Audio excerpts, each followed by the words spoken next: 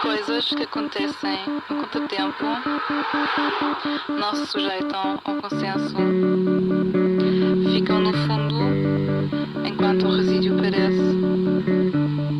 Saporias feitas na manga servem ao estado presente, ficam distinto enquanto a maioria embarga. Se a relação do contratempo e o tempo presente assimilarem, não se precisava de viagens cosmóticas. As teorias seriam seguidas, mas a inteligência limita a autonomia humana.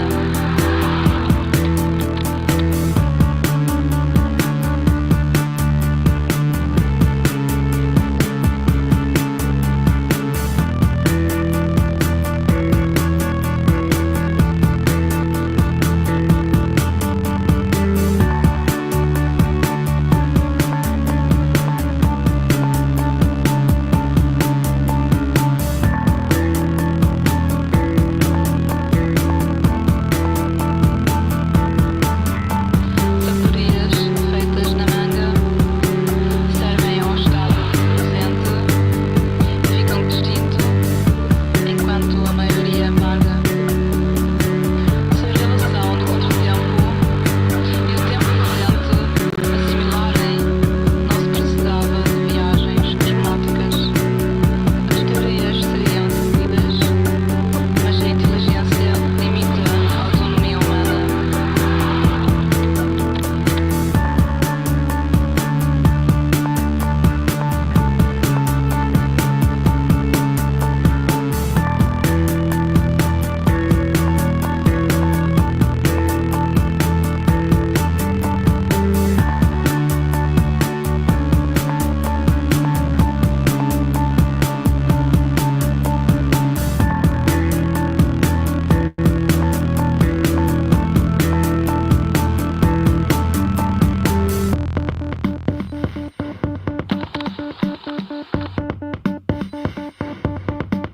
Coisas que acontecem no contratempo não se sujeitam ao consenso,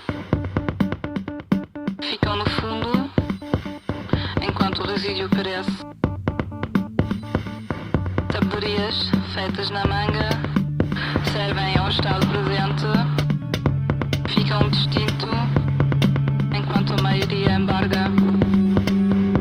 Se a relação do contratempo e do tempo presente assimilarem, não se precisava de viagens cosmóticas. As teorias seriam entendidas, mas a inteligência limita a autonomia humana.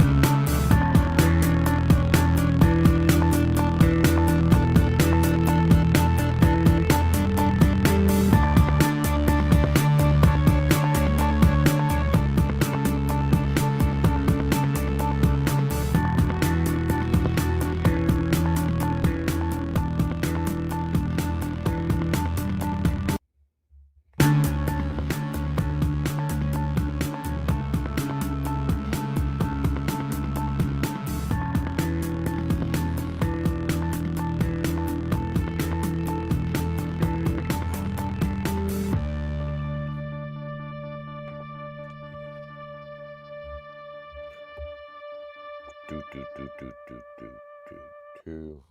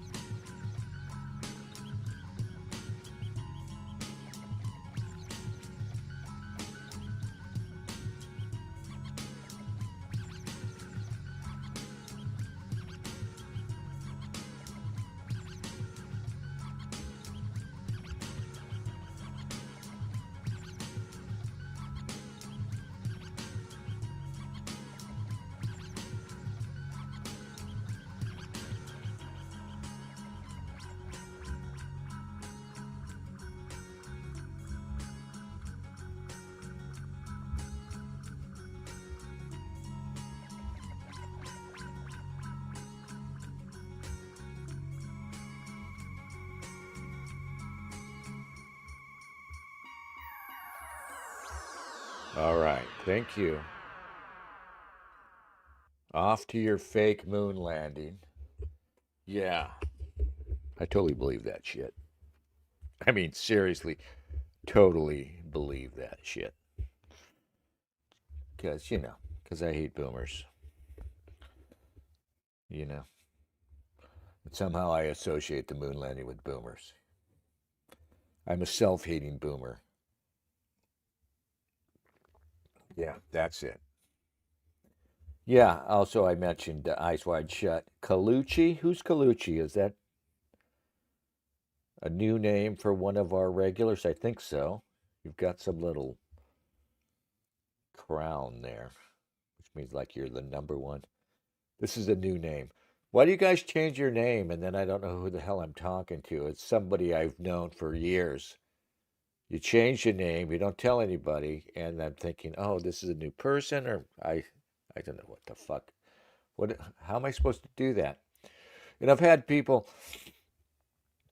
and I'll have people. I'll think, oh, they're under a new name, and they seem to assume that that you just intuit that it's them, right? Maybe you recognize their recognize their style. You know. Oh, Colucci is new. Thank you, Colucci. It's good to have new people here. Um, yeah. So I just thought I'd bring up some live streams. I can't find anything good here in the upper. Jump scare. Oh, this crowd's very small, dude. This is nothing to compare to. It's like a. That's Portland Andy in the upper left corner. Okay, and here's another guy. Can I move these? I don't think I can. Here's another guy covering Portland. Yeah. Hey, you live and learn, I guess. This guy's broadcasting voice is amazing. He's the only guy. Here from Hammer, at least. Only guy with a better broadcasting voice than me. And apparently, this is outside the Portland Ice, which I know very well. On the lower left corner, we have, of course, we have the Wailing Wall. Is that what it's called? Yeah, it's the Wailing Wall, right? The Cuckery Wall. What's up here? Oh, yeah, that's just a sunset. Okay. So we'll just light up all of these. I couldn't even find enough live streams really to fill the page. There's all this stuff going on. There are riots in Italy, of course. Giorgia Meloni, who's this, kind of cute, right? I think she's kind of cute. But she's absolutely terrible. Just totally lame. She's a supposedly right-wing populist who gained power, won an election. I guess it's prime minister there in Italy, who, was supposed to be based and has come into office, and apparently she's done absolutely nothing of value, and the North Africans keep coming in, and she does absolutely nothing except support Israel and posture occasionally. And there are riots now in Italy against the government's. Here it is. This is not live. This is just a news report. Chanting, "We're all Palestinians and stop genocide." Thousands of Italians. I wanted to see, I had heard that what was happening in Italy, they had rioting. These are peaceful protests you'll see here. They had outright rioting a couple of days ago. You probably know that. And people were saying it's an Antifa, pro-Palestinian alliance, an Antifa and a lot of new immigrants. But this is a characterization that's being taken up a lot by our pro-Zionist right-wingers, who, just like Netanyahu tried to float this right after Charlie Kirk's death. that there's this alliance that we all need to band together to fight of, pro-Hamas and Antifa. And of course, Donald Trump is falling right in line with that, declaring Antifa a terrorist organization, which isn't going to work because, when all the MSNBC and all these left-leaning, mainstream media outlets, when they say that Antifa is not really a single organization, that much is true.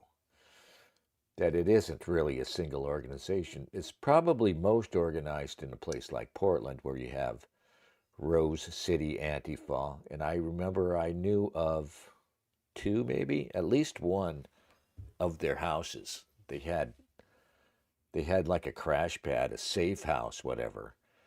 That was definitely Rose City Antifa, because they had the emblem on their front door. It was in a neighborhood in the that's not the U district in Portland, I guess. That's Seattle. But, around Portland State University, which is like south downtown or just south of downtown.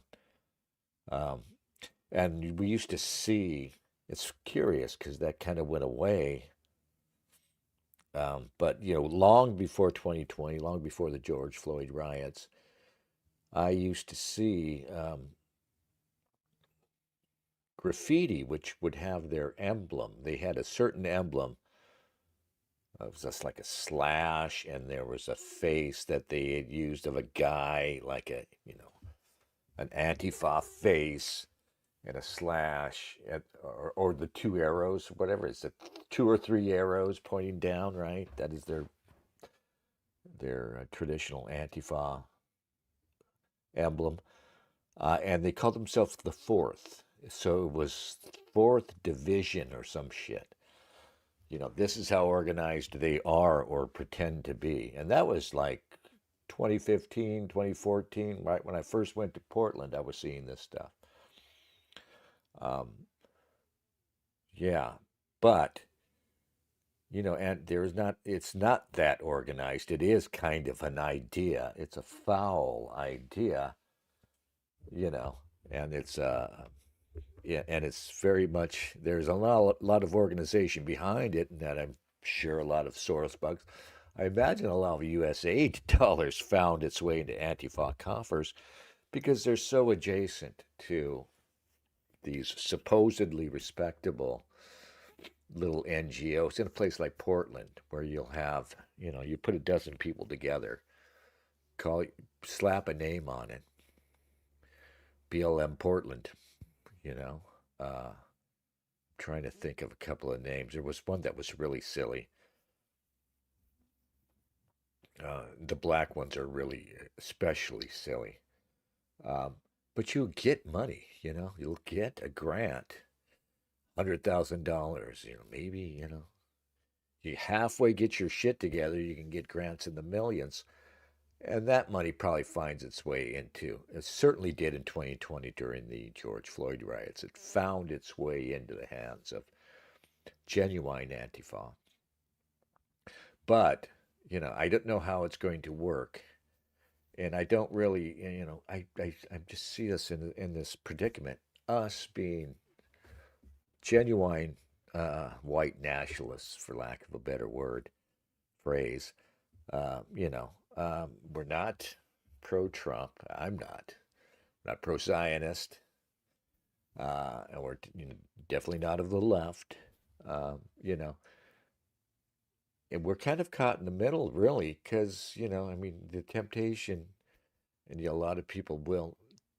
The temptation is to cheer on Trump and whatever he's doing to create problems for Antifa, But he's going to be gone in 3 years, and any precedent he starts is going to eventually be used on us. So I'm genuinely not excited and genuinely concerned about seeing things like clamping down on Antifa, clamping down on speech, establishing all these new rules. Okay, Antifa, which is a domestic political organization and is violent, I've seen it with my own eyes. Um, it's just it's it's a short step, of course, to declaring you and I, violent domestic terrorists. Not that they haven't already done that, of course, but I don't see any gain. I don't see a lot of gain. I mean, it's hard not to enjoy seeing some freak celebrating Charlie Kirk's death get trouble in their life, you know. Uh, but I don't really see the goal. The gain to you and I. I don't really see how it ultimately is going to redound to our benefit. I don't see that somehow restoring white America can be achieved by putting down these individual lunatics on the left. Um, and again, precedent will be set. Uh, you know, at the same time, it's only a sucker who stands in principle at this point, is it? The thing is, we don't have an advocate, and that's the problem. People, oh, Dennis, screw that. The gloves are off. These people are awful. They would throw your ass in jail if they could. Yeah, it's not principle I'm standing on. In fact, I'm standing on nothing. I'm in between. Trump is not our guy. Trump is not our guy. He's only very good at stroking you off and blowing smoke up your ass, making you think that he's on your side. With all the high profile stuff they're doing around deportations, um, still the numbers aren't there. Still, it looks like a lot of theater. Still, it looks like mostly just Trump is throwing us just enough, to keep just enough of you right-wing based people on his side by engaging in all this alligator island shit and everything else. When if you went at it just you don't have to do it the way he's doing it, right? You don't this deliberately provocative way that he's going about it seems designed, like what they do with the Charlie Kirk Memorial. It's all designed as political theater. It's all designed, I mean, it's been a long time like this, but I think Trump has really upped the game. Is that every presidential administration, almost everyone in my lifetime, they used to blame Reagan for starting this.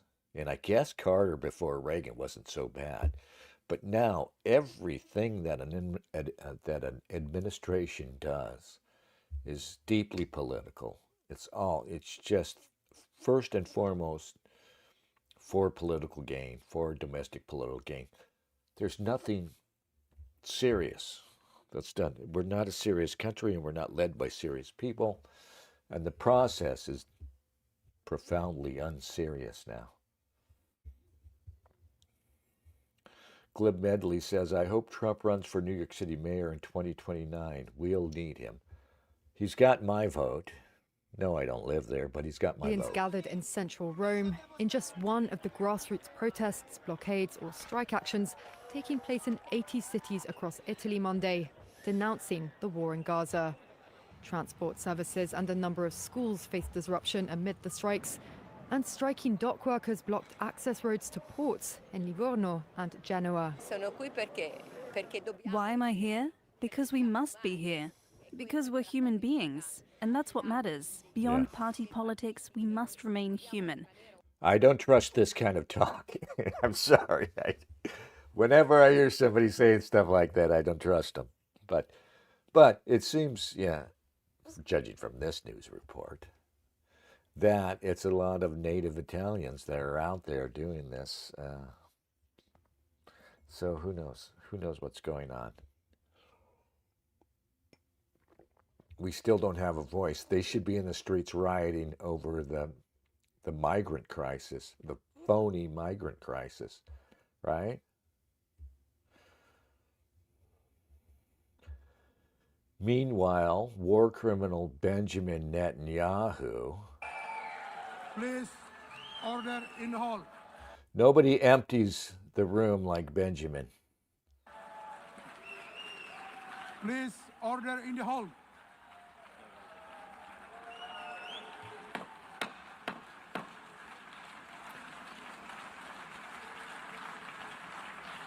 Please, order in the hall.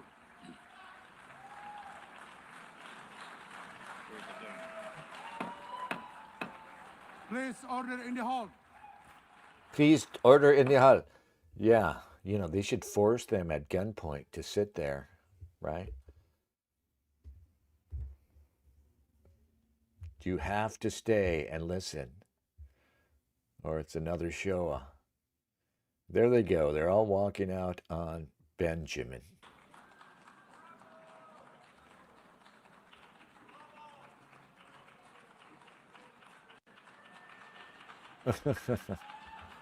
Ah, yeah. Please, order in the hall, and please be seated.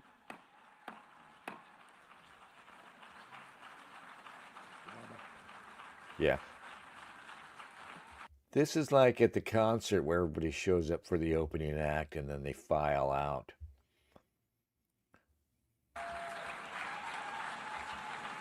Please, order in the Don't hall. fucking say that again, cheat. God damn you.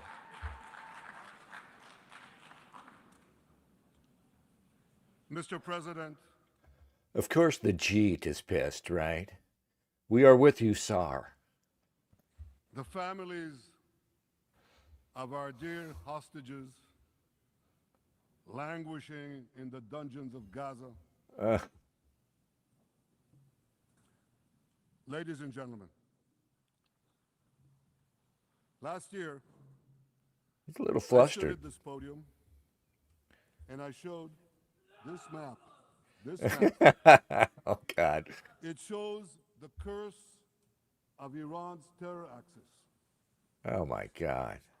This axis threatened the peace of the entire world.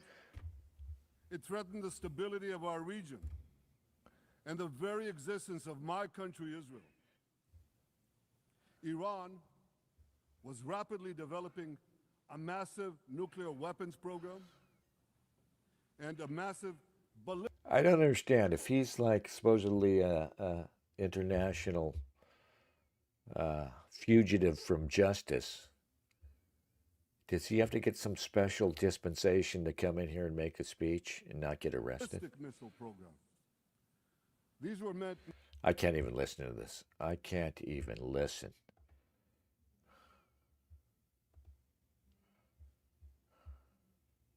The Burbs. Get the fuck out of here. What is this? Oh, excuse me a moment. All right, let's go back here. Portland, Andy. The video is private, you see. Anyway, so Portland, nearby Portland, they've dispatched the federal agents, just like they did during BLM, when BLM started assailing the federal building in Portland. So they sent out federal agents, and that sort of energized the Antifa riots. And I'm also. this is Portland's new mayor. I forget his name. He's just the most forgettable guy in the world. But this is Portland responding to the federal agents that have been sent to protect the ICE facility.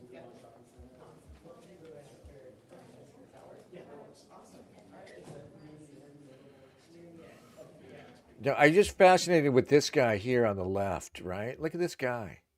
What the fuck is going on with this guy? He has no calves. He's not like a dwarf or a midget. His upper torso appears to be like normal sized, right? And then down here, it looks like his knees are right here, right? Like that's... He's got no calves. I just want to know what this condition is called.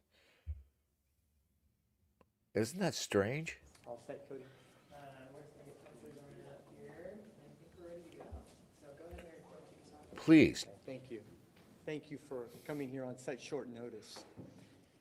I'm sorry we're all gathered here on such a beautiful day for such disappointing news. I want to be clear about the situation we face. We now have a sudden influx of federal agents in our city. We did not ask for them to come. They are here without clear precedent or purpose. We have seen that their presence harms commerce and prosperity and opportunity in other cities like Washington, D.C.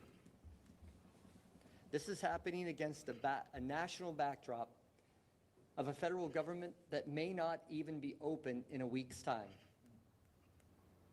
This federal mobilization is a distraction. Imagine if the federal government sent instead 100 teachers, Yeah. or 100 engineers, or 100 What are you addiction gonna- specialists. We need federal help. We need federal help to What would you do with 100 engineers, man? renew our We need to engineer the next, DEI boondoggle. infrastructure and build affordable housing to help clean our rivers and plant trees and imagine the future of high-speed transportation. Our federal government retreats.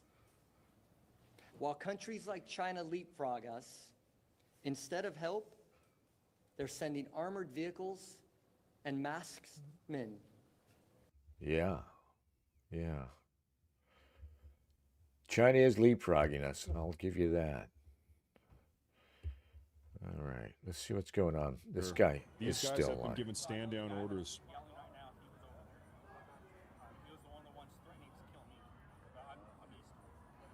Which guy's that? The guy? The one that's been yelling. Okay.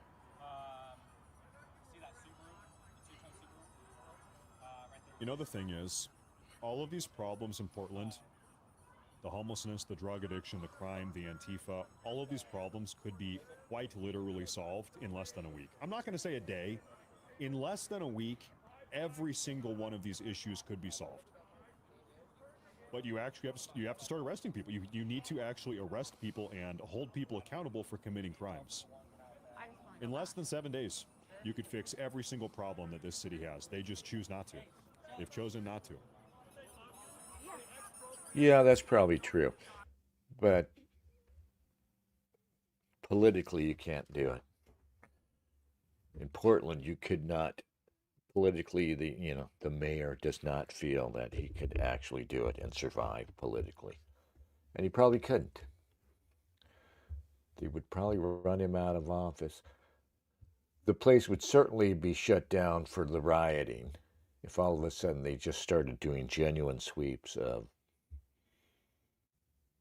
the homeless encampments and everything else. This is down by the waterfront in Portland where the ICE facility is. I know it well. Starting to get a little bit dark here, folks. The sun sets in 20 minutes.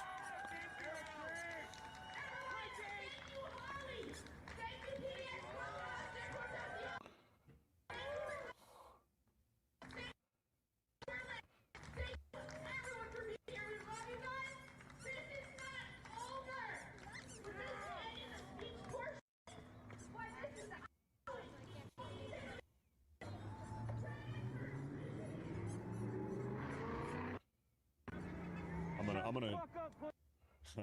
They hate this guy. They hate this guy, and because they hate him, I'm going to promote him. If they hate him, we like him. I'm gonna link his YouTube it's channel. Philly Ray. Go drop a follow for him. Thank you. You fucking pussy! Drop a follow for that guy. Yeah.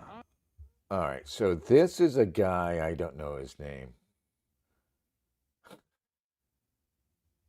Whatever this guy's name is, he's been showing you Veli Ray.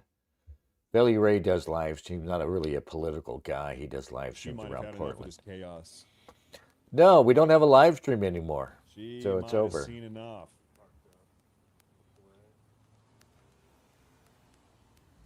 I'm going back up to where Katie is.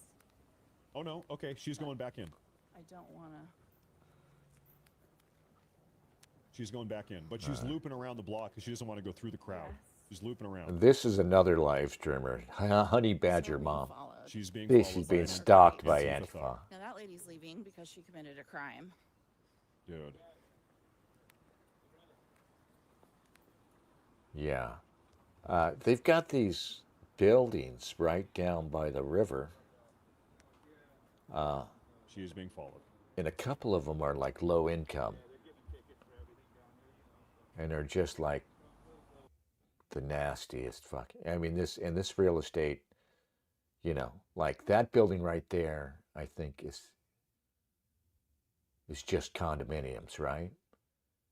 People pay a shit ton of money to buy a little tiny condo in that, you know, apartments. That's the Matisse, yeah. And right on the other side, like behind this person, if they turned to the left, you would see it. And see, and the Portland would be so awesome. The light rail, right? It comes right down there.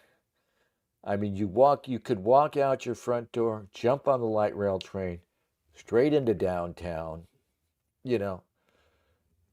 Beautiful. I mean, you know, it works.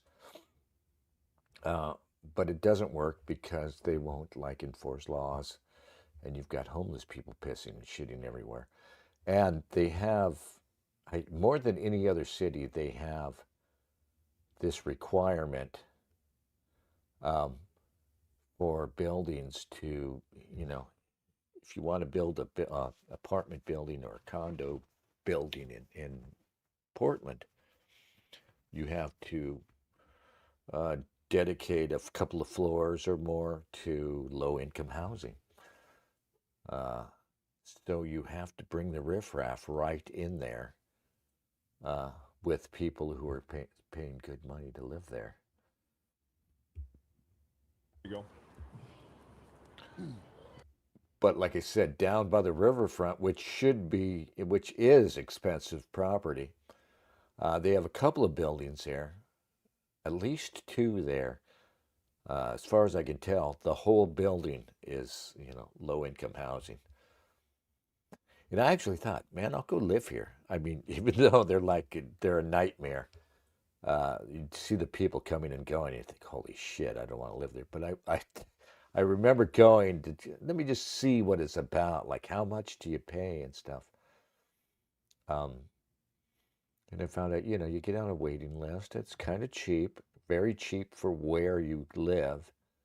But I have no idea how the people who live there, who are just random druggies, how they get on the list or how they get in there in the first place, right? Because there's no end to people like this.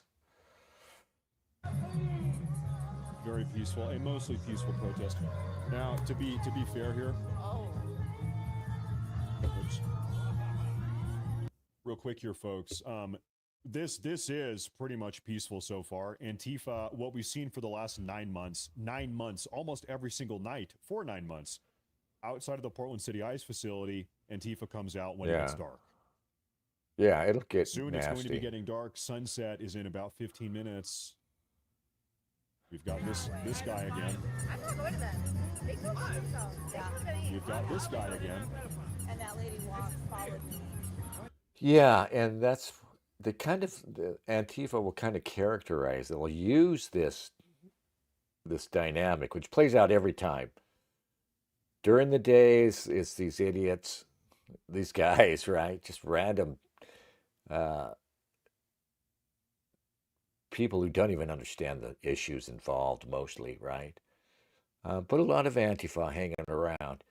But they'll just go out and it'll be peaceful. And then as soon as the sun sets, as soon as it gets dark, you know, all of a sudden you look around and everybody's in black bloc, and they start throwing shit at the cops, or here it's at the ICE facility. You know, until they can provoke some sort of response. You know, the cops start throwing tear gas, or pepper balls, maybe charge them to try and clear the street. And then they'll say, whoa, look, it was peaceful until the cops started up. Every fucking time. One moment here, Their folks. ego. This is so entertaining. Is something else. Have a good night, guys. Have a good night. Why? He's my friend. Oh, come on. You like him? 15,000 people. Nice. Yeah. Thanks, guys.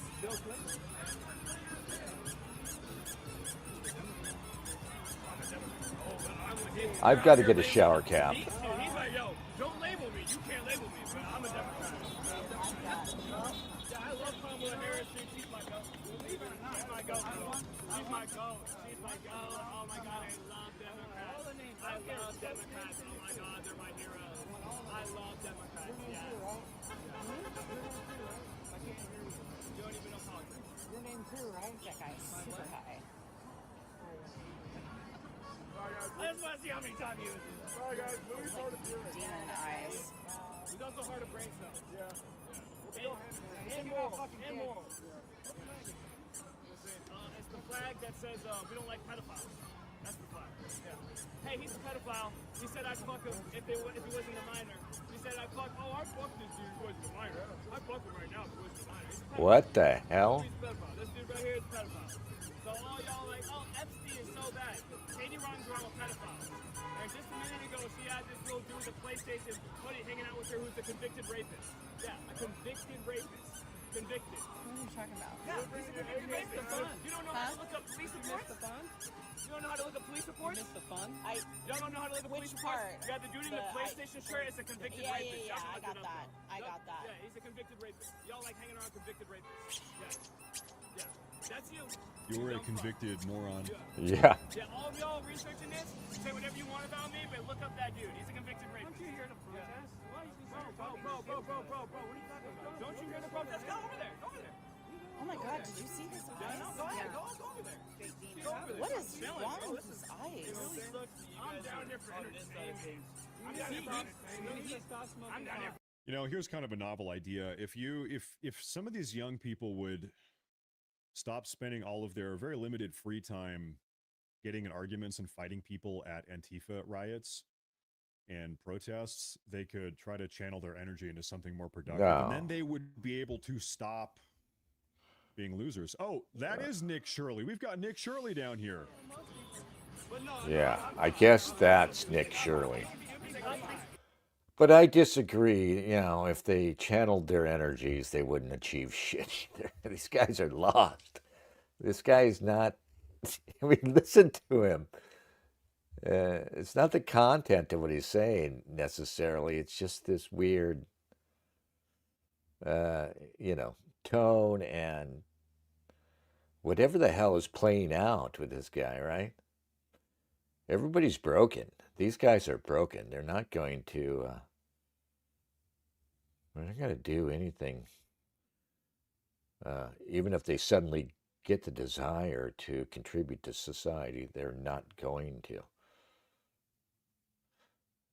Nobody makes the connection between work, for instance, and improving your life anymore. You know, like all of these guys, it's so funny too. Like all of these guys who call themselves communists or socialists are all very materialistic, and they're very much into, their phones and their stuff, and of course status. I mean, they really aren't differentiated that much from, their cousins who are working for a living and are apolitical. They just don't make the connection between work or effort or anything. They think,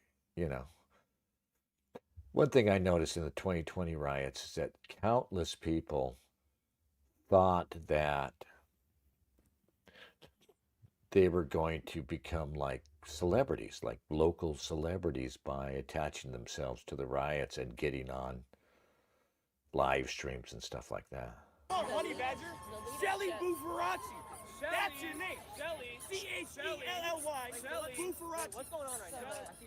So they're hanging out with pedophiles, right? The dude in the green literally earlier was to a minor was like, if you want a minor right now, I fuck you. Great dogs, Crazy. buddy. Controlled by the mayor and then The dude that was walking around with the PlayStation shirt. So they're going to take a report. They will not take a report here. They won't tell you where these people are. A crime that was committed against them. Yeah. So. When was I last in Portland? Oswald asked. I think I left there in 23. Summer of 23, I left. Went down to SoCal for a while and then came back to Seattle in June of last year. Yeah, so I've been out of Portland for like 2.5 years. Yeah. All right. So she knows. Cool. You think that like there's like cars getting burned all the goddamn time, and you hang around pedophiles. Hey, I promise you, if you has to do with the PlayStation shirt for his name, let's do it. And if she ever posts about it, know Dude. that she's running from the truth, right? She don't like pedophiles, but she's not gonna call out the one that's hanging around her. Remember that. Remember that. She's gonna try to gaslight you. Yep. Why don't you look up his name? Honey Badger? Shelly, come on. I don't even know who you're talking about. The dude with the PlayStation shirt. But you haven't Honestly, you haven't given a name. Why don't you? The dude with the PlayStation shirt. Is she supposed to Google dude in PlayStation shirt?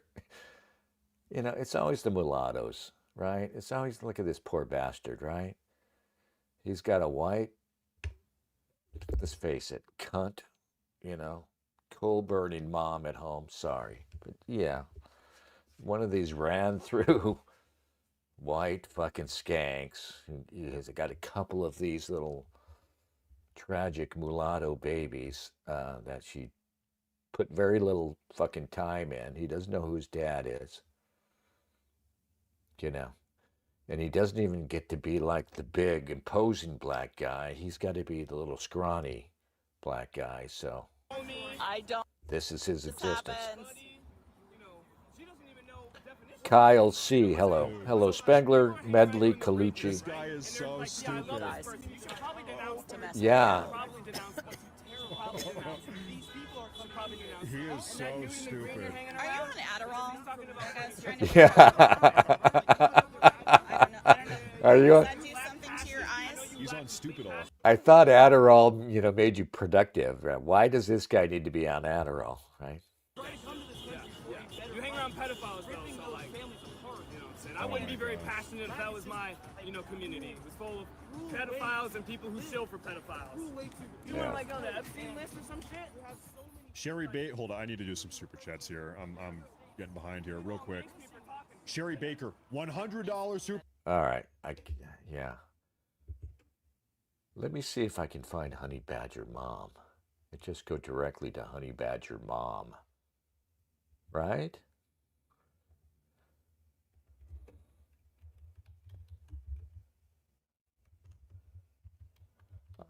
Honey Badger Mom. It's like the middle-aged woman. And I actually saw her on the ground.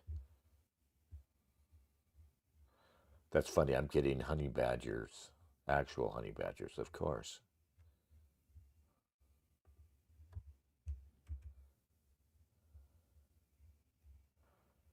That's funny. Why would they?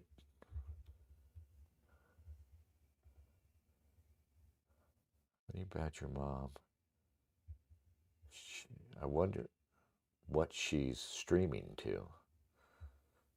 Anyway. No, you can keep it on here. Aren't I the scary Antifa? Oh, I'm gonna beat you up. Oh, you're so fucking pathetic. You're a loser. Let her mace me. That just proves it. I'm not interested in macing anybody. I just don't want you to get any I'm not closer. either, so why do you got your mace out? You're not interested in macing everyone. You just got your hand on the trigger. God. I guess you should be worried then. Yeah. You're so scared. Yeah, big scary Antifa right here. You think this guy has any idea that there are over 50,000 people watching him act like a fucking moron. Yeah, no. Maybe he likes it. Maybe he does know. Maybe he's No, like, yeah, everybody's going to know I'm a moron. He thinks I he's am a star. He thinks he's a fucking star, man. He thinks this is good. He thinks this is fucking diamond, gold material here. He thinks he's a fucking star. Yeah. And I was just going to say, the guy's superpower is being annoying. Ride the Guy, yeah, I do not know Ride the Guy. I don't know. Yeah, I could. You really like being on the camera. Yeah. I really like telling your audience that you hang around pedophiles because you really don't like to do that. You have a really hard time being transparent with the company that you keep. And honestly, if I hung around pedophiles, I wouldn't want people to know. Starting to get a little bit darker now, folks. It's kind of wild. It's getting darker. It's kind of fucking wild. Like, how come they had to leave? Like, why don't you go hang out with your pedophile friends that left? Come on, go hang around your pedo. Go hang around your pedo. Go hang around your pedo. Go hang around your pedo. Jesus. If this guy's behaving like this, you just have to flip it back on him and accuse him of harassing women. Hey, I'm a woman. Why are you stalking me? Are you going to rape me? Hey, are you? What are you, a sexual predator? You have to flip that energy back on him. You have to flip it back on him. It's like it's the only move you have. What are you, a rapist? Or hey, I'm a woman. Hey, I'm a woman by myself. Are you going to rape me? What are you going to do? You have to flip it back because this guy is like being a fucking weird sexual predator at this point. He's like not going away. Oh, is that what you're Leave her talking about? alone. Why am I out here? Specifically, why Look at his eyes, man. How fucking high are you, dude? 2017. Okay. I'm a journalist. I What kind cover. of a journalist? And in what bias? What bias are you a conservative journalist? Look at his fucking eyes are so red, man.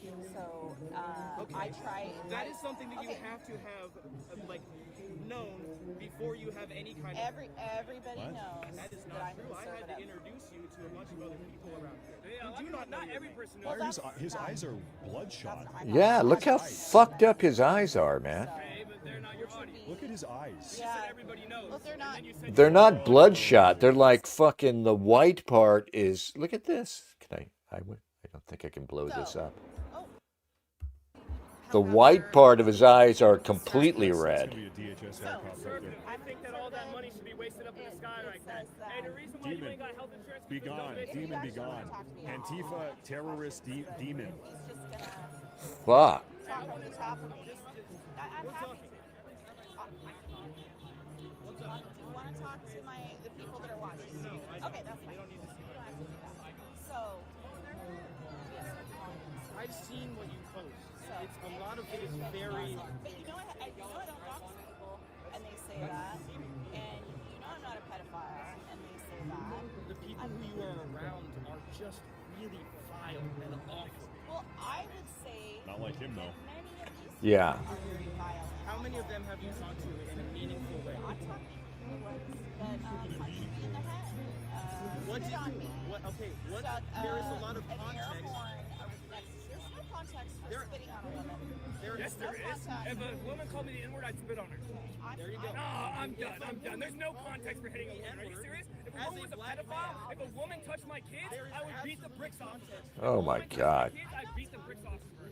No, I don't care. You say stupid shit. Oh my God. Like, you have to have context for every situation. You can't just say they did this and it's bad. Why do these things happen to begin with? Were you So there? I'm happy to hear anybody who wants to talk, whether they want to conversation or if they want to interview and have their face blacked out, their voice changed. I've said that every time. I talked to somebody down here. I'm not going to name her. I don't want anybody like getting mad at her. And I said, if you ever want to talk and tell your story about what's happened here, I will let you just talk. I feel bad for those of you that are watching this broadcast on your TV in the living room and your dog. You've got who here has a dog in the living room that is hearing this squeaker in the background and your dog is like going crazy because this is on the television? They all I am just need to sorry. go touch this I am sorry wall, I about that. think. I have no control over that. I am sorry. I don't edit much. I don't like to edit. It's hard. It takes a lot of time. I'd prefer to just put straight footage out just as it is. Most of what's said about me down here, I believe, is very vile lies. Like what? What is that? What is that? You know what? I'm not going to get into it. Nobody has to agree with that. That's my take on it. That's my take on it. So if you believe it, I don't care. But physically touching me, punching me, spitting on me, putting a bullhorn up to my ear. I have hearing damage now from that. Well, I had hearing damage from these guys without air racks and stuff. So it's like. Yeah, Oswald says Antifa equals the Lollipop Guild from Wizard of Oz. You know, that's funny. I was thinking about the Lollipop Kids in Wizard of Oz just recently because it's thinking about how they take all these legacy movies like Wizard of Oz. I don't think they did like not the actual Wizard of Oz, but you know, what was it? Oh, they did a film version of what's it called? Wicked or whatever? Some Broadway play that's based on Wizard of Oz. Yeah. And I just saw the end of it and it's really bad, right? I think I watched like Critical Drinker does the bad reviews of bad movies, right? And they show the end, and at the end is supposed to be this joyous end, right? So everybody in the film is out on this field landscape. I don't know where the hell it is. Oz. And there are all these people, right? And they're singing. They're all singing supposed to be this joyous song. And you're looking at them, and it's you know, just this perfect sort of Benetton ad of diversity, right? It's like, you know, you can't get too far. You can't pan too far through the crowd without getting the proper mix of black, white, brown people, right? And I was thinking about how ridiculous it looks. Like it does not work. People don't realize that. That's why these movies don't work. Now, aside from, we hate it because we're white and we like, you know, we sense there's this sort of we're erasing whiteness idea that they'll explicitly say at times. But it goes beyond that. It doesn't work. The reason, for the same reason it doesn't work in China. Like China doesn't care. I mean, they don't like the blacks, you know. Probably they don't like too many blacks in their entertainment generally because they probably have a negative opinion of them. But you know, they don't mind. You know, they've been watching our old white movies for decades, right? They like them.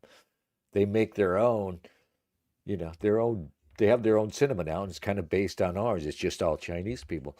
But you realize that what's the fake diversity objectively, aside from the political aspects of it, does not work. Because it, you know, it's like fucking Star Trek, right? If you go to Star Trek and if it's Star Trek and they go to another fucking planet, right? It's one thing if the Star Trek crew is all sort of ridiculously diverse. But if they go to the other planet, they expect to find a single race of people, black, white, brown, green, whatever the fuck they are, right? But they don't expect to see this other race of people with this, you know, this proportional fucking distributed, you know, painstakingly representational group, right? It'd be like going and seeing the Klingons, and there's black Klingons, and there's Latino Klingons, and Asian Klingons. You know, it's just ridiculous. Likewise, if you create this false, you know, this fantasy land called Oz, and there are these people there, you know, you really would expect them to be all of one particular race. That's what you naturally expect to see, you know. Because if they're not, then there has to be an explanation for why there's all these people from different fucking races in this place. We know why it's like that here in America, for instance. You know. And I was thinking about the Lollipop Guild, and it says if the Lollipop Guild come out and start singing their song, and there's like a black one and an Asian one and a Mongoloid one, you know, it would look so fucking ridiculous. Totally ruin the movie, you know. But yeah, they are the Lollipop Guild with fentanyl. I need a mental break. Too accosted. All right, that's Honey Badger Mom. Walked up and told her that her views are reprehensible. And now she's I mean, these people are starting to threaten her, so I think it... Yeah. makes sense. He's done.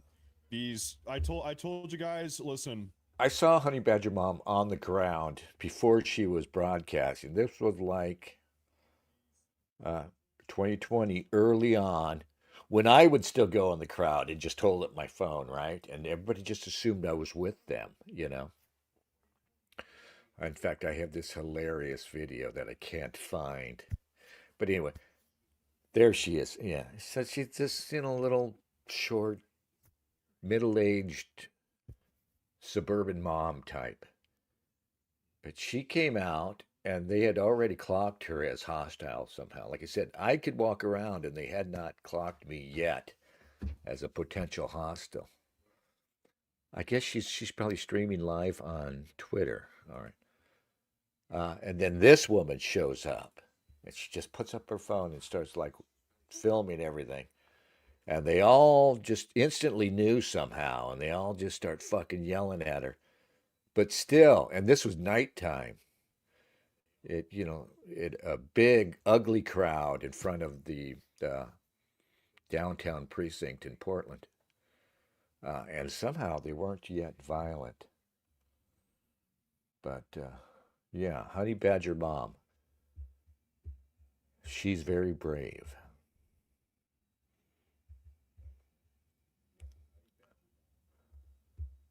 Let me see if I can find any of my old videos. Your vids.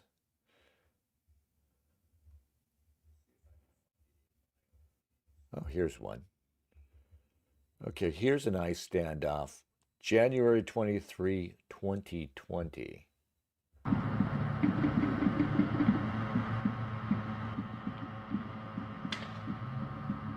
Because I'm hiding behind a building, I'm trying to film around the corner of a building with my phone. It's pretty shitty, actually.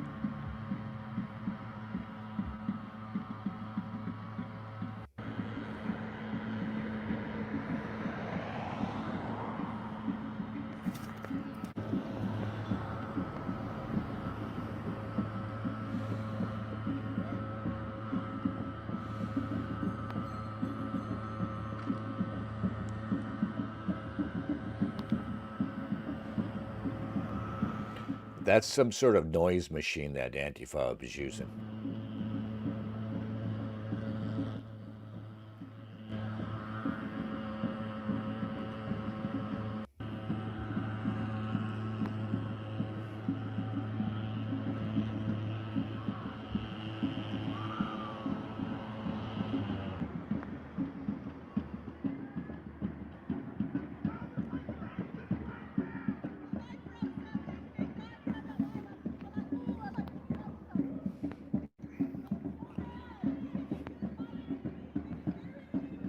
Again, this is January 2020. This is actually before the George Floyd riots, which would happen in summer of 2020. So they were besieging ICE, and ICE was putting this many boots on the ground at the time. So the cop keeps shining his light back at us. There's some Antifa where I'm at that have got in behind. We're sort of in behind the cops, so that's why he's shining the light at us, just to try and scare us off.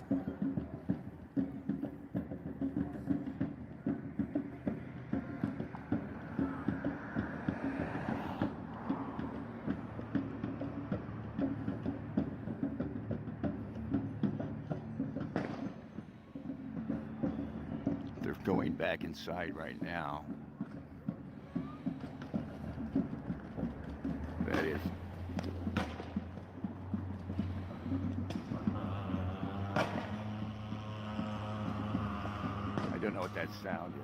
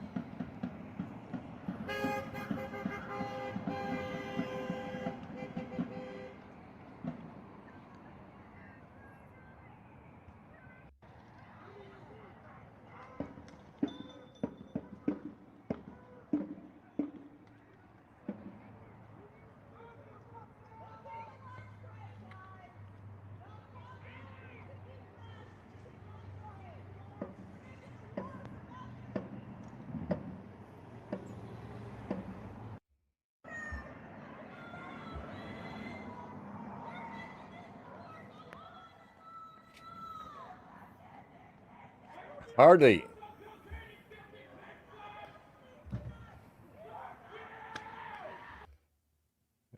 I didn't realize just how small the Antifa presence was. There were more cops than Antifa.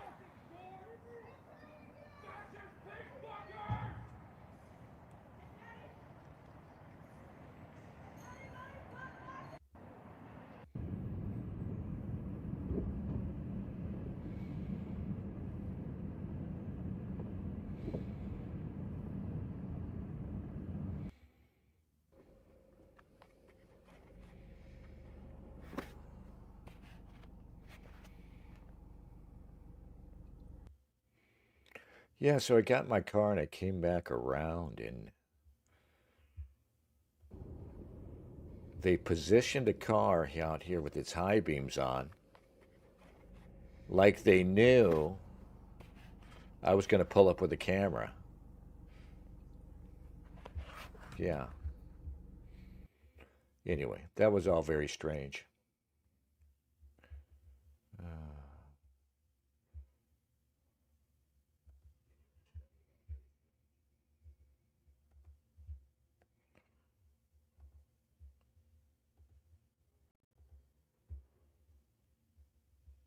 Some people saying that in the live chat. I'm seeing multiple people say yes.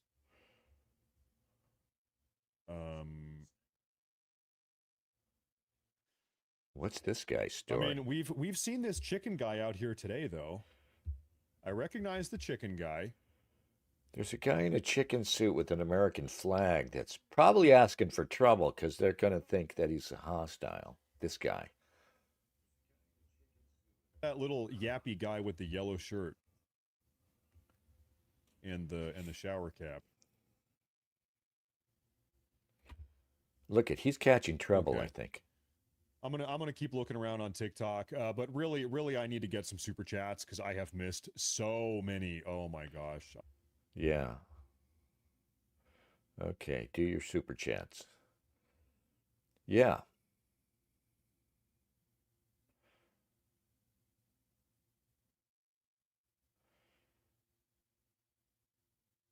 I'm waiting to see this guy in the chicken suit get beaten up. I think they're gonna.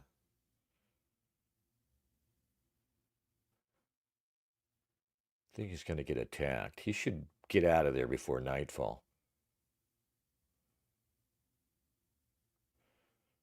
Yeah. You don't want to be standing there with an American flag on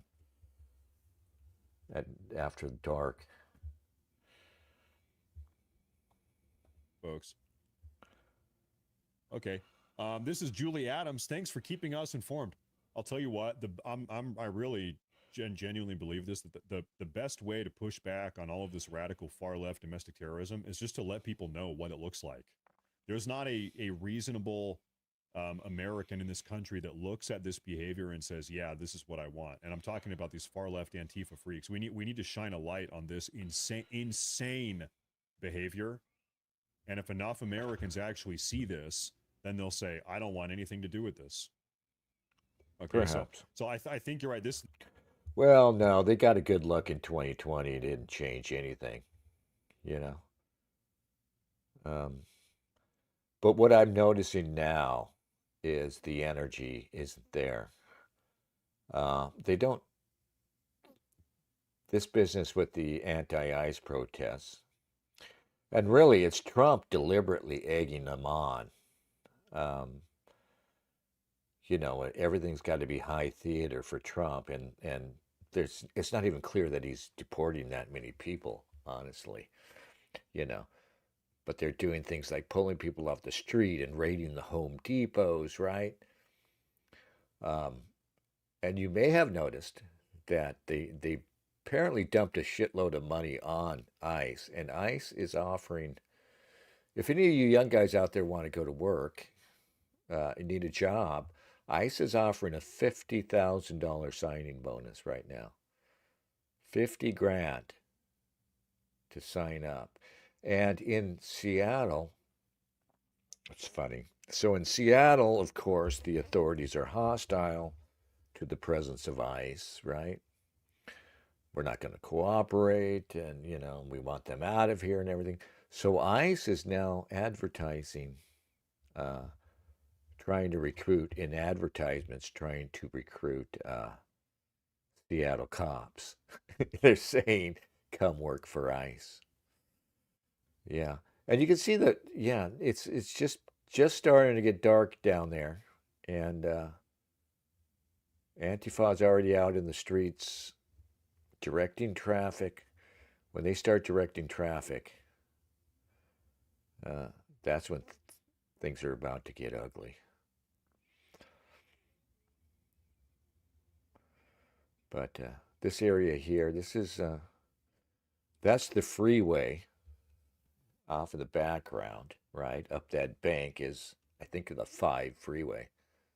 Um, and there's this little street that goes down by the waterfront. Uh, and the ICE building is at the end of it there, you see, and they always block off this street so people can't get through. Um, but this is it's what they call the downtown waterfront, I think, or South Waterfront. It's really just outside of downtown Portland and would be an awesome place to live. It's probably the worst place to live right now because every fucking night it's this. Every night it's Antifa. And they bring out these, oh, look at that couple. How adorable. Every night they bring out some sort of noise-making machine. Like that one you heard in my video. Just a high drone, just the most annoying sound.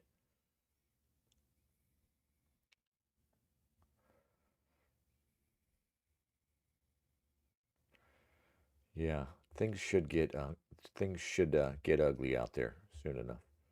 If we're changing the schedule, emergency broadcast like we did earlier today, actually, make sure to drop a follow on X. That helps a lot. So thank you guys very much. But beyond that, it's getting dark, and you are seeing some of these Antifa thugs come out now. Ladies and gentlemen, what we might witness, hear me out here. We saw earlier today, Trump signed a presidential proclamation ordering right. 200 Oregon State National Guard to be deployed to protect this ICE facility. Dude, are you really doing this triple camera thing? Nobody cares about Chicago, man. We want to see Portland. Yeah. Dude. Okay, folks, listen, internet detectives here. We need to find this Portland broadcast, BRE Portland. We need to find that right now because I'm sick of this Chicago stuff. I'm sick of the Chicago stuff. Look at this. I'm looking for it myself. Yeah, okay. All right, that's acceptable. Bring it back to the Portland thing. He keeps bumping around the cameras. I just want to see Portland. It would be really great if we could just find the original source footage for the Portland thing. It is on TikTok. I know it's somewhere on TikTok. I just can't find it. BRE Portland live stream. Did you really find it? Oh my gosh, I just got rickrolled. I cannot believe you would do that to me. Really? Dude, who rickrolls in 2025? I know. Really? I cannot believe I just clicked that. Are you kidding me?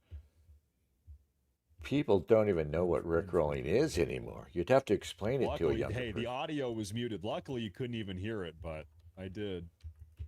Never gonna give you up. Portland. Yeah, okay. Yeah. Well, I'm trying to find it on TikTok. Somebody said they found it. This is live. This is live. Do not worry. This is live. We have a super chat here from Quinn. He says, I'm in Eastern Pennsylvania. Thank you for covering the West Coast issues with Antifa. My nephew is in the National Guard. They are on alert. Good. Dude, they should be on alert. This country's on edge. We're living on a razor's edge. As you might have noticed here, the standoff is beginning. It's getting dark. The standoff has commenced. Yeah. Hey, thank you for that. And also, hey, God bless you and your nephew as it was. Thank you. Yeah.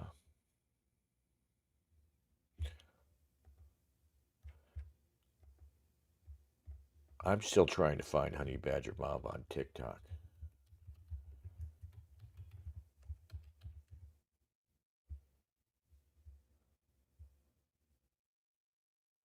There she is. I think that's her. This account is private.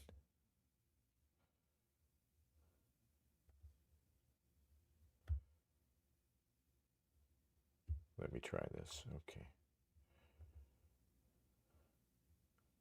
Signing into TikTok. Her account is private. Okay. Well, that's no good.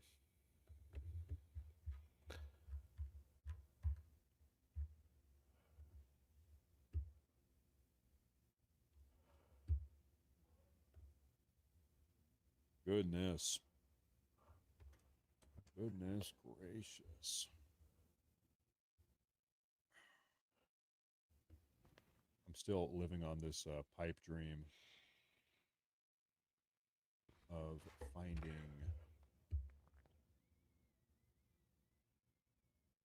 this TikTok broadcast.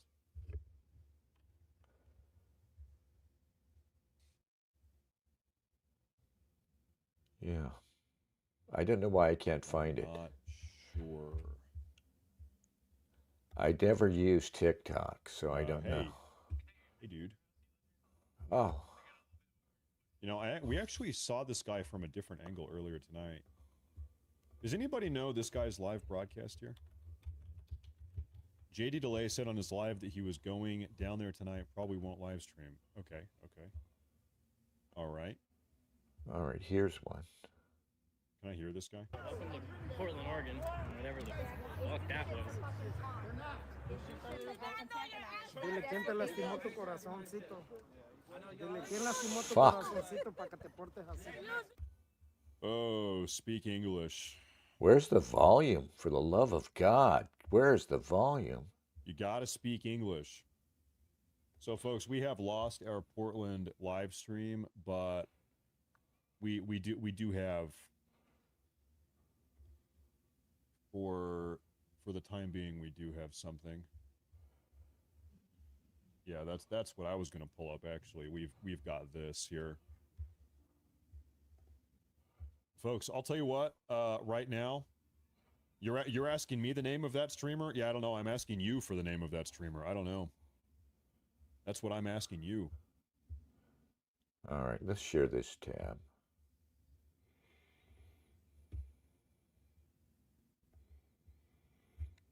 Yeah.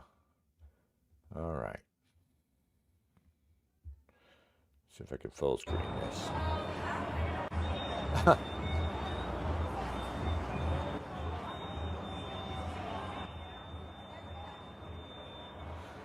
Anyway, that's the scene on the ground.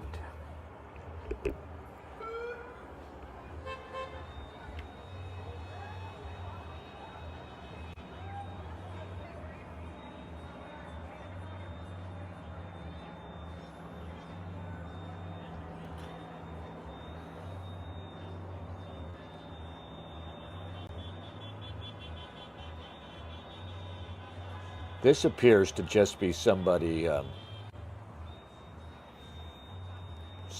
lives in that apartment building across the street right there. It's second or third floor, and they're just filming from their house.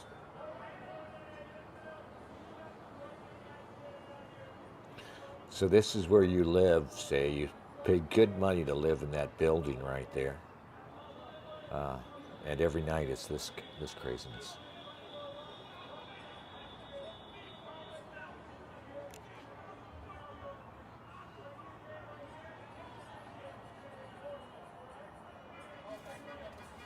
All right, who is the dreamer?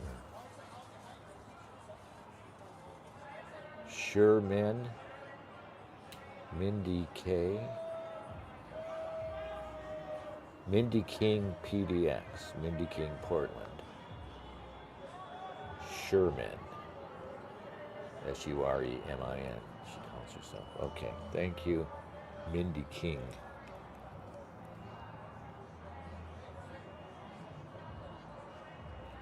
You're the center of Rose. There you go. What? I have no idea how TikTok works. Yeah, all right. Get out of here, TikTok. Apparently they're charging me.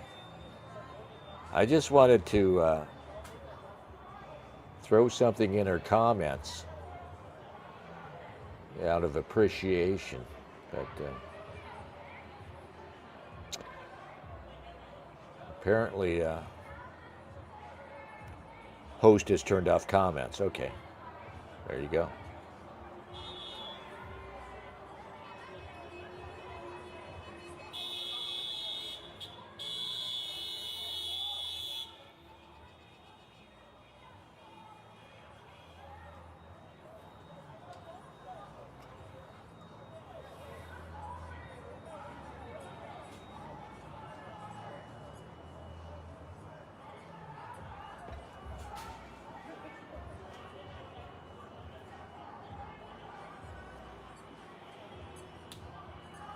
Yeah, well, nothing much going on.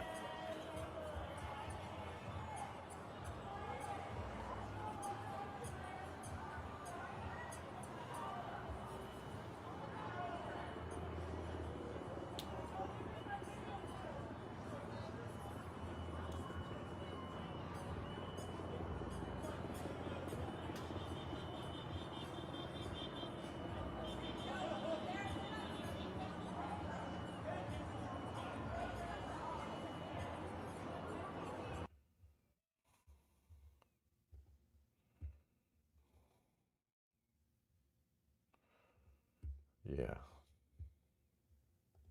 Portland Andy broadcast.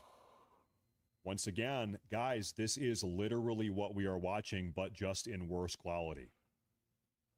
So come on, guys, come on. Come on. You're going to link me the thing we are already watching, but it's worse? Really? Well, hey, dude, you know, you're like me. We don't have sort of any tech facility, apparently, for doing this. So we're stuck, you know.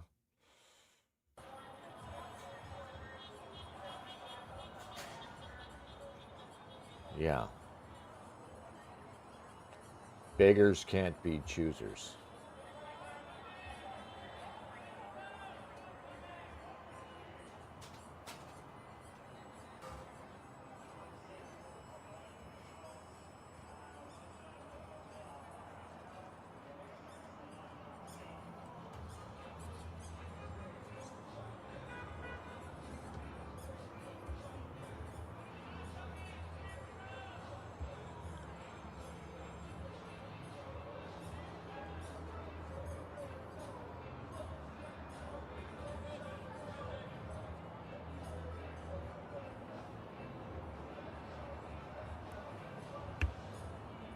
Yeah.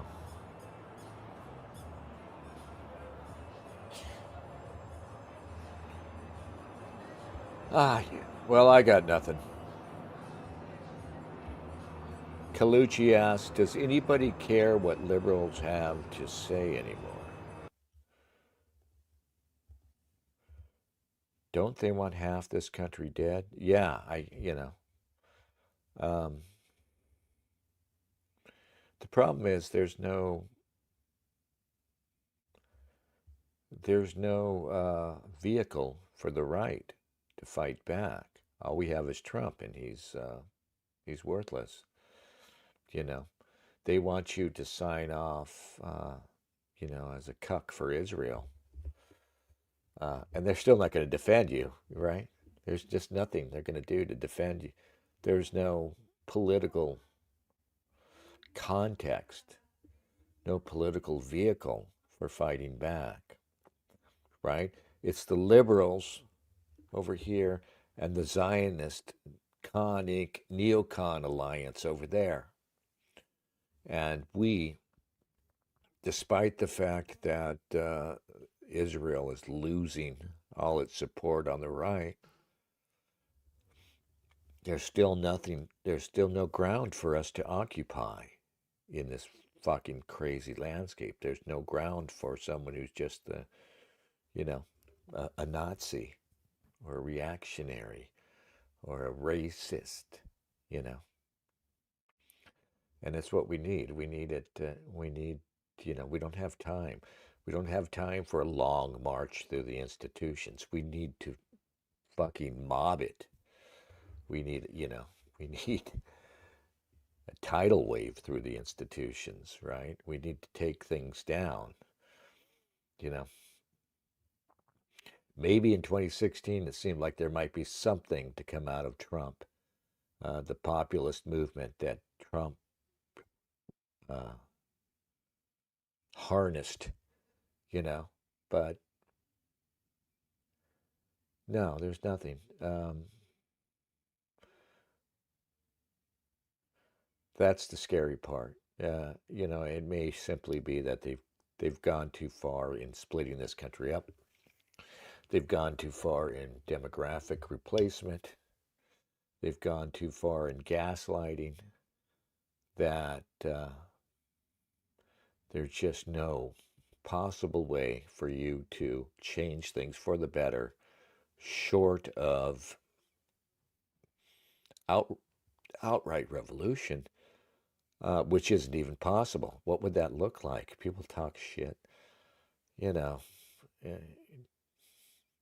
Can we stop with this dreamy nonsense where people say things like, well, the right wingers have all the guns? Well, maybe, but like half of those gun-toting right wingers are cucks who think Trump is our guy, who's sitting around talking about my pronouns are Smith and Wesson. Yeah, fuck,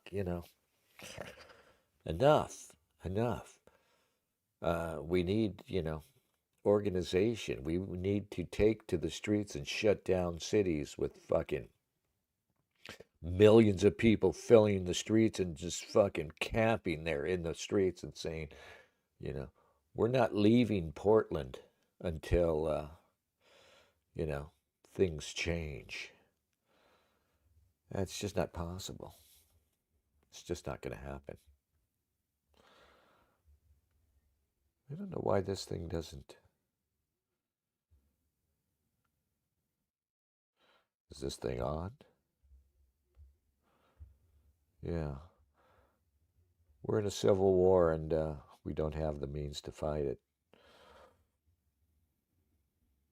We're just going to be sitting and watching it. Hey, maybe that's the thing.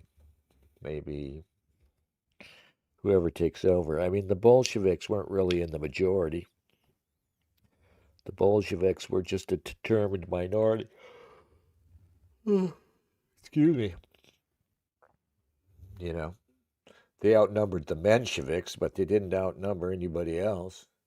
They were just a determined, nasty minority that slipped in there, right? Russia had its revolution, and then they had this character in between, Kerensky, right? Remember? You remember learning about this guy, Kerensky? And they were supposed to try and develop some sort of republican form of government. They didn't have a chance. The Bolsheviks were just subverting everything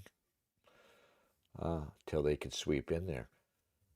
So the only hope for a sort of white nationalist American victory would be to somehow to have some level of organization first, and then to step in after these groups have managed to kill each other off.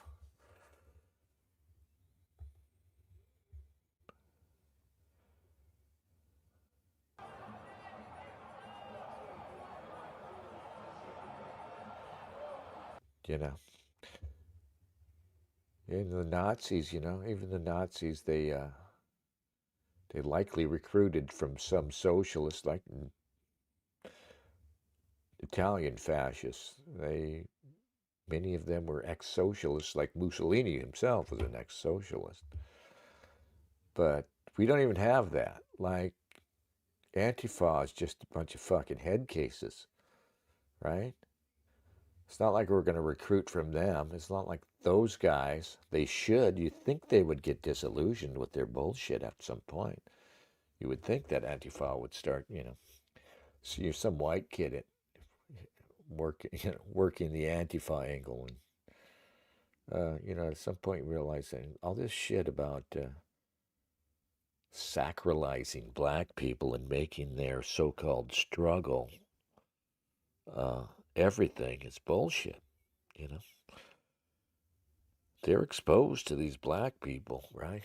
During the BLM riots, I mean, that was the model was Antifa would go out and find black people to speak at these demonstrations. Um, there was a lot of speech making going on when they weren't throwing shit and rioting. They were giving speeches, and despite the fact that there not really being that many black people in Portland, there was no shortage of these black mediocrities who would show up. And like I said, people think they're going to be stars. They think this is how they're going to distinguish themselves somehow by getting involved in this. Many people in Antifa, especially in 2020, when they were, it seemed like there was no stopping them. They thought they were going to be running things. They thought they were the Bolsheviks, just waiting to boot Kerensky out of office, and take over. Ted Wheeler was Kerensky, a perfect, hapless, political guy trying to be moderate. So there was no end to these black people who would show up and give these awful speeches, hateful, stupid, and you keep waiting to see that these white kids, would have some sort of epiphany, like, I don't think they do, though. I don't think there's, all right, it looks like some people are emerging from, I don't know, they're on the ground now. It looks like some sort of police presence is there. I just saw 3 figures walking through the crowd that looked like they were DHS or police or feds or something. But I don't know why it would just be 3 guys walking through the middle of this. But the problem we have, of course, is that the whole country is insane. And you saw it with Charlie Kirk. 2 brands of insanity on each side of this. One side, you have the sociopathic response of, the left celebrating this horrible murder. And on the other side, you had this bizarre cheapening kitsch from the right, where they were trying to make Charlie Kirk out to be, far more than he ever was. To me, I think I just see, and it's so trite to say it, but I just see it as the whole country's broken and there are 2 different responses. But they both come from severe psychological breakdown of people who we've all had the rug pulled out from under our feet. Especially if you're older. I mean, you remember when this was a normal country. Anybody over 30 remembers they were born into a normal country, a semi-normal country. The scary part is that you got young people now, teenagers, who've never lived in a normal country, who've never lived in a normal, it's been chaos. It's been psychological chaos since they were children. Chris Alton says the red-blue nonsense should be completely ignored. Yeah, just throw it out. Just throw it the fuck out. Throw out all the, Democrat, Republican, dynamic, all of it.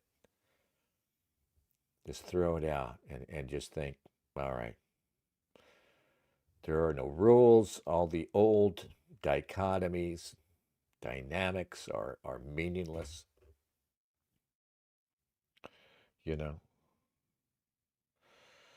And it's hard to see how the country as a whole can be saved.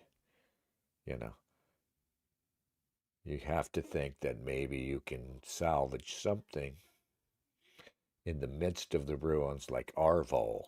How do you say that guy's name? The guy who's starting his own little community out there, his own little white Orania somewhere in America. But I sense people are ready for it. I mean, Arvol, right? They try to gin up some outrage against Arvol. I hope I'm saying it right. They tried to gin up some outrage, right? They tried some lawfare. I think a judge found that there was nothing wrong with what he's doing. Arvol himself has seemed to have done his homework. Keep it legal. Don't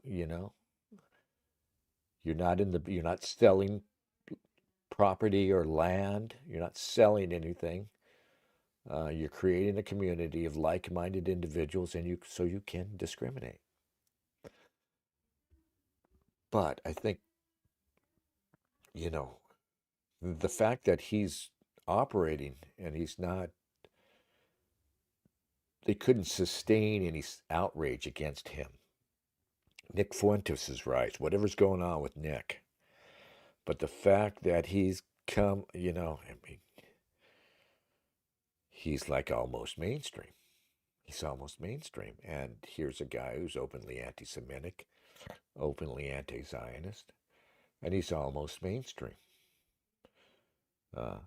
And you get the feeling that to the extent there are people in control, to the extent there are people who are trying to keep a lid on this, and I think there are.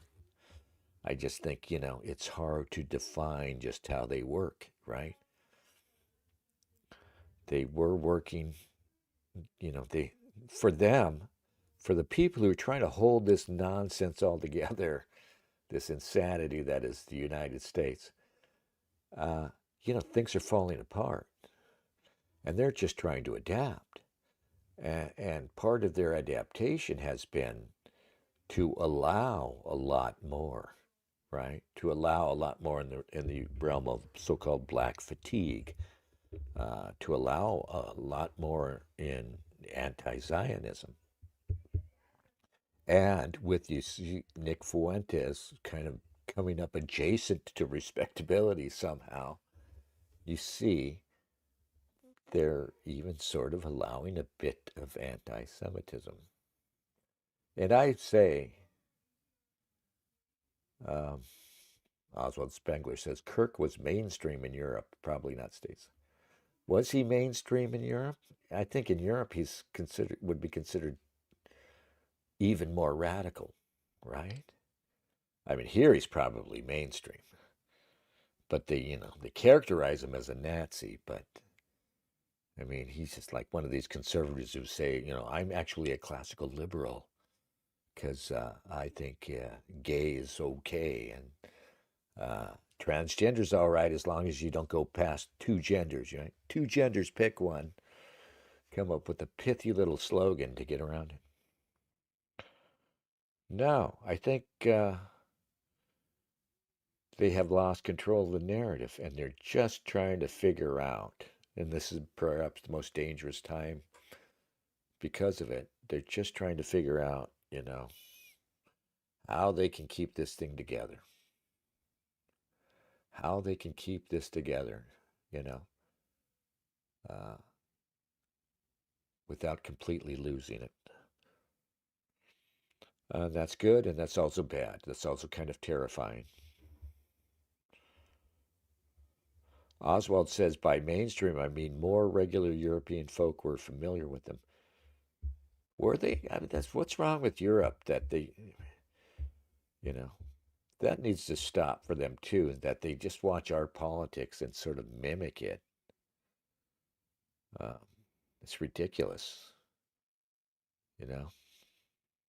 But they pay close attention, right? I mean, I was speaking to a relative in Finland, and Charlie Kirk was all the news. Yeah, in Finland, they were just as consumed by the Charlie Kirk business as we were. which is not right. It's not healthy. I mean, all they do is we're just a sort of proxy for them. And they've already fucked up their societies by mimicking us. I mean, I remember when they were first starting on this path of importing black and brown people into their societies. I remember thinking that it's almost like they just want to model themselves after us out of this stupid, aspirational idiocy.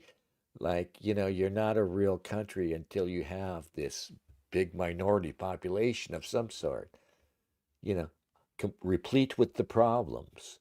They created the problem of racism, like deliberately. They didn't. The people in charge, they're insane, they're evil, they're malicious, but they're not stupid. They didn't import millions of Africans thinking, as they profess, that they were just going to thrive and be productive members of society. They knew they were importing the problems, right? They knew they were importing the problems of America, right? And part of it is just this idiocy that is, I mean, this unthinking madness that, no, that's normal. That's what a serious country does. We must take on this burden, the white man's burden. You go out searching for it now.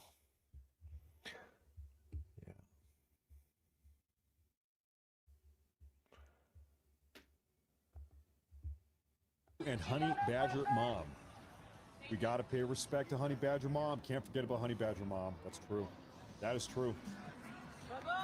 She said she might be coming back out at some point. I don't know. We might see her again here tonight.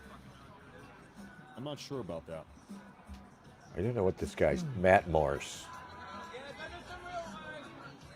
Okay, we're listening into Matt Morse. And some guys out here with an American flag probably catching hell from Antifa. Across the road. Imagine living there and having these Antifa freaks 7 days a week down here. It's funny how he says everything I say after I say it. I want to know your opinion on why Hassan has so many viewers. You know what just hit me? You said Hassan. Now, not only is my YouTube channel bigger than Hassan's and more successful than Hassan Piker's, now my streams are also bigger and more successful than Hassan Piker's. Really? Listen, good for you. These communist freaks, okay, these terrorist supporters, these Antifa supporters, hey, listen, big time, we're taking them down every day. We are overtaking. They are losing ground and we are gaining it. That's interesting. If that's true, now Piker might really not have honest, organic sort of fan base, because I don't understand. Ezra Klein, I think Klein is on the outs too, because, of course he's pro-Israel. And I think those two guys, Klein and Piker, of course, split after October 7th over the issue of Israel.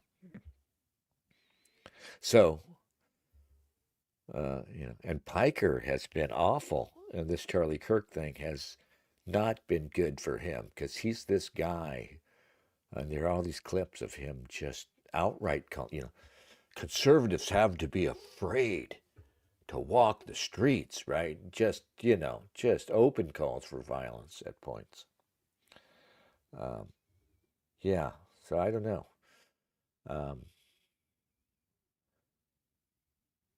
Yeah, I guess that's good, but like I said, there's no vehicle for us. There's no way for us to take over still. We're not going to take over by, via Rumble. There needs to be something more.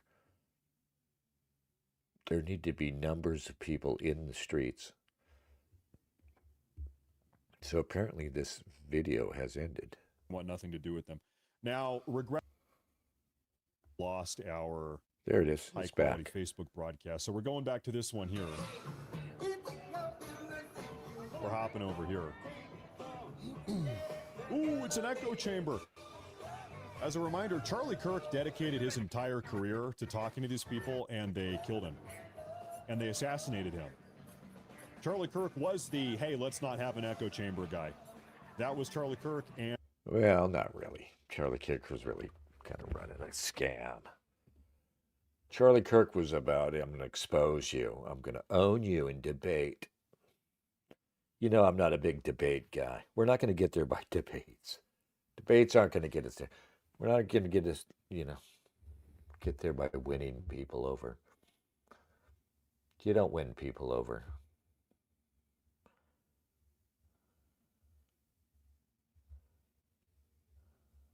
Thanks, Ed Dutton, says Oswald. I don't know what you mean, sir. There goes Nick. I think Nick's live streaming now, maybe. I don't think he is. I hope so. Please subscribe, everybody. I think he's just recording footage. You know what, though? Hey, listen, we like this guy. This guy's a nice guy. I am going to plug this guy right here. Okay, hold up. If you guys could drop a follow or subscribe to this guy here on YouTube. Who's the guy? His name is PNW TV. Pacific Northwest TV is what that means. If you guys could follow him and subscribe to him on YouTube, he's doing live coverage down here. I think we got to pay that forward and drop it. I'm gonna try and find it right now. In fact, I'm gonna do it too right there. I'm gonna like it. I'm gonna subscribe.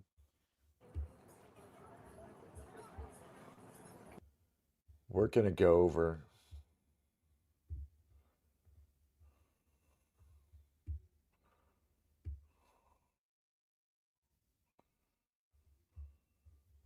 All right. This is Portland Andy.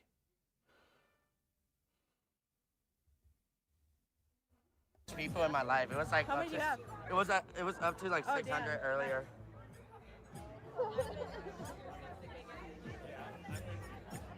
Are they coming? Cheers, champ. No. They have their blue lights on though.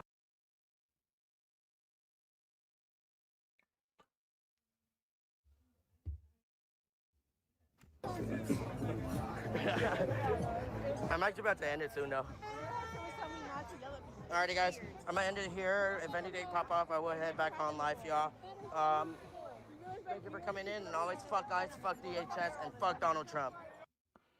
Oh Jesus! Rub it off or what? Like to get the. He's got like stripped down to his underwear so he can get his eyeballs washed out. I'm asking for donations. My man. on live Yeah. here. Any That's chance you funny. get, buddy? That's funny. Yeah. So, the guy catches a dose of tear gas, and he strips down to his undies for the girl to wash out his eyes. Yeah, yeah. We all gotta. Yeah, well, we all want to see your puffy ass body. That's it. You're amazing.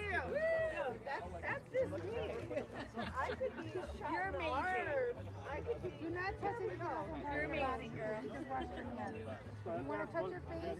Touch your face because your hands are clean. But do not touch anything else around your body. Okay? You can rub it around your face.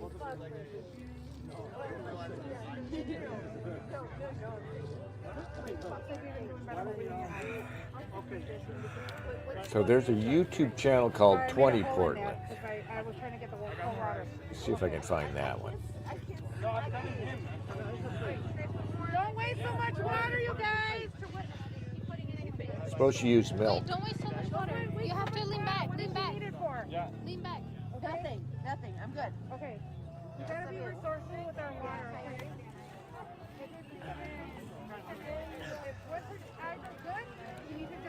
I'm He's dying, Chef. I'm gonna put a little bit of saving, okay? He's dying. You wanna go outside?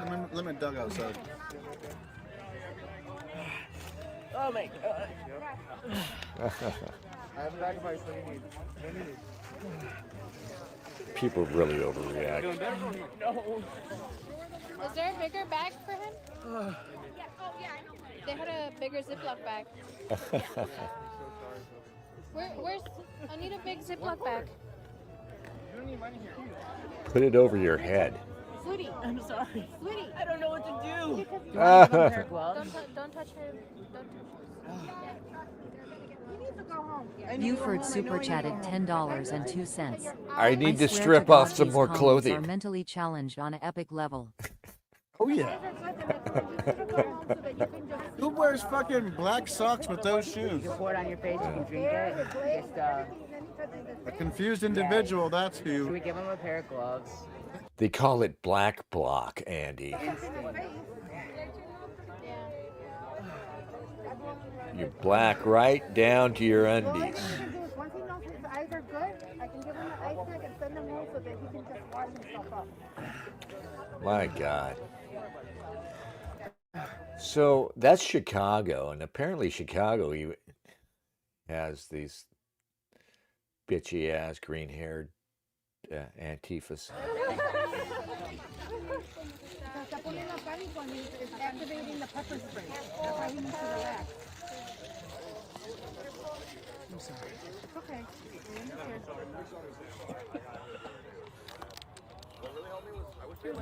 That's what he looks like. Yeah, because it was direct. Yeah. Here, I'm gonna wash your hair. Put him back so that it doesn't go forward. Move these bottles. Get gloves. Get gloves, Chicana. He got a little bit of freaking pepper to the face. A little bit of spice in his life. He must not like freaking Cajun, like anything spicy or something. It's really affecting my boy. You should just wash his whole upper body then. Okay, touching everything. Yeah. With ECGRN super chatted $5. What a weenie. I understand, but Right, EC? Can we put a glove on him? No, because he's still touching everything. I know, it's Unless he stands up. I know. I know. Can you try taking deep breaths for me? Try taking deep Oh. breaths. If I here, can I drive you home or something? Can I drive you home? Thank you, Adam. Okay. Rub some lotion on you? Get him out of here. Get his whiny ass out of here. God damn. Let's get Buck the money up. train rolling on here on Rumble. That's what I'm talking about, Kimmy B. Thank you very much for that $5 Rumble rant. Very, very generous. Even if you feel like you need to go for Yeah.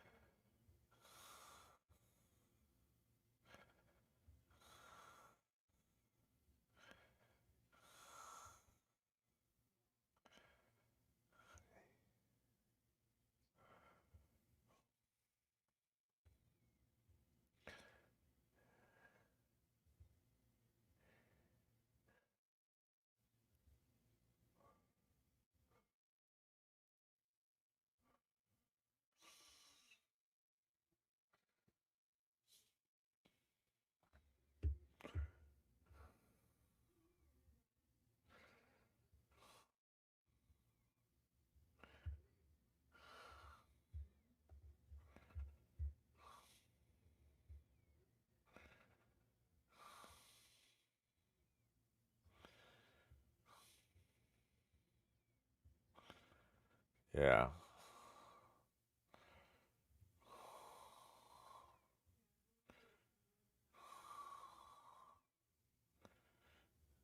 Yeah. No, it's terrible. Yeah.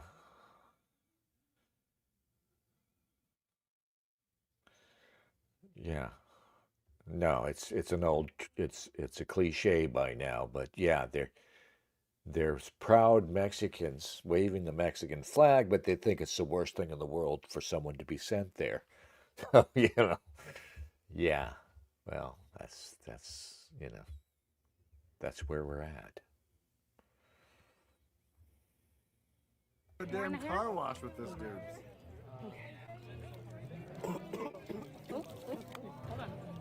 You can see Portland right there. Good to see. more water. Mandate with the 10 nifty gifty subs. Thank you so much for the gifted memberships. I appreciate Get it out, 'cause it's a lot. your support and generosity. There you go. It's coming out. It's coming out. We're almost done, okay? We're almost done. Hang in there. We're almost done. Hang in there. He's not gonna Here die. they come. Here they come.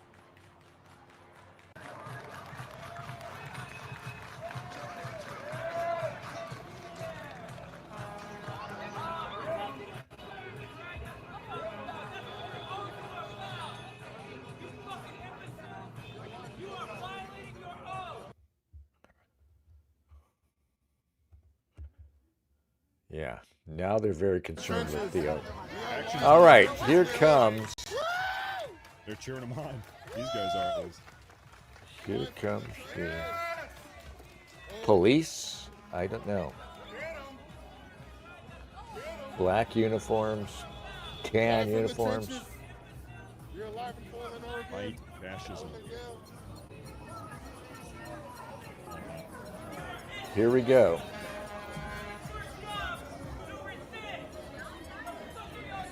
You want to dance? You want to dance with me, Antifa? So they're probably trying to bring another car in here. They're getting a perimeter set.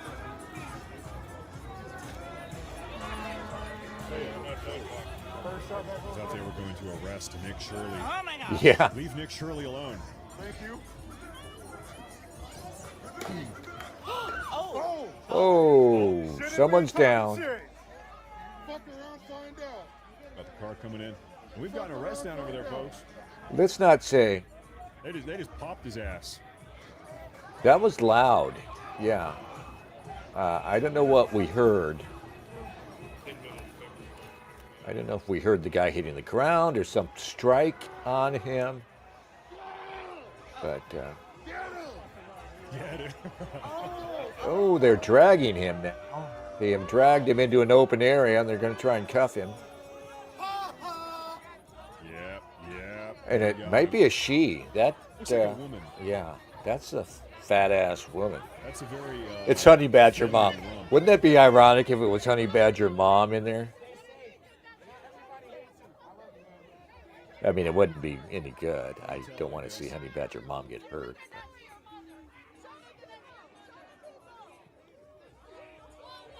Goodbye. Yeah, okay. There's about 150 pounds of Antifa getting hauled Ladies and off. gentlemen, justice has been served. Yeah. The good Lord has delivered justice on this day. Yeah. The only thing I ask, Lord, is for more. She'll be deported back to the east side of Portland. Whoa, what's that guy wearing on his head?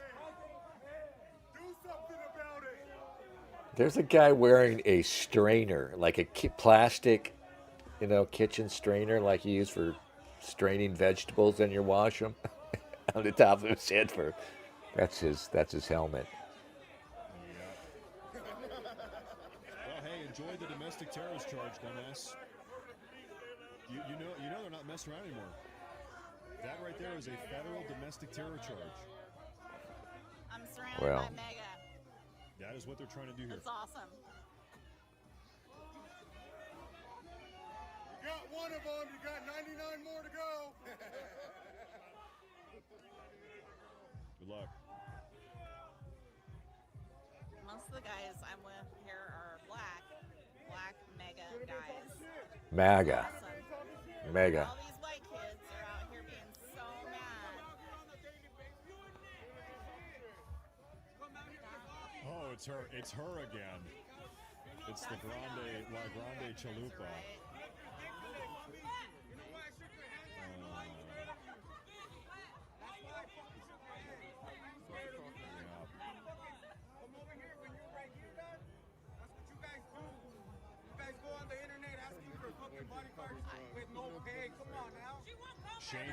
Shane Habbert, thank you very much.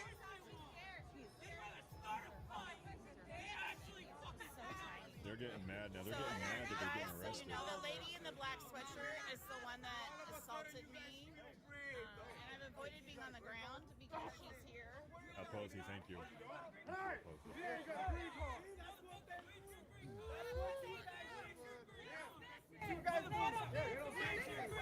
It's getting a little rowdy.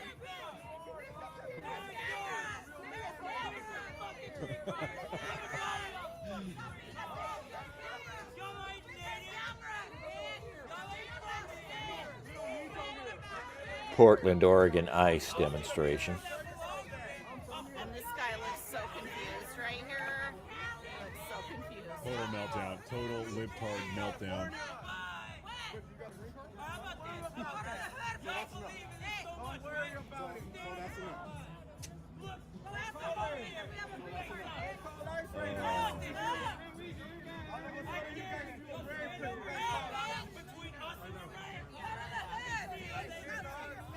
Susan Szymanski. She says, ice, MAGA, yay. Honey Badger Mom and Matt. Thank you, Susan. Thank you very much. That's a lot of support. Thank you very much. What a wild night. Maybe you can back up.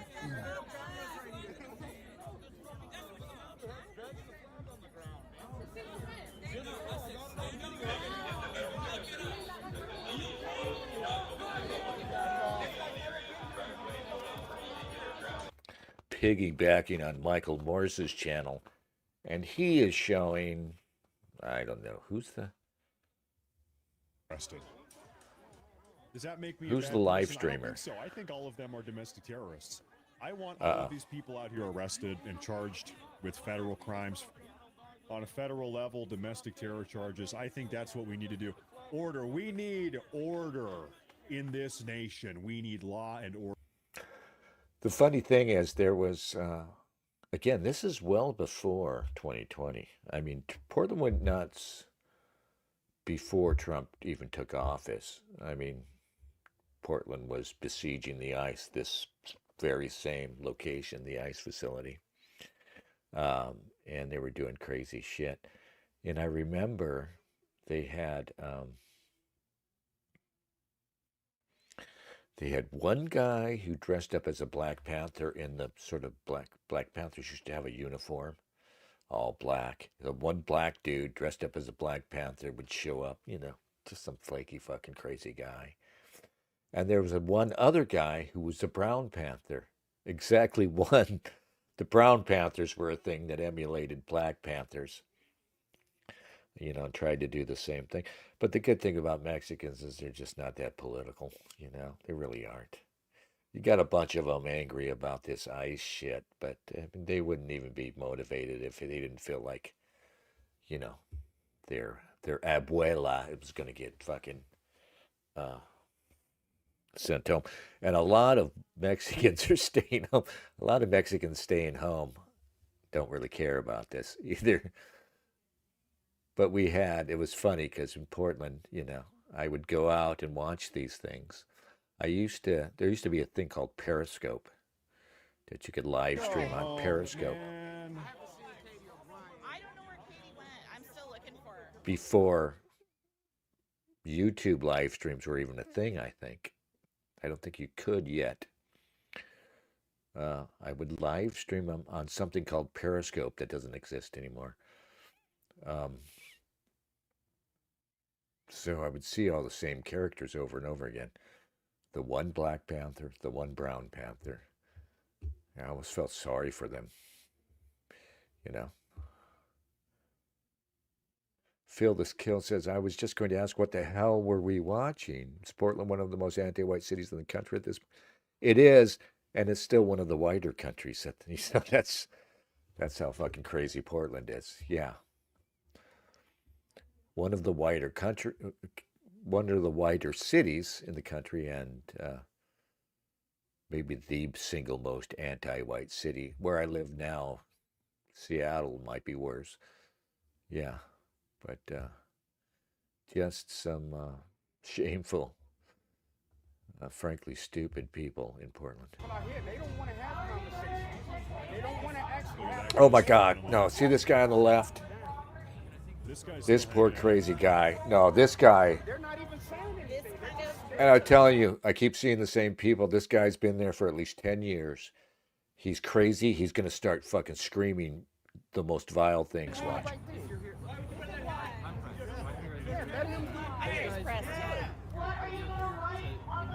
No, that's a lie. That's a lie. That's a lie. I'm not going to let you finish that, because that's a lie. Let me ask you, what makes you Matthew This guy said Filippenko. he's press, but he's lefty.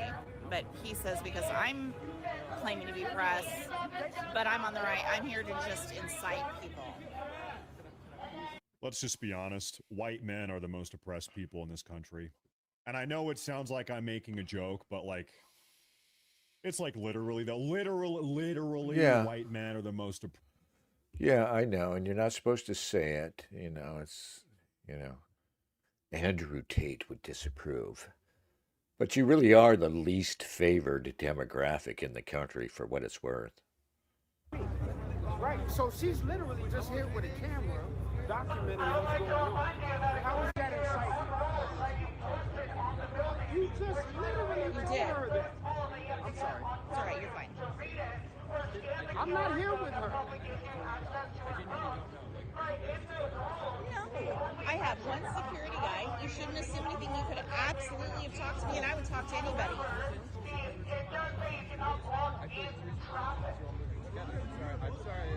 Do you? Okay, you should be aware of that is. So what I would point out is maybe you're. So what we've got here on this live stream apparently is there's a small group of conservatives, a black dude with a MAGA hat and a U.S. flag. They're off to the side, but right up there, sort of confronting Antifa. They're not aggressive. They're just sort of standing there in a small group.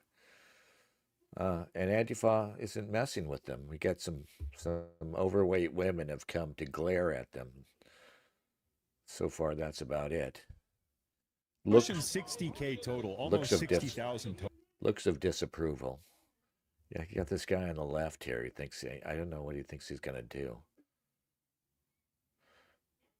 And there's a big brother with his whole face covered. I think he's with this conservative group.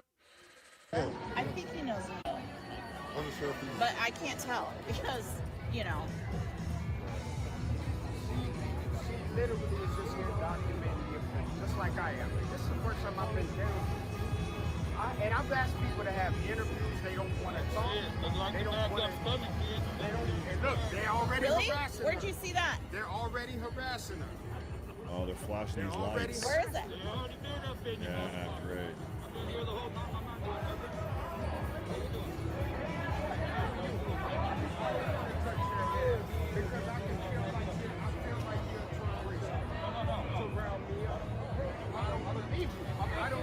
So that guy says he's a journalist, but he said that I'm here to incite people. I'm like, would not Hey, even talk to Cam. anybody, just Cam is here. if people would not Right on. come after me, and I would talk to. You know what's funny, Cam? We're piggybacking on this guy Matt Morse TV.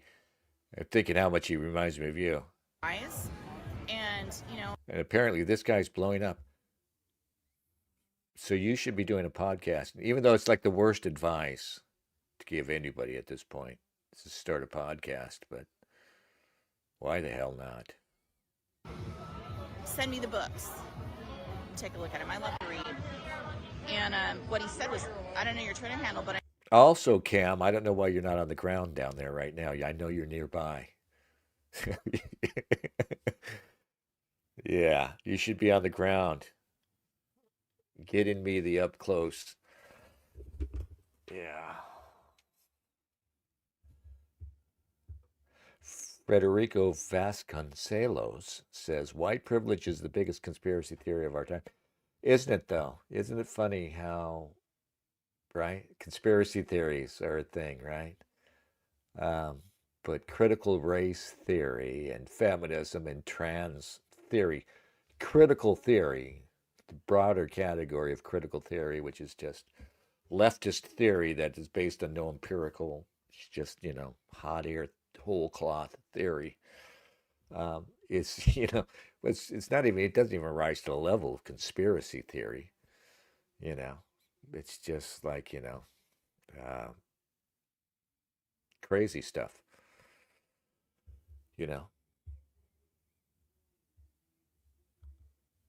It's just like crazy talk. It's in our country. Through this republic version of democracy, we have passed a series of federal immigration law. The American people have collectively decided that we do not want to have an open border. We do, in fact, want to have immigration law preventing random people from entering the country with no vetting. We don't know where they came from. We don't know if they're criminals or if they're insane or if they're smuggling this or that or trafficking humans or whatever. We've, over decades now, we've all collectively come together and said, we actually don't want that. Hey, American here, we voted time and time again. We don't want those things. We do want to have a closed border. We do want to have border security. And then on top of that, this 2024 election, this recent election, less than 12 months ago, was effectively a national referendum on whether or not we want to have an open border or a closed border. Yeah. As it would. And furthermore, you know, we have every right to try and undo the thoroughly illegal opening of the border that Biden opened the border and let in maybe 20 million people. Maybe that's high. Maybe it's not high. I mean, you know, but with the border effectively wide open and with them telling the world, you know, come on in, doors open, you know, and we were supposed to accept that fait accompli. We were supposed to say, oh, okay, well, what can we do? You know, Joe Biden was president and he appointed this lunatic former head of the Hebrew Immigrant Aid Society, Andrew Mayorkas, to say, oh, we're just not going to enforce the law. Now, these guys with the lime green helmets and hats here, that's National Lawyers Guild, NLG. And they are originally a communist organization, basically a Jewish progressive communist outfit, that they go out here and ostensibly they say what they do is they audit the police. They're out there to make sure the police allow you your First Amendment rights and your rights to protest, you know. They're out there to document any police abuse. Of course, but they're not going to show up if you start taking to the streets, you know, in favor of, you know, anything they disagree with. But they're on the scene. Their job really in all of this is part of the whole Antifa complex. Their role is, you know, Antifa, you provoke the cops, you get them to do something that it just got to look wrong. And then we will document it and then we'll try and, you know, use it as lawfare against the police. There's an invite in the comment thread. Cam or anybody who wants to come in.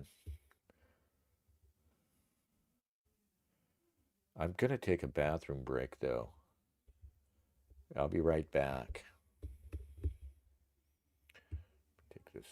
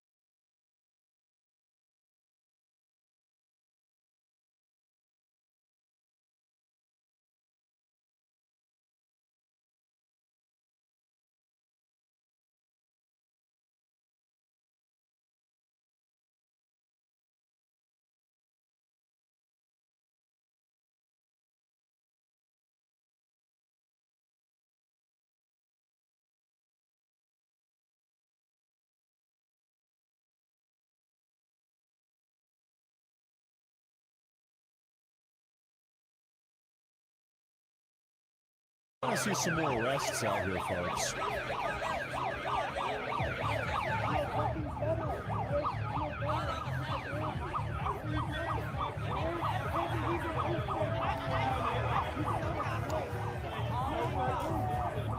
What did I miss?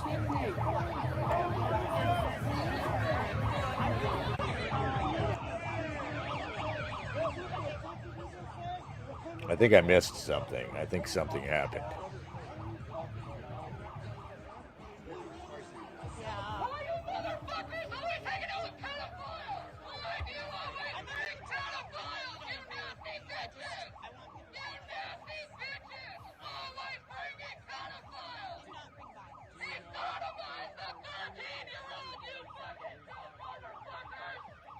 What in the hell are they talking about? What?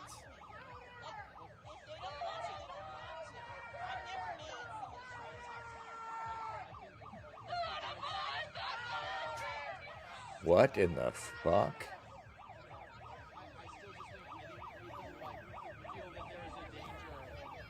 You can listen. I told you guys. I told you folks. As the evening goes on here, these freaks are just going to get increasingly agitated. You can tell they're looking to fight and start throwing punches, and ice. I mean, look.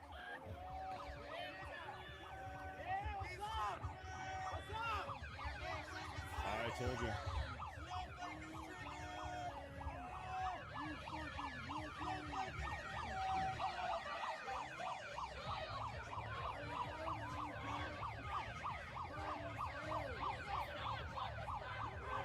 Oh, hey, we were watching him earlier. He's a nice guy.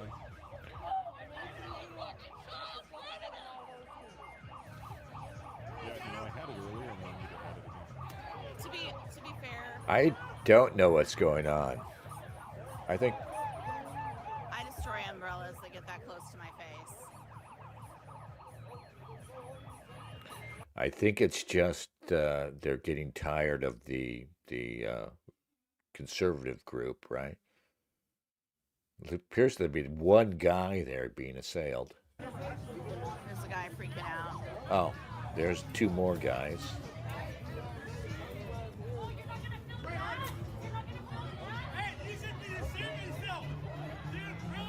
I think in the next 60 seconds we're going to have that gate open up and ice is going to come out. What do you want? Yeah, no, I think that's going to happen. I think they are coming out any minute now.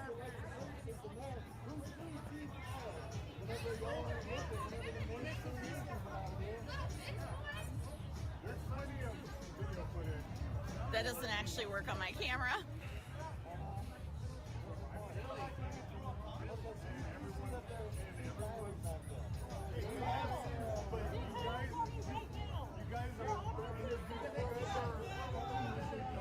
I'm right behind you. That flashing light is coming from Antifa, I guess.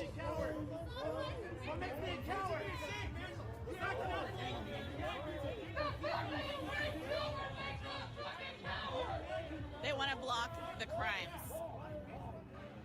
Most of these people can't even run a mile. This is seriously what MAGA is afraid of? Yeah, let's mobilize the American military for this. You know, my favorite part about where we are politically as a country Well, is that's that the I just thing. don't even have to entertain retarded, like, Reddit tier gay little quips like that. Like, what you freaks have to say, it just does not matter. We are doing this. Apparently, the left has picked up on this whole pedophile thing. Now, Epstein, and so now they just call you a pedophile. Just whoever you are, we're going to call you a pedophile. We have no idea what your story is, but we're going to call you a pedophile. In all of this business with the National Guard and the feds, and none of it would be necessary if places like Portland just enforce the damn laws.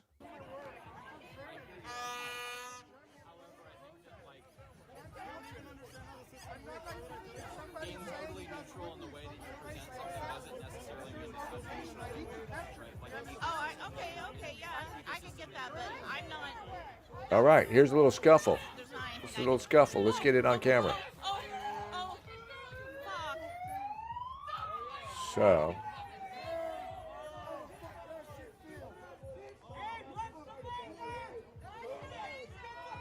That's unacceptable. Oh my God, she's crazy. So there's one guy here who's getting attacked by a bunch of Antifa.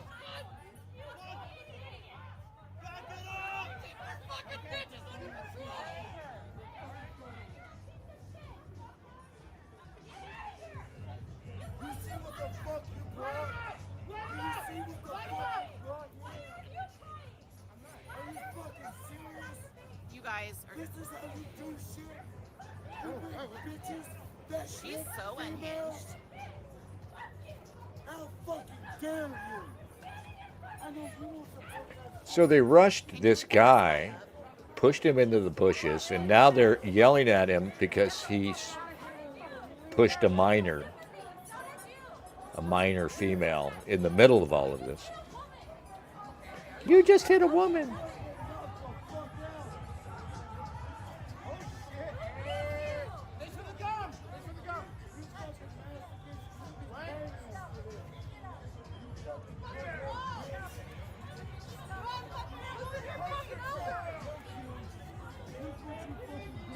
I'm gonna be honest. I didn't even really see what happened here, but just like in theory, if you're a woman out here and you're getting up in people's faces and you are being aggressive and belligerent and you're attacking other people, you don't get to play the woman card when somebody smacks you back. I'm sorry.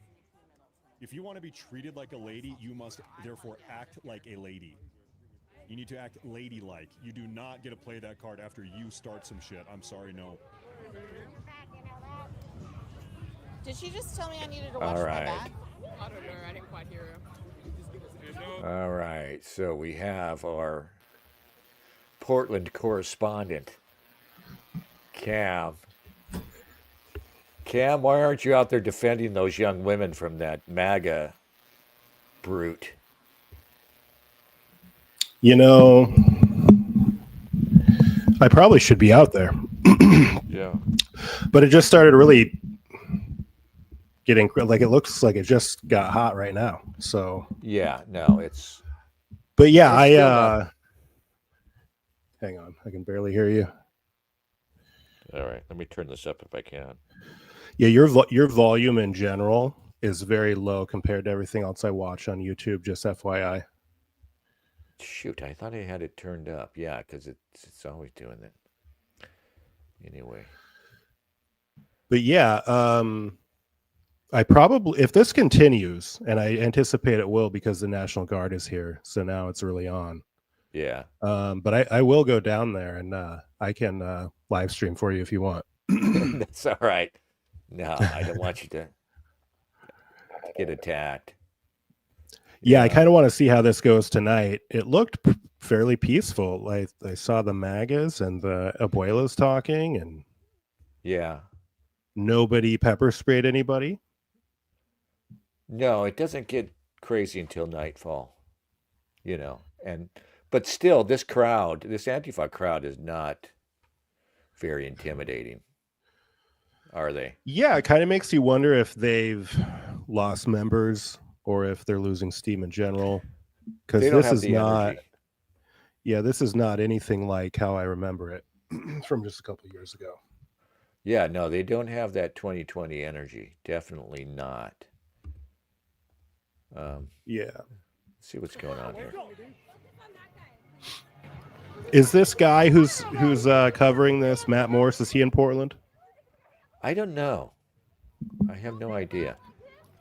He says that he's bigger than Hassan Piker now, though. And I know Piker. I don't know about that.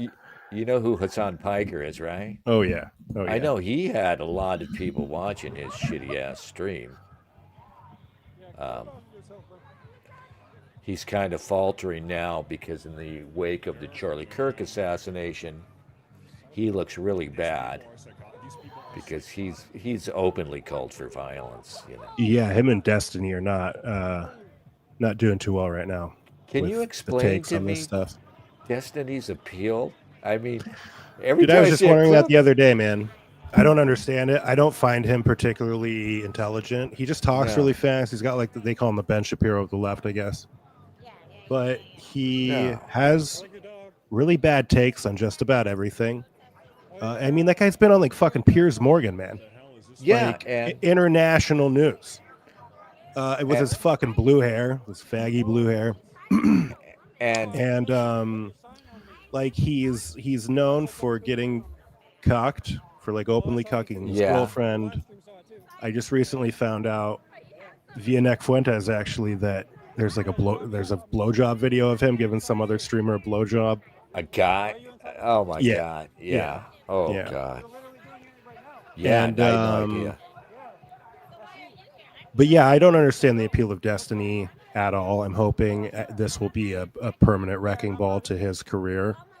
And Vosh too. That guy pisses me off too. That guy was like Yeah. calling Charlie Kirk a Nazi within an hour of hearing that he was dead. Yeah.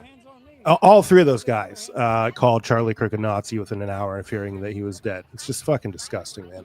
I mean, without getting into a discussion about how much of an asset Charlie Kirk was, I wasn't really a fan of his, but it doesn't really matter. Like, this is a defining line between the modern left and the Yeah. modern right, is making fun of people when they're dead, calling for people to die, and then Yeah. and then dancing on their fucking grave when they're dead. Yeah. It's truly evil, no matter what you think of Kirk. It's just so gross. It's scary, and it's all these people are detached from reality, from being online. I think aside from the political shit that's happened, we've all been so terminally online. Mike Tyson Yeah. has a quote. He says, Tyson said, being online has got you all too used to getting away with offending people without getting punched in the face for it. Likewise, people are too used to being shameful, to doing shame, because there's nobody around to shame them. There's only their friends who encourage this. Yeah, Charlie Kirk dead. Yay. Did you see what happened with TMZ? Yeah, yeah, I saw so they're that, recording one thing, right? Yeah. And then you could hear the people in the back, all the rest of those little fucking weirdos, cheering the news, and then they tried to say, well, they were watching a chase, typical LA slow speed chase. Right. And that's Yeah, what they nice were cover. And then Patrick Bet David found the chase video, right? And so they timed it. Okay, here's what they were watching on the Yeah. chase video, and nothing's happening, right? In Right. fact, the car goes behind a building, and you don't even see anything right at the moment when they're cheering. So obviously, Yeah, it's wild, man. I mean, we've known about the political divide for a long time, obviously, but it was the reactions, the visceral reactions of people after his death was almost more alarming to me than the death itself. Yeah. We're entering a new paradigm now, and I don't think it's hyperbolic at all to point out that this is just like we're dealing with a darkness that is even beyond what my prior comprehension of it was. Yeah. The numbers of people that really want guys like you and me dead, and then they're gonna laugh about it and make fun of us after they find out that we're gone. Yeah. And this has got to be at least a third of the country at this point. And these people are godless, and I really think that that's where it comes from. Like, I always repeated the idea that this is more of a spiritual war than it is a political war, and I'm now fully on board with that idea. I think that even though I'm not like a devout Christian or anything like that, I do have a respect for it about being a part of our heritage and a part of our ethnic identity. But we are dealing with something where I don't think it's hyperbolic to call it demonic. Like in terms of the vaguest sense of like darkness versus the light, and something that has overtaken people where like calling it the woke mind virus isn't really mimetic anymore. It's kind of just like what's really going on. Like these people are sort of possessed by something. Yeah. There's no brakes. There are no brakes. Yeah. Right? They're being pushed in one direction entirely.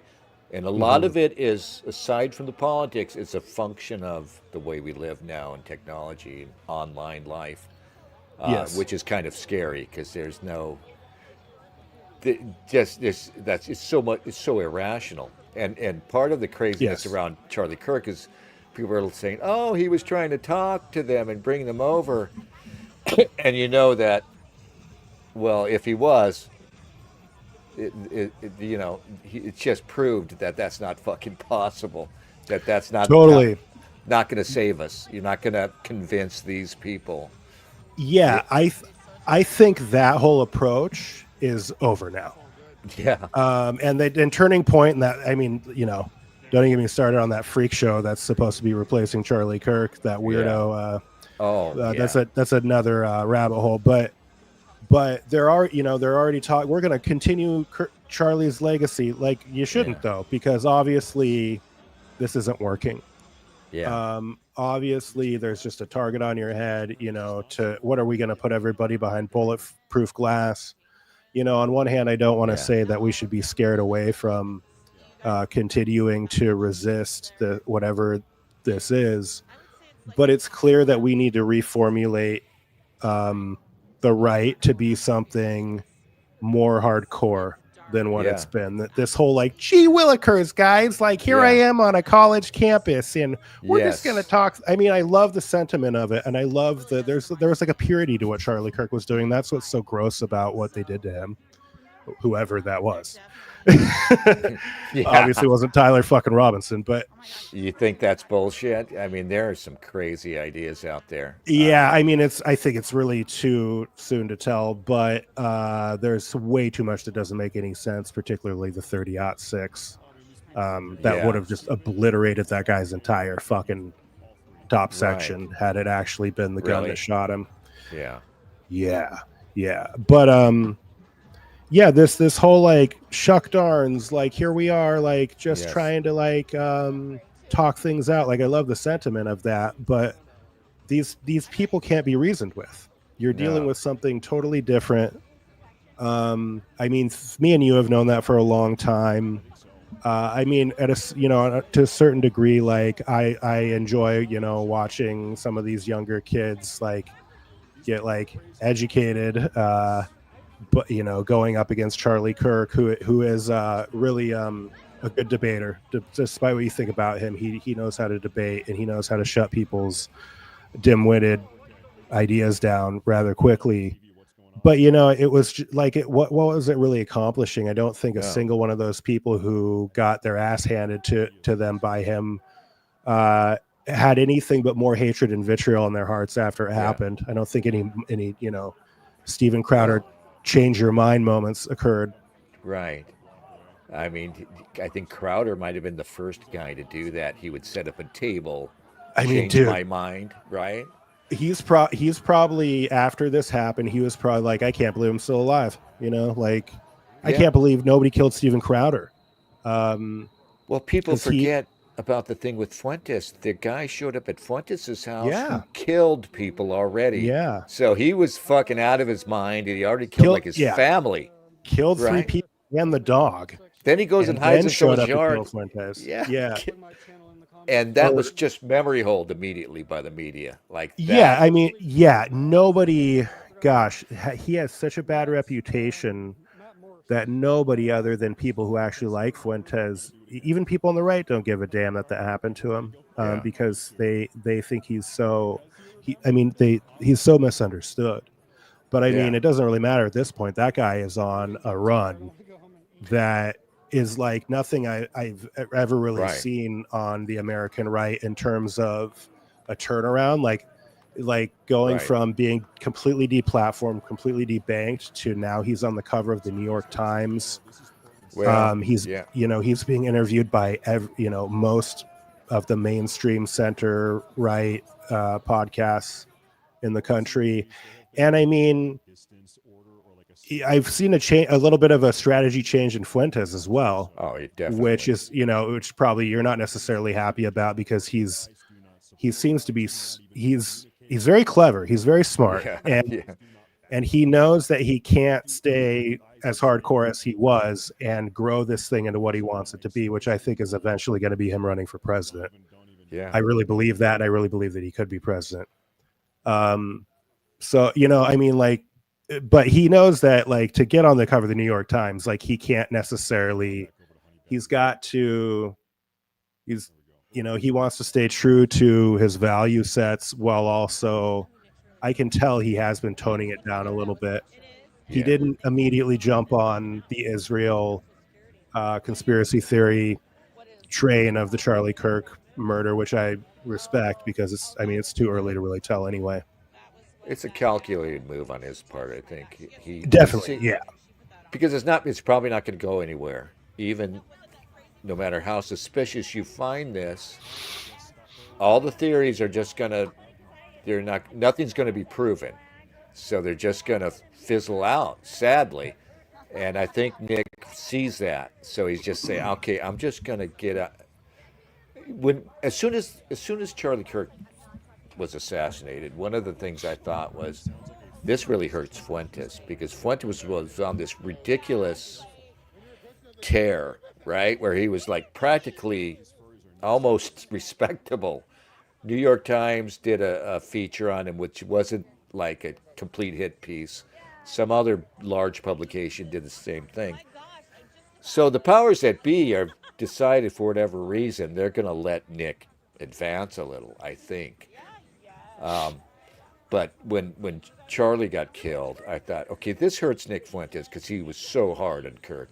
I mean, I bet not 2 days before Nick was on his channel saying "fuck Charlie Kirk," probably in that very phrase. And I do think it's a different kind of beef though, because his criticism of Kirk was obviously that he didn't go hard enough, and whereas the people who really want Kirk dead thought he went way too hard. Yeah, which is weird. So it's an interest. Yeah, it's all relative, I guess, right? Nazi.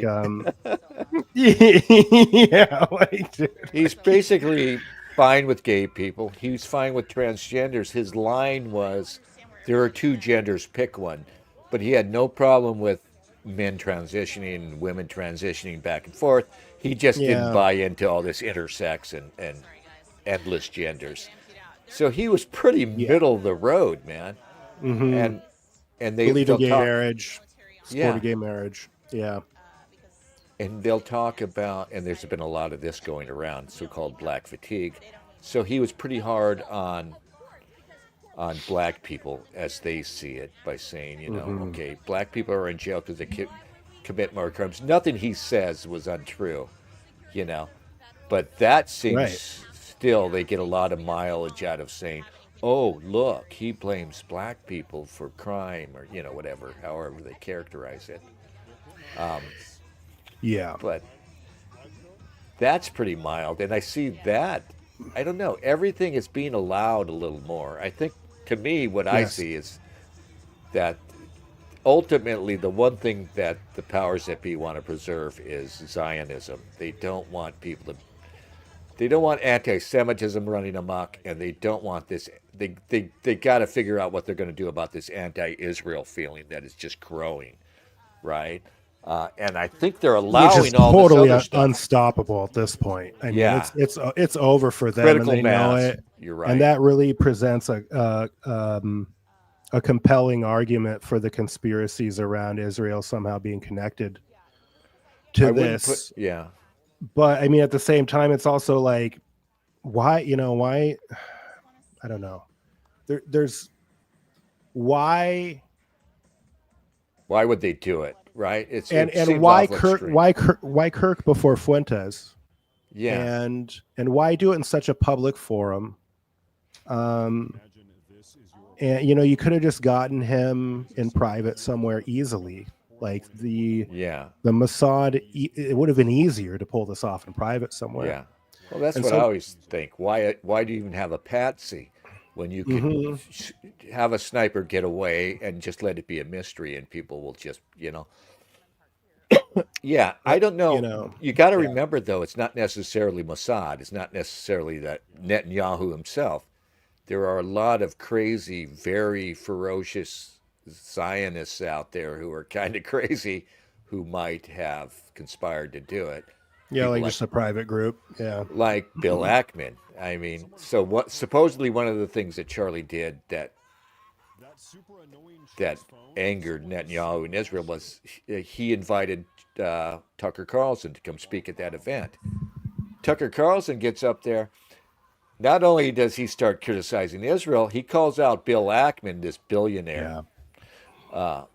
by name and says, "Oh, I don't even know how this guy made his money. He's not an impressive guy." Personally insults him to boot. Bill Ackman was one of the main guys funding TPUSA. He's the guy supposedly who invited them all out to the Hamptons so that they could give Charlie a dressing down and try to bring him in line, supposedly. Yeah, I mean, I do find the turning down of the trip to Israel and then the turning down of the supposed $150 million offer to be curious timing. And then Charlie Kirk goes on Patrick Bet David like a few weeks before this all happened and, openly proclaims that he's been noticing. And so the timing is very curious, but also I do personally, just because it's so hot right now to like just shit all over Israel, that, and I'm not saying we shouldn't, but it's also like that seems to sort of be a default automatic response now, is like Israel did it without even thinking about it. And I think I've been watching Fuentes a lot lately because he's like noticeably better. Like not that he was bad before, but it's like I consider him sort of like prime time watching material at this point. He's really, really on fire, and he's really, really good. And he's so good at it. Yeah, but I thought he, when he did that 20-minute rant about being a disaffected young guy in America, like I am America.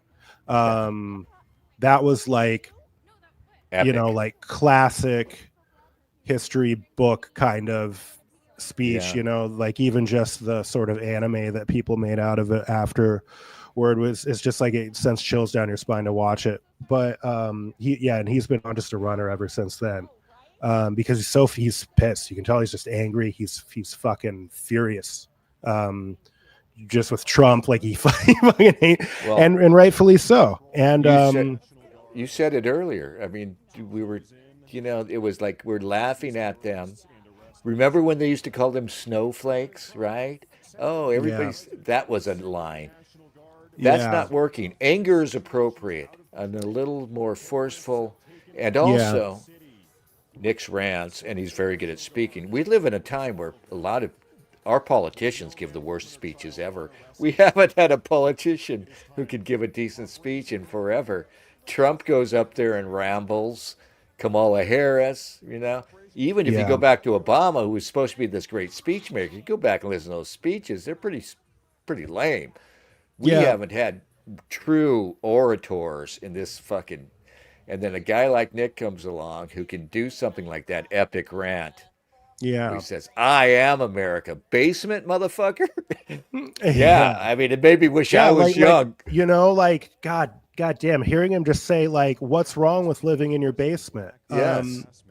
I mean, maybe once upon a time we could criticize that, but everything's fucking falling apart. Like, what the fuck do you expect young men to do? They have no prospects. They have no hope. And it's like, it's as if by design. They've displaced all these young men deliberately, like, we're going to fuck you up. And then the next play is, oh, you loser. You can't get a proper job or a girlfriend. Yeah, we're not going to done everything to fuck you up, right? Yeah. Sorry. Yeah, they've thrown everything, especially at young white men. They tell you that you have it the easiest. But then you look around and fucking nobody gives a shit about your plight. Yeah. And that's the double think. That's the Soviet tactic double think of like, look how easy you have it, white man, while they are just using every angle of society to turn you into the boogeyman of every other group of people on the planet, including women who now have, higher expectations and standards for men than ever. And men are just saying, fuck you. It's not even worth my time. And it really pissed me off that fucking Tucker Carlson and Candace made fun of him, and he called him some little gay kid in his basement. Like, fuck off, dude! Like, that was the worst. This guy is doing better work than you are, and know it, and that's has something to do with this, and you just don't get it because you're a fucking boomer. I still like Tucker. I still think he's important. I don't agree with everything that he says, but he's been getting better, and he's still an asset in the same way that Charlie Kirk was an asset, even though he was, we have a lot of criticisms of how just like cookie cutter vanilla milkshake conservative he was.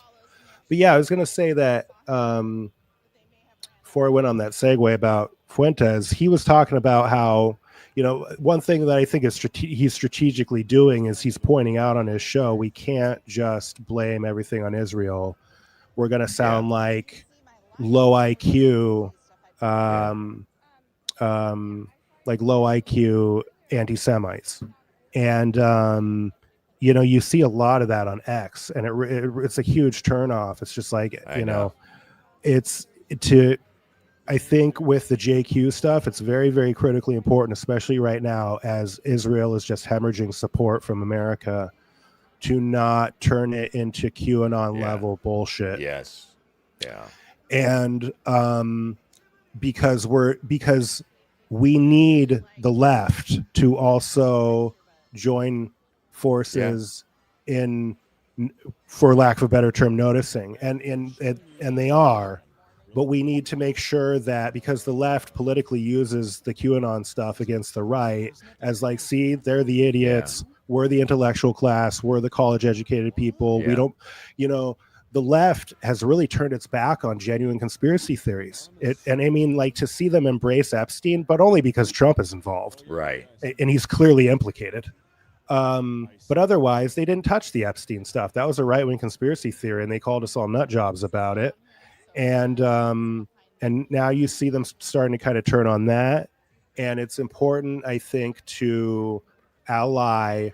I mean, the thing that could prevent civil war, I think, really, even though we're already in it, but could sort of like start to lower the temperature a little bit, is to intelligently have a mutual understanding of Israel's role in America's foreign policy and in America's government as it stands. The left still isn't quite there yet.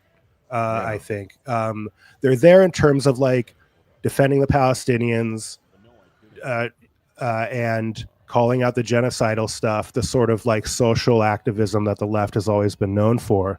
But they're still not quite there on the geopolitical landscape of the role that Israel plays in the United States. But I think that is going to change. And I think it's about to change. And once that happens, dude, like, Israel's fucked. Well, yeah, and I would say, if I was like advising the whole movement as a whole, I would say anger, not hate. Yeah. Anger is appropriate, that kind of fire, but not hate. Don't come off as a bitter, hating person. Be righteously indignant and be very good at that. But the left is entirely consistent that they're, the brown Palestinians and for them, the Israelis are just like the uber whites, the whitest of whites, They're an extension of white supremacy and colonialism. But what's happening to them? And to an extent it's true, but it's a lot more complicated. And I think they're beginning to see that, because you don't get Israel's control over our foreign policy simply because AIPAC throws a little money around. This is a massive cultural thing that has to do with Jewish power, and maybe you don't want to say that outright every time, but it really does. You don't get this kind of control simply from a lobby, an effective lobby, or you know what I mean? Because like it's in no U.S. interest, legal or otherwise. Even in the worst sense, like we get nothing out of going to war with Iran. We got nothing but heartache and loss out of going to war in Iraq the last time. But I think on the left too, I mean, people are like starting to get to this point where they're like, I don't give a fuck if you call me anti-Semitic. I don't care. This is obscene. What you're doing in Gaza is obscene. And we, and I, at the very least, I want nothing to do with it, Yeah. And, to see the word Zionists go like basically mainstream to Yeah. hear leftists be using it constantly. It's really interesting, and to watch them as they're increasingly conflating Jews with whites, which I think it's clear that Jews have been terrified of for a long time because it's the identity politics thing, like an Ouroboros coming back after them again. Yeah. Like, this is what you asked for. You guys Yeah. created this and took advantage of it, and it worked for you for a while until everybody noticed that you're light skinned and Israel is basically like a first world Western country. It is. It's, I mean, and well, my anti-Semitic friends they'll say, no, the Jews aren't white. And the Jews will say it now, many of them. No, we're not really white. But they are, in fact, they have a lot of European blood in them. They're the ones, the Ashkenazi Jews were European Jews. And it largely is a Western thing, that Israel and Zionism. It's perverse, it's dysfunctional, but it came from us. That doesn't mean we can't divorce ourselves from it. And I mean, the Jews have sort of dug their own grave because they've been behind all this anti-white shit, critical theory, all of it. I mean, they've led the way, and they used to boast about it. And now they can't really boast about it. They used to boast about feminism, gay rights, trans rights, civil rights. Well, we're questioning all of these things. We're questioning I'm questioning the foundations, but at the very least, the average person out there is questioning the excesses of feminism, gay rights, all of it. Everybody can see that it's gone too far, even if you agree with the premises. Right. So now Jewish people have to try and divorce. What I see them doing is they're trying to tie the left in with the whole anti-Zionist movement. So you and I, conservative guys, the MAGA people out there, they want us all to stay on the reservation with them and be pro-Israel, because you don't want to be with those left weirdos. You don't want to be with those Hamas brown people. That's what I see them doing now. That's kind of the deliberate thing that's going on. Yeah, it's a weird, quite the pickle that Jews have themselves in now with the creation of identity politics. Yep. But then, like, nobody on the left is really supporting Jews anymore. Very, very few. It's becoming very popular to, I mean, at the very least, not support Israel. And so they're trying to ally themselves with the right, but then the right increasingly realizes that everything they stand against, the identity politics stuff, was championed by Jews for decades. Yeah. So now they're going to find themselves homeless. And I don't really see any type of reinvigoration of this whole protectionist mentality toward Jews as a marginalized group of people in the future at all. I just don't really see it. I don't see this. It's gone too far, hasn't it? Yeah, like you would think that right now what Israel would really need is a new movement, a reinvigoration of the narrative of anti-Semitism and how they tried it with the college campus stuff, with this sort of narrative of Jews are under attack again. Yeah. We need support now more than ever. We need to reinvigorate the anti-Semitism narrative more than ever. But who's really biting on it? Nobody. And this is not in anybody's conversations. And they try to make October 7th out to be a second Holocaust. October 7th. So something like 2,000 people were killed. People forget this too. A lot of those people were killed by Israeli attack helicopters and tanks because, they just went in there and started blowing shit up. And they probably let it happen because it took them 7 hours to respond. Even Charlie Kirk mentioned that on Patrick Bet David, that they let it happen, which is fucking wild. So what they say is, well, there's only 9 million Israelis, and so 2,000 of them, why, as a percentage of the whole population, it's more than the U.S. lost on 9/11. So, it's a Holocaust. But of course, I would like to remind them that maybe half of those people were killed by Israeli forces in the first place, and the whole thing stinks to high heaven. Suggests that they let it happen. And nobody's buying it. I love it. Nobody's buying it. It's scary though, because I don't think, people aren't going to give up power just like that. People aren't going to, just like, Charlie Kirk wasn't convincing anybody. Neither are the people in power right now going to say, yeah, you know what, jig's up. Let's just quit. No. So they're going to do something like a false flag. You said it.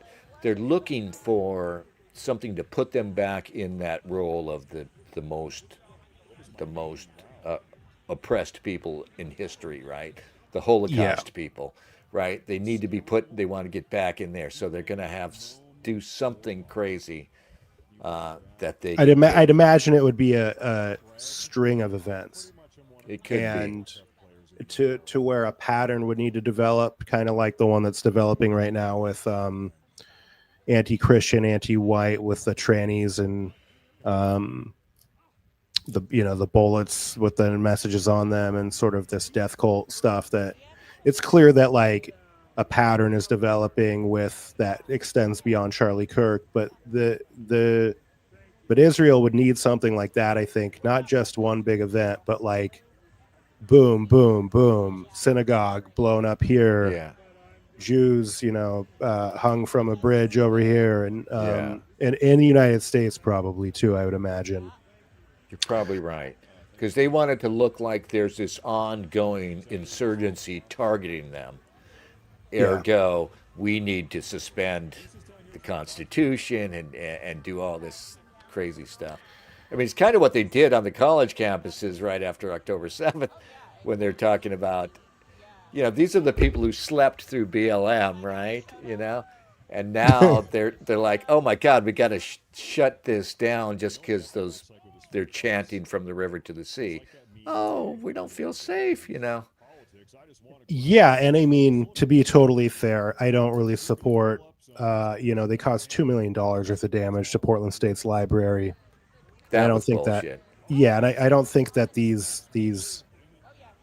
I don't think people should even be going to college really at this point, because what the fuck are they even doing it for anymore? You're not gonna get your money back. But at the same time, like technically, young people should be able to go to school without fucking black bloc taking over the fucking campus. Oh yeah. So on that note, on that into things, like I'm not a huge fan of the river to the sea people. But yeah, the whole like Jews are being attacked on campus thing, even though I don't want young Jewish people to feel unsafe on campus, or anybody to feel unsafe on campus, it still didn't really pan out. Like the narrative fizzled out and died, and nobody's really paying attention to it. They're too white people adjacent, man. I'm telling you, the Jews are never getting their oppression narrative back. They're too much like us, and we are too evil in the eyes of the left for the left to ever come back to these people that now remind them of us, right down to the colonizer, genocidal sort of reputation that white people have. I think Israel's pretty much.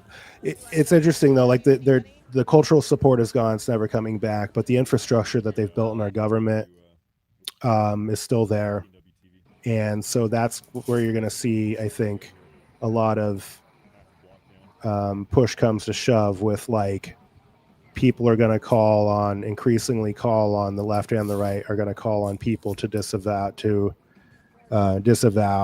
and break allegiance with Israel. And it'll be interesting to see what they're going to try to do to make that not happen. I don't think it's going to be good.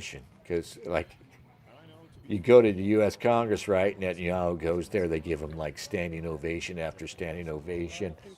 It's the only safe place he can go to. Out here on the street, nobody feels that way. No. Not the left. The left and the right hate each other, But the one thing we would agree on, if we could, you know, if we weren't too busy spitting at each other, is that we hate Israel. You know, Yeah. so it's going to be Yeah. weird to see how this plays out. You know, I agree. I think it's going to be really interesting. And man, like just when we thought people were talking about woke is dying, like the culture war wages on. It's just Yeah. changing flavors now. And yeah, I don't know, man. I don't know what's going to happen with the Israel situation, and what it is, what lengths that government is willing to go to try to preserve its stronghold over the United States. Have you seen that 60 Minutes episode where they interviewed the Mossad guy in a mask, and he's talking about how the world is their stage, and they are. no, I don't think I've seen that particular one. Oh my gosh, you have not seen this, Dennis? Uh-uh. This, if I can, I mean, it's up to you. You can play it live or you can watch it later, but Pull it it's, up if you can. Yeah. yeah, I'll send you the link to it. It's unbelievable, man. It's a guy basically like I don't know if it's real. I don't know if it's really a guy from Mossad, but a guy, anonymous guy, voice changed, masked, is Yeah. getting interviewed on 60 Minutes, and he's basically saying that Mossad runs the whole world, and we're a professional production company, and Yeah. we orchestrate all world events, and the world is our stage, and we are the producers. Yeah. It's really really fucking wild. It's a little bit. It's almost too on the nose, but I couldn't believe Yeah. 60 Minutes aired it. It's like protocols of the elders kind of shit, but I mean it's quite believable too. I mean I think one thing's for sure, the amount of control they have that Israel has is definitely way more than people have any clue about. People just assume you just assume that mostly things are not staged, when in fact it's probably an awful lot of our world is fake. It's just fake, you know, and it'll it'll be weird. It'll be a good thing, but a scary thing to see if the masses wake up to that reality and realize that we've been living in a kind of simulation of sorts. Yeah, I mean, yeah, simulation theory is a really interesting rabbit hole to go down. But I mean, what if one shadow government like the Mossad was in some way kind of orchestrating almost all of the world's events? It would be bizarre, but also pretty predictable. Yeah, So I think they adapt to things as they happen too. It's not that they necessarily make everything. Somebody had an interesting theory about, uh, how gaslighting works. If you gaslight the whole of the population, like they've gaslit on the whole of the left regarding Charlie Kirk, they didn't necessarily have to do it themselves. They didn't necessarily have to do some MK Ultra shit where they took one guy and brainwashed him and sent him out to kill Charlie Kirk. No. What did they do? They gaslit a million plus American, yeah, impressionable American lefties, yeah, and one of them, perhaps, if this Robinson guy is in fact the shooter, one of them went out and did the dirt for them. That's one way it could work. right. Yeah, it doesn't necessarily have to be a specific plan. It's just an atmosphere, and you kind of let these organic events erupt out of the atmosphere that you control the narrative around, and then you're not technically held liable for any of it because it's not, there's no master plan to uncover. It's the ultimate plausible deniability. All you did was talk, right? And that's kind of, in general, the left and Jewish power. That's kind of the position they're in right now. You and I could understandably, hold them responsible for most of this madness that's going on in our country with all their crazy fucking critical theory of various types. you know, and they just play innocent. Like, oh, you know, we didn't know what we were doing, you know. Yeah. That's the question for me is just how malicious was it? I mean, because all of this stuff has gone bad. The so-called civil rights movement, feminism, gay Yeah. rights, all of it has gone horribly wrong. And really the question for me now is, to what degree was it just malicious from the start? You know, I don't believe that all these very smart people were just completely, you know, naive about what was going to happen with things like the sexual revolution and all of it.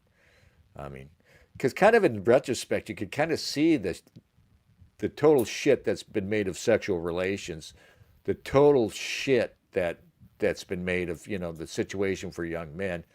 It was predictable from the start. You know what I mean? If you tell women, oh, you don't have to have kids, you don't want to have kids. You want to go out and make money. Go work in a cubicle. That's better than working in a kitchen. You know, all of this, right? Fuck whoever you want to fuck, right? Mm-hmm. I mean, if people were saying at the time, this is chaos. This is gonna be awful. You know, The slippery slope. Well, yeah, and I mean, it's like really the danger that I see with the modern left is that they don't understand you cannot tinker with civilization and society willy-nilly. Yeah. Like they think that they don't understand the delicate nature of civilization. Yeah. And they don't understand the foundational principles of civilization, things like the nuclear family, things like there are only men and women, things like very specific gender roles, and then the expectations, societal expectations that come along with that. They think you can tinker with all the knobs on the switchboard. Yeah. And not even tinker with them, but just like run your hands down them all. And Yeah. just go, whoa, hey, let's see what happens with this. Yeah. I'm on acid. Yeah, right. Yeah. Beep, boop, boop, boop, boop, boop, wee. Hey. And I used to be like that. That's just being young. You know, you're young and retarded, and you're like, hey man, like why can't men be women, man? Like what's the harm? And it's like, you know, that's what really turned me into a conservative is I you know, you grow up and you mature and everybody becomes more you're supposed to become more conservative as you get older because you're not retarded anymore. And I got older and I realized, okay, there's actually very specific things that created civilization, especially the civilization that we're living in now, like very specific parameters. And if you don't conserve those, it all will fall apart. It all will fall apart. And that's in a way you could sort of describe the modern political divide as the people who want to keep the country a thing and the people who want to either see it all burned to the ground or they just don't really care because they don't know how they don't know what's on the line. There's a lot of people in the middle that just don't even know what's on the line. They don't know. There's so many fucking people in this country that don't know that it's all over. They don't know that within your lifetime, this is all going to be gone. That it's like Trump was a Hail Mary pass. It didn't work out. We had to try. We had to throw the ball and we had to try. And that's why I voted for him. I don't regret it because we at least had to try. We had to see this thing that's like, hey, it's a wrench in the system and we're just going to drop the wrench. Yeah. And I don't know what's going to happen to the mechanisms, but it's at least something. It's, you know, we're in the lifeboat. It's fucking sinking. There's a hole in it. And I got a piece of chewing gum. And I know in the back of my mind that chewing gum isn't going to plug that hole, but I at least have to try to plug the hole because I'm not just going to sit here and not try anything. And it didn't work. And, you know, I think a lot of us knew it probably wasn't going to work. But we did have to try. Now it's like, there's just nothing. There's just nothing. And enjoy it while it lasts. Smoke them if you got them. You know, I'm pretty fully black belt at this point. I don't think we're getting this back. Well, or at least we're going to go through some Strauss generational theory hard times before we birth something new that I don't even think it's going to be America anymore. And we might have to create something totally different somewhere else. We might have to leave and start a white colony somewhere. I don't know. Yeah. I really don't know. And all that stuff is so extreme though in the average person's head. You talk about that stuff. They're like, come on, like there's so many people that just take this shit for granted, especially from the boomer generation. They were so used to having things so good for so long and being told that the ship was unsinkable. But I think for Gen Z, it's like all they know is the ship is sinking. Yeah. It's People like awful. these Antifa kids, they think their lives aren't going to change drastically if it all falls apart somehow. They don't think things through. That a lot of young people will do that, obviously, but it's also these boomers. It's funny, when they have these fake demonstrations, like they did one recently, the No Kings demonstrations, which were totally fake. It's, Democratic money. Let's go out and pay people to go. They did that here in Seattle, and I was riding the motorcycle down the road, and I went right through the middle of one, and it's all boomers, like all older than me. There were hardly anybody on the street who wasn't an old gray-haired boomer. Fucking depends everywhere, Yeah, isn't it interesting? And the Tesla protests were all boomers too. Was it? Yeah. Yeah. There's something seriously fucking wrong with them. I guess. MSNBC, and I'm a man. boomer. I'm at the young end of the boomers. And we, I was saying this earlier tonight, we came of age and we even got middle-aged in an America that was stable and it seemed like it was going to last and everything else before everything started falling apart. So I don't know what's wrong with these oldsters, and I guess their problem is they refuse to see how bad things have gotten. They're just going to pretend that things haven't changed, I guess. And when they hear young people complaining, they're going to be like, oh, work like I did. I had to work for a living. You should too. They don't even see how drastically things have changed for the young people. Yeah, and I think the political affiliation also matters too. And also, you are on the younger end of the boomers, so you're not really quite like when I think of boomers, I don't necessarily think of people your age in terms of their mentality about the way the world works. But I think right-wing boomers, they understand that the country's fucked. But this sort of shit lib MSNBC boomer, I think their doom and gloom is about like the fake fascism thing that's happening they buy into that. With moderate Trump, lifelong Democrat Trump, who's also somehow a fascist. Yeah, but it's not. But it's and they have sort of like a semi like, oh gosh, I don't know where how things are gonna go. But they don't. That particular demographic of the MSNBC crowd doesn't understand that like the empire's dead and it's on its last dying breaths, and that I don't think those people know, and even to a certain extent, maybe right-wing boomers don't really understand the hopelessness of Gen Z.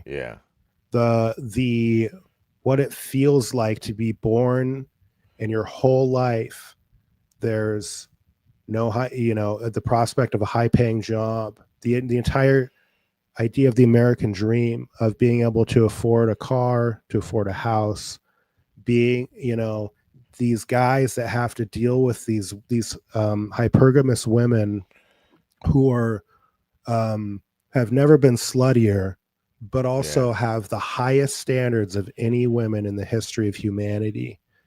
Because they're sociogenic and they all gas each other up on social media about how entitled they deserve to be. And the men who, how 80% of women on dating websites will not set their search parameters for guys below 6 foot. That's devastating. That's your date. You're talking about 80% of guys, like their dating prospects are just gone. And so they're giving up. And we don't have dating prospects. You don't have employment prospects.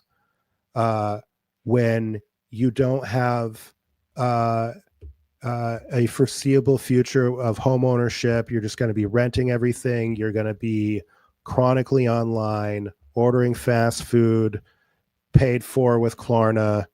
You're going to be addicted to anime tranny porn, and the women will not pay attention to you. You don't have a job. You don't own anything. And it's just like, the boomers do not understand that that is terminal.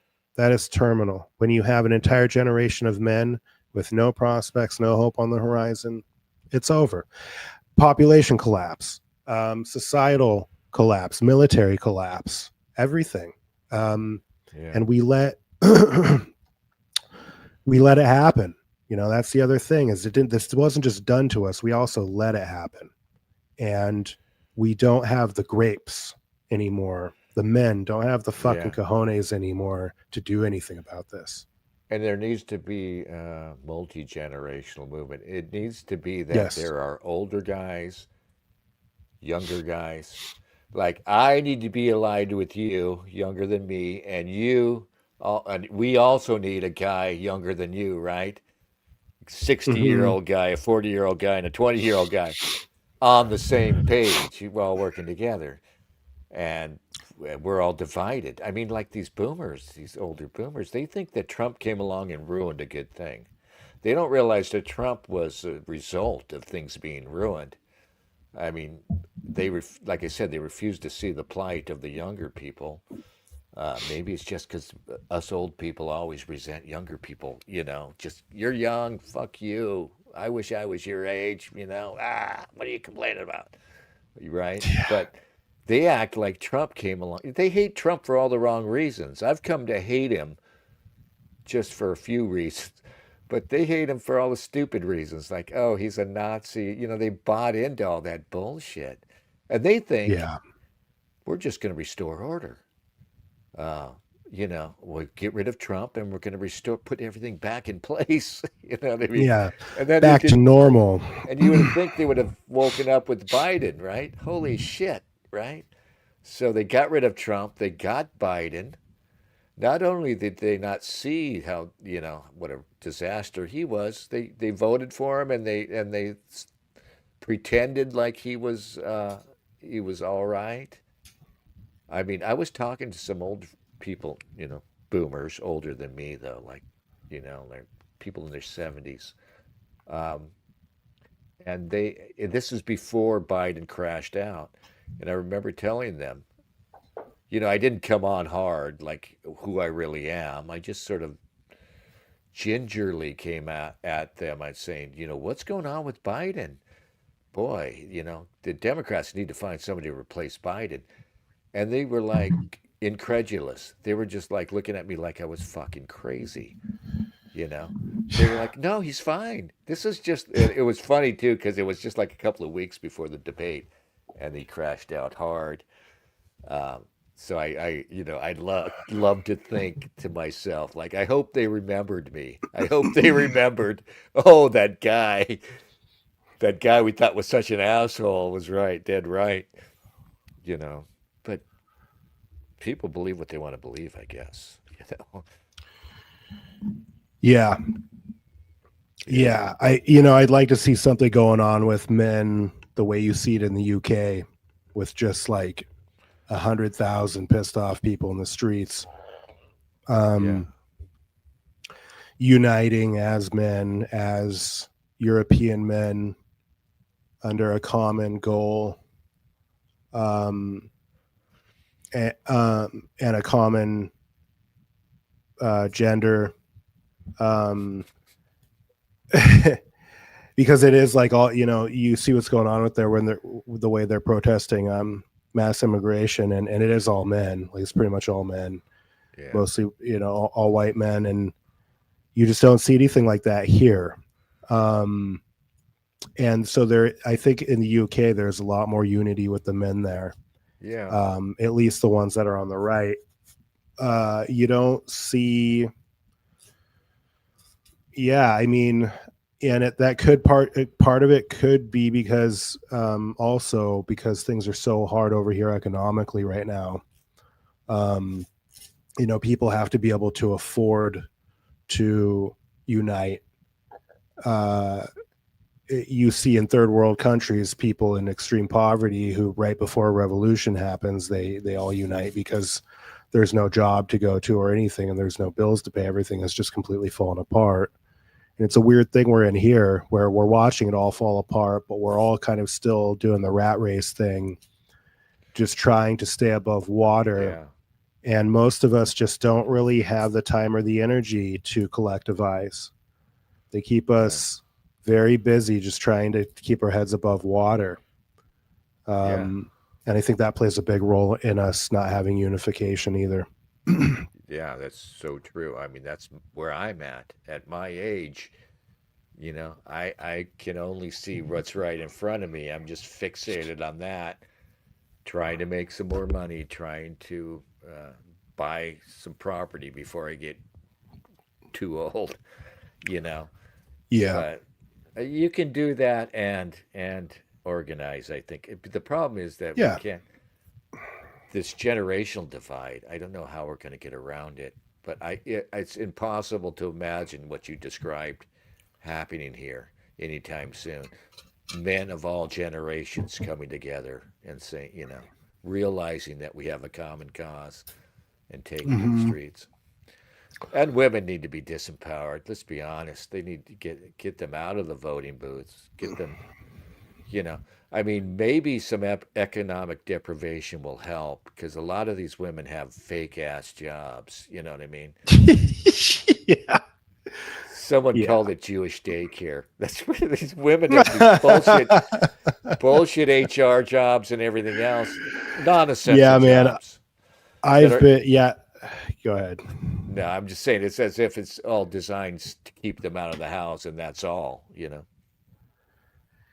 Yeah, and it's weird how you watch these TikTok videos of these girls girl bossing, and they're just going and getting $8 matchas for free, getting a $40 lunch every day for free, and then they're going back to, I guess, the office to like write one email. Yeah.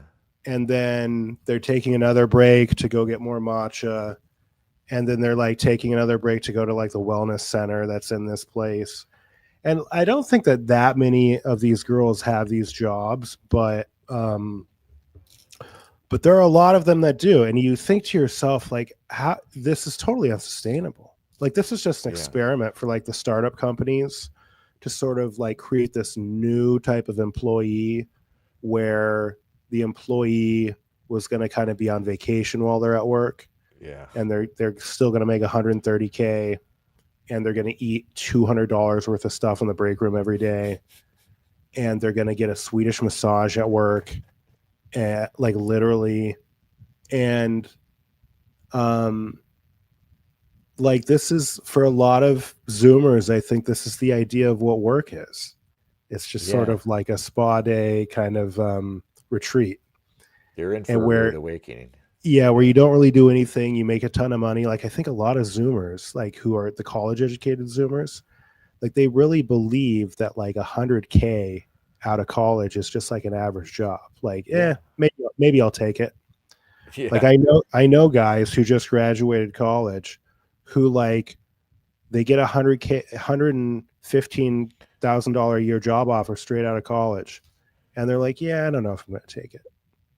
Yeah. Like, and granted, those are like wealthy kids. There's a ton of Zoomers out there who would be happy to take half of that every year, because they're so desperate. But so I guess it all just depends. But yeah, the watching those videos, man, of these girls, and it's always this like sort of like, I guess you could call it like a soft girl. She's like, and so now I'm going and getting a matcha, and I really enjoy getting a matcha every day. And now I'm going to go check an email. And they do what I call listing, where they they turn everything into a list. Da da da da da da da da da da da da da da da da da da. That same voice, though, like you said, the soft delivery, and And yeah. And then I just stopped into the spa to get a massage, and now I'm going back to the lunchroom because it's sushi day, and they have this sushi chef that they flew in from Japan.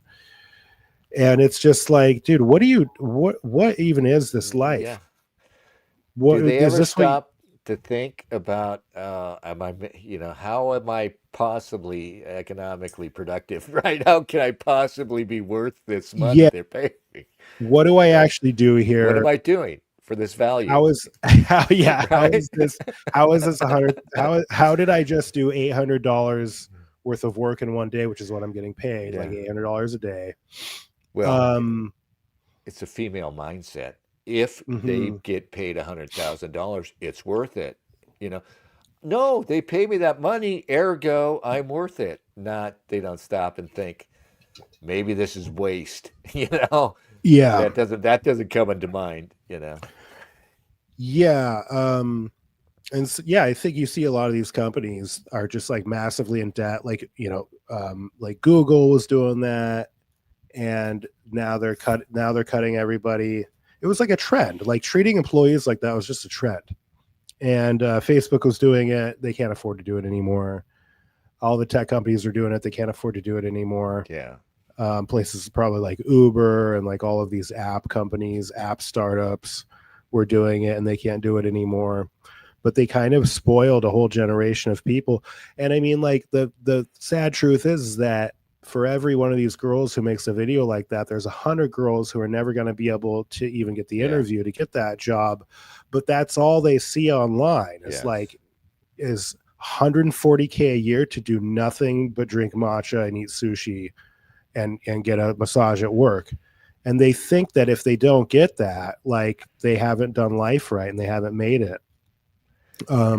Sort of like the Andrew Tateification of women, like, and these girls, I think, and guys too, I guess, to a lesser extent, but they think that this is what work is. And I think a lot, you keep hearing about young people saying, can't get a job, can't get a job, can't get a job. Well, what are you applying for? Like the TikTok life, TikTok soft girl matcha life, or are you applying for, it doesn't seem like younger people understand that you have to start at the bottom and work your way up. That concept is gone. Like it took me 20 years of working full time before I made more than $50 an hour, which is fucking crazy to think about, because that's still not really enough to build anything substantial. $100,000 a year is not. If you live in Seattle, that's not enough. You're not rich. You're just middle. You're at the low end of the middle class. I mean, it's plenty. That's amount like that is plenty of money to pay the rent and pay all the bills and still have some left over to not feel like you're broke. But it's not the type of money that makes you feel like you have a future and a retirement, and like you're gonna like pay off a mortgage and send your kids to college. Like it's just not. You're still in scrambling zone. You're still. I gotta hustle every day. There's no easing up. Yeah. And the biggest thing with economics, with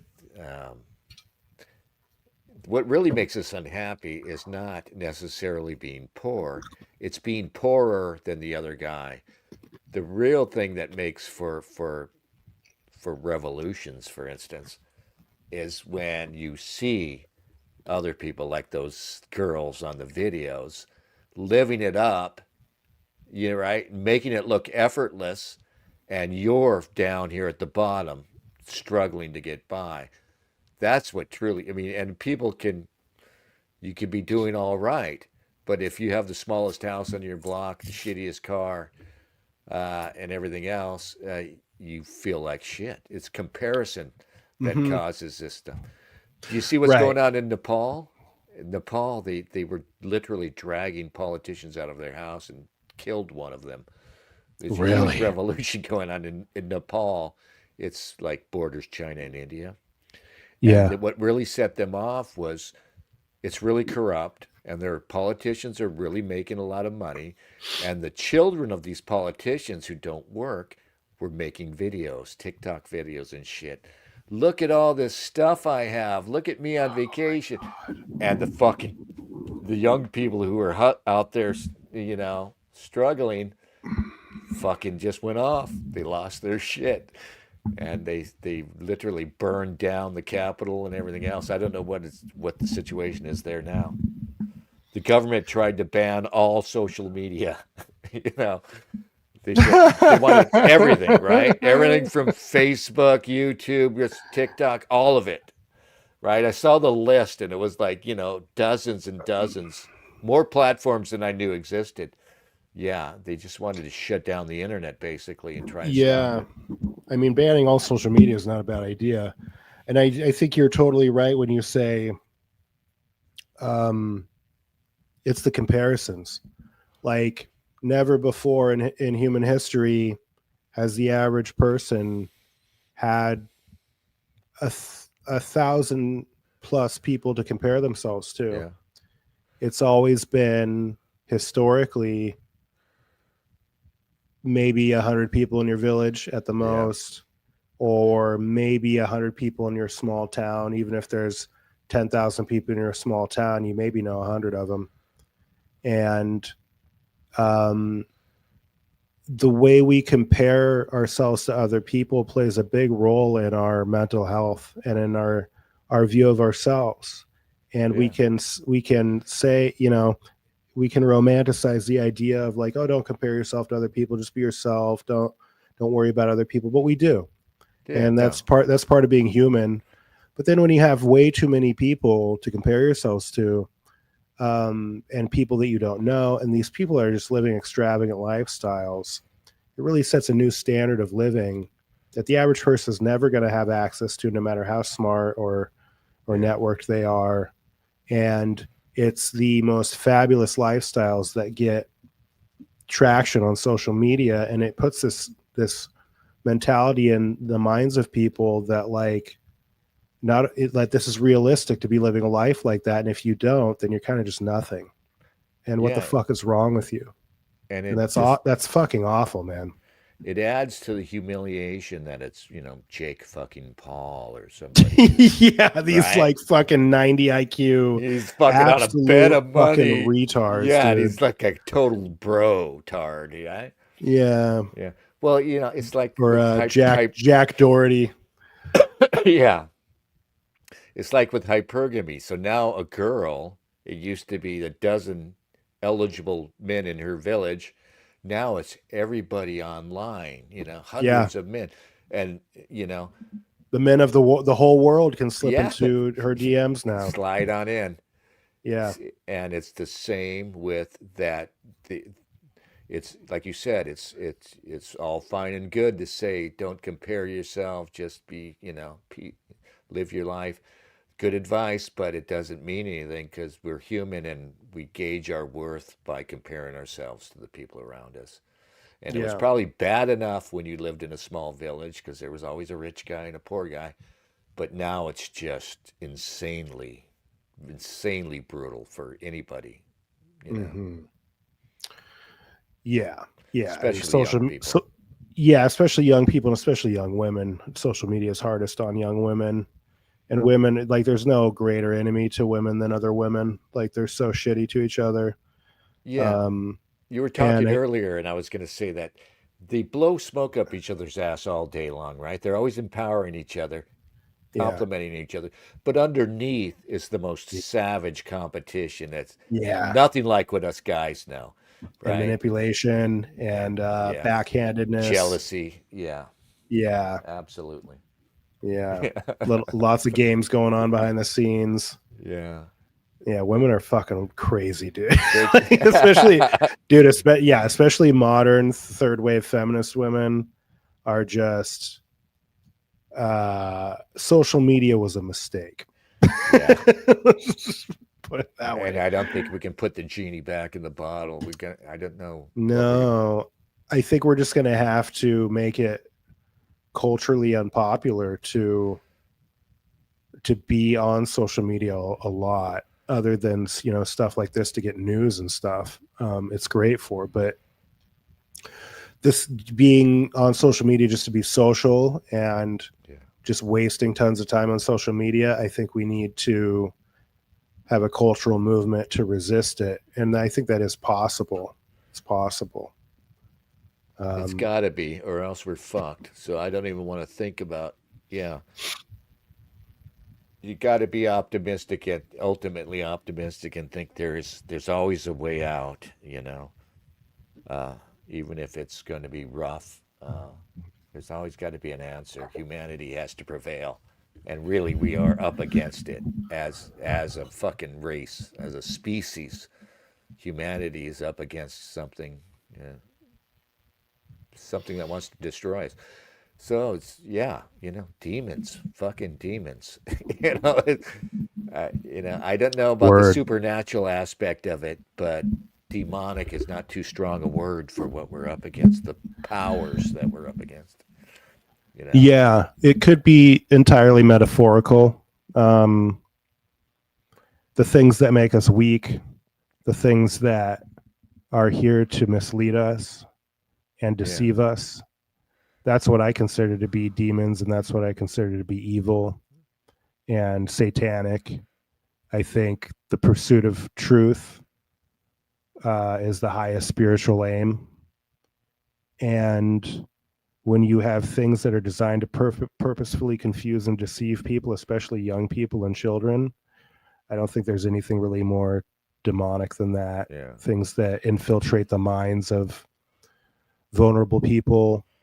Like that's how I feel about transgenderism. You have this population that is that trans people really are vulnerable on a mental health level. Like these are the mentally weakest people you could ever possibly imagine. I think they're mostly, if not almost entirely, autistic on the spectrum somehow.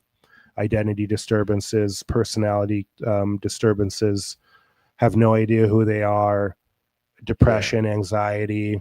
You don't meet any level-headed trannies, or people, or rather, level-headed people who are confused in their gender identity. That's the ultimate of lost places to be, and to think about, whether it's kids or adults, to think about that there's these people who push them into this rabbit hole of deception. Confused people being purposefully led into deception. Oh, it makes my fucking blood boil, man. It should make your blood boil. And by people who don't care about it. All this professed love for the transgender kids is such nonsense, such a lie. People who are here to exploit your difficulty and your struggle to use it for social currency. That's all woke bullshit is. That's all of these fucking movements, whether it's black people, black fetishization, trans fetishization, feminism. It's all meant to exploit a pseudo grift to use as social currency, mostly on social media. That's really where it operates. It gets indoctrinated largely in the universities, but it operates on social media. And you don't get there without people having lost the connection. Like I said, they don't attach shame to anything anymore. We really don't think morally anymore. We don't think about things as having a moral effect.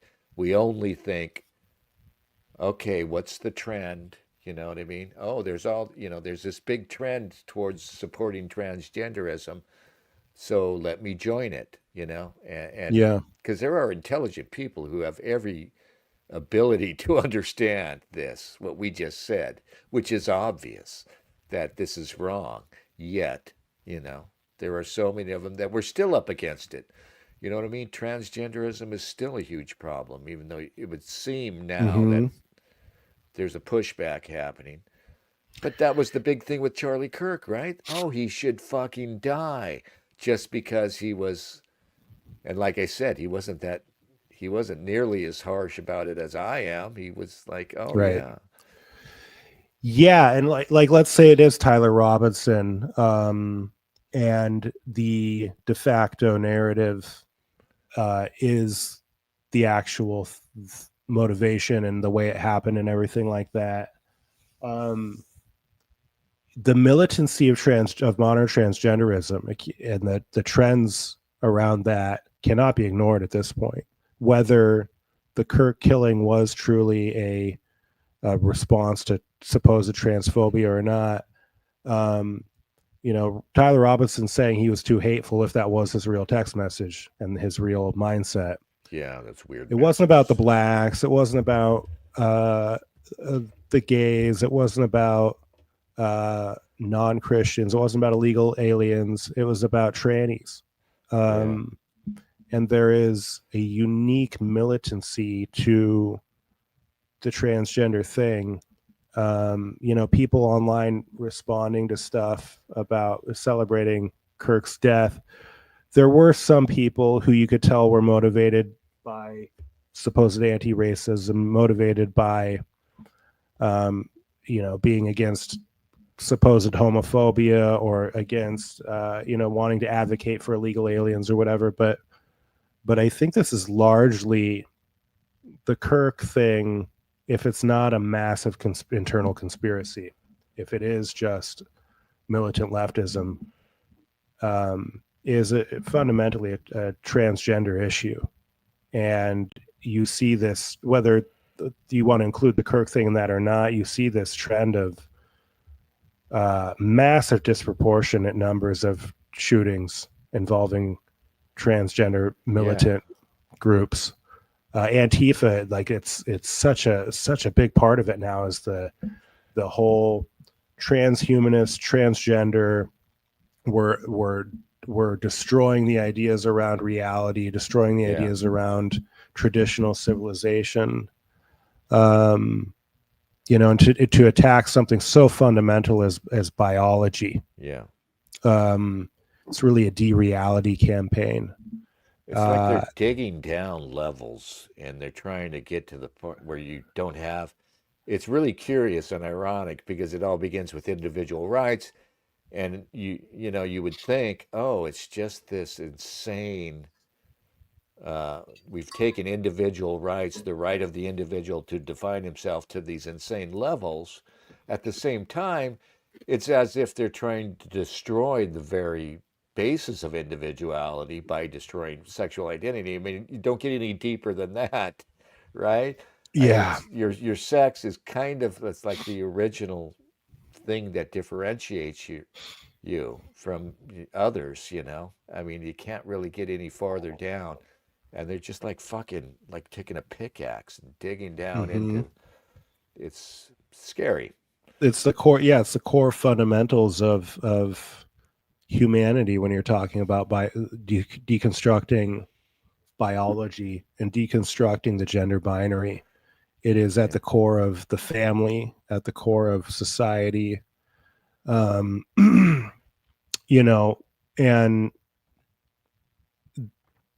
it really begs the question of if this will always recur within advanced civilizations, these philosophical inquiries into the nature of gender and biology and the gender binary, if an educated society will always end up deconstructing what we think is set in stone. And it's this weird absurdity that we're here in 2025, more modern than ever, and yet we're having this archaic fundamental discussion about something that was settled so long ago. It can't be, it feels designed, and it really makes you wonder, because we've had this happen at the fall of other civilizations as well, the tranny argument. And it really makes you wonder if this is just going to keep happening over and over and over again, if we will ever get to the point of not bringing up something that everybody knows is true, but for some reason we're at a cultural moment where we're pretending that we're going to have a discussion about the validity of biological sex. No, it's like the Enlightenment values turn on themselves. because we're really this is knowledge destruction. This is disenlightenment. Even though everything that's happening now exists on at the end of a train that began with the Enlightenment values that said individual rights and empirical truth and all of these things were going to guide us in a post-religious age, right? And they somehow got us to the point where we're saying things that are demonstrably untrue. We're trying to destroy knowledge, right? A Yeah. man is not a man anymore. There's no difference between men and women. Race does not exist. All of this stuff is anti-enlightenment. But at the same time, and if you look, you can see like it looks inevitable in a way too, in that once we based everything on the individual's right to define for himself everything, morality, everything, to the exclusion of the broader community, it almost seems inevitable that we get to this place where men say, "Well, I'm a woman now," or "I'm a fucking dog," right? "I'm a furry." You know what I mean? "I'm nothing."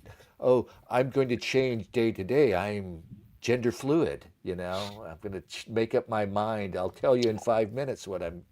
And not even just calling the stuff into question, but demanding that the other 99.999% of the population who does not believe this stuff at all complies with it, or you're violating people's fundamental rights to the point where we are going to shoot people and kill prominent people who speak out against this stuff. It's very, very bizarre. The militant angle of this is it's so much more bizarre than just the fact that the ideas themselves are happening. Yeah. Look at the language they use. We're fighting for our right to exist, right? So even Charlie Kirk's mild opposition to them, they said, was denying them their very right to exist. Yeah. So so that's like one more step, I guess, and we're justified in shooting the poor guy.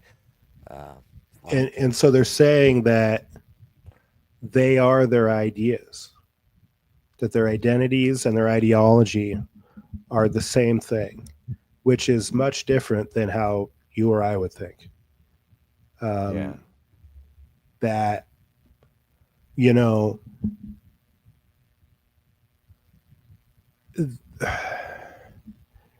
if you try to shut down conservative speech, I still exist. Yeah. Like if you don't let me say what I want to say on YouTube or any other platform, I still exist. But if you don't let the transgender, if you shut down the transgender's ideology, they think they don't exist anymore. Yeah. Which is really interesting. I'm not going to play along with your little game. So I guess, I guess I can see the mad logic of it, but I don't know. Something's got to give. The transgender movement is kind of their weakest stock out there. It's going to be a hard thing getting women back into the home, which I think ultimately has to happen. But it shouldn't be that hard to climb down from the transgender shit, at least. You know what I mean? I can see in 5 years from now us looking back and thinking, "What the fuck was that?" Right? Yeah, it's definitely dying, and I think that the militancy is it's sort of the storm before the calm. Maybe this is its last great hurrahs to just kill a bunch of fucking people. Unfortunately, go out thrashing. Yeah, but I mean, it's like it's getting to the point probably now where even a lot of trannies are like, "Hey, this shit's pretty weird," or even a lot of the LGBTQIA2S plus people are like, "Yeah, maybe we need to take the T out of this." Yeah. The TIA2S plus needs to go. It's notable how big of a tranny presence there is in Portland Antifa. Yes. Right? The Trantifa. Yeah. It's funny, yeah, because like now I work for a big company, right? And I've seen two people, and I see lots of people now. I go to a big place and I move around, so you see plenty of people. I think I've seen people that may be trans, right? So there's not a lot of people, right? You know, Yeah. whereas when in Portland and I was working at a crappy little job for a long time, they had them coming in and out, right? And you go out on the streets in Portland, you see these people, there's a higher percentage of them, you know. But there Yes. aren't a lot of high functioning trannies out there. Like, Almost none. yeah, like a guy who dresses like a woman and then he goes to a regular job and even does it well, you know. Hardly any of those. Yeah. Yeah. Yeah. They're pretty well all severely mentally ill by definition. um and I mean a lot of these companies will even go out of their way to like the whole DEI thing, like to just put a tranny in some sort of menial position, receptionist or backroom Right. something or other. um but I don't think the average tranny is really holding it together mentally to really be able to do anything important in any role Yeah. anywhere, whether that's going to college or holding down a job or being some sort of a pillar of any kind of a community other than Yeah. these people who go downtown and light shit on fire. These are people who are seriously disturbed. The high functioning tranny is sort of a myth and a unicorn. I really don't meet them, not in Portland, at least. Um, you know, Bruce Jenner, I guess, He's still out pretty there, I guess. pretty high functioning tranny. RuPaul. Well, he's not RuPaul's, I guess, drag Queen. But yeah, Yeah, other than something, that, yeah. like I mean, yeah, there's no CEOs or executives or upper management, Did you ever because they're watch the show with Bruce Jenner? the Call Me Kate. Yeah. Yeah, I we think binged we that for watched, love right? when we Yeah. yeah, that was That some was of my you. Yeah, we watched. And fondest memories of living with you are binging Call Me Kate. So yeah, so he's funny too, because like there was one point where like a woman was coaching him on being a woman or something, and I think Yeah. she was a lesbian, and she was like hinting about his sexual orientation, and he says, Yeah. "Well, I still like girls." So Yeah, he's because I guess once you start taking the estrogen, it changes your sexual morphology or whatever you want to call it. And I think I heard something about how he's turned gay. Oh, really? I think he might be fucking men now. Oh God, at his age too. How to change your heart, babe? Yeah, yeah, that's his voice. I like dick now. I like Yeah, dick now, babe. yeah. Go easy, fella. I'm 70 years old. I'm trying this new thing called bottoming. Have you heard of it, Kim? Yeah. Hey, kids. Just had my first bottom sash. But remember what happened with him? Well, I guess that it's been a while now. It's about 10 years now. But they took him, Yeah, and is he alive still? What does he he's look still like out now? there. And he's still this weird Caitlin, that's his name. character. 2020. Because I recently saw some clip of somebody accosting him, trying to get him to comment on something political, and he refused. He's in his car. Yeah, he's still doing it. But the thing with him was, like, they grabbed that guy up, right? And they had a whole plan for him. And he kick-started this whole fucking lunacy, really. This whole trans movement that we're in now kind of started. The deliberate media push, propaganda push, started with his transition. And they gave him a show, remember? And he's not a very interesting person, right? Like, I just remember him. He's a person you don't. you're not going to have. He's not funny. He's not like particularly witty or interesting. It's just this fucking weird situation. Yeah. They were trying to follow him around. I think the show only lasted a couple of seasons because, they probably would have went longer if, like nobody was even watching the show. But Well, it's just like, what can you really do with the plot line? Like there's nothing to it. It's like, yeah, he's totally lost his mind and he's a tranny Yeah. now, and this his whole life is a fucking train wreck. He ruined his family, and like how to make more than 2 seasons out of that, I don't really know. I mean, it's funny, but it's also profoundly evil what they were up to, right? Because Yeah. let's normalize transsexual. Let's normalize this, right? And of course, that includes going under the knife. That includes 18-year-olds getting fucking mastectomies and worse. Pure Jazz fucking Jennings evil. getting Yeah. the dilator out every night. Now, Jazz Jennings, that might have happened before Bruce Jenner. Or That's is that really his name? bad. Jazz. Is Yeah, that his that name? was a little Jazz boy. Jennings. Oh yeah, Jazz Jennings. Yeah. Yeah. Yeah. Is he still a chick? Oh God. Oh yeah, he got all fat. He's a fat Yeah. fat chick now. It's Little so gordita. Yeah, I remember. I think it's the same guy. There was a viral video. His Oh, he mom. lost 100 pounds. I think he Ozempic. Oh, well, that's Yeah, he's all tiny now. fuck. God, he looks weird. And he's going to be, yeah, it's not going to be any better for him. Yeah. So they took that little bastard and fucked him up just for this whole movement of theirs. Evil. People, I mean, the people behind this, they'll get away with it. But really, they should be, punished somehow. Yeah, I don't know who or how to punish. I could think think of some. I I'm not gonna think say.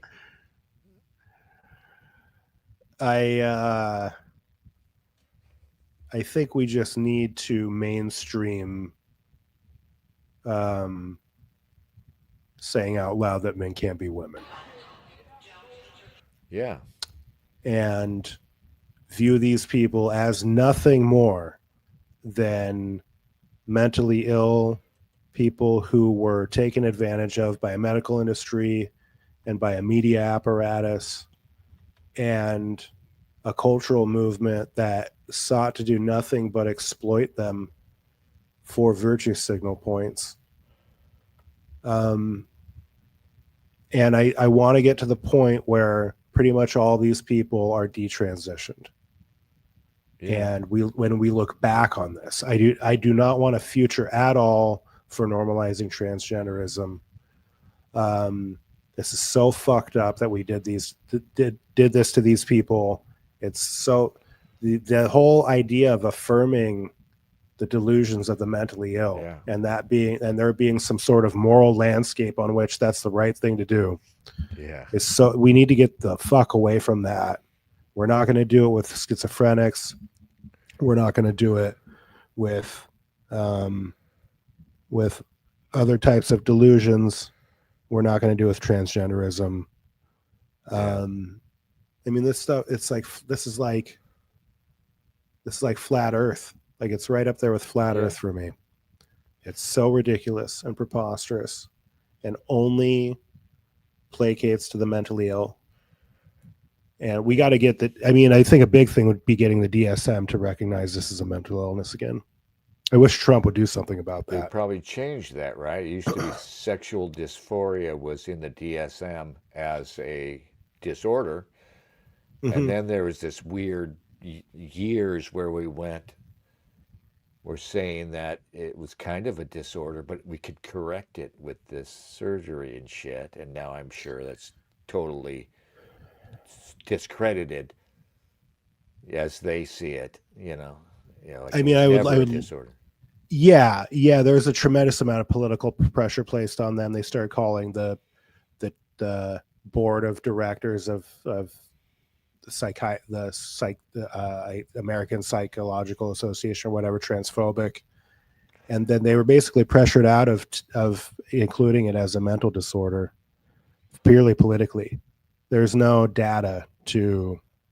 There was no like shift in the that psychiatric understanding of what was going on here.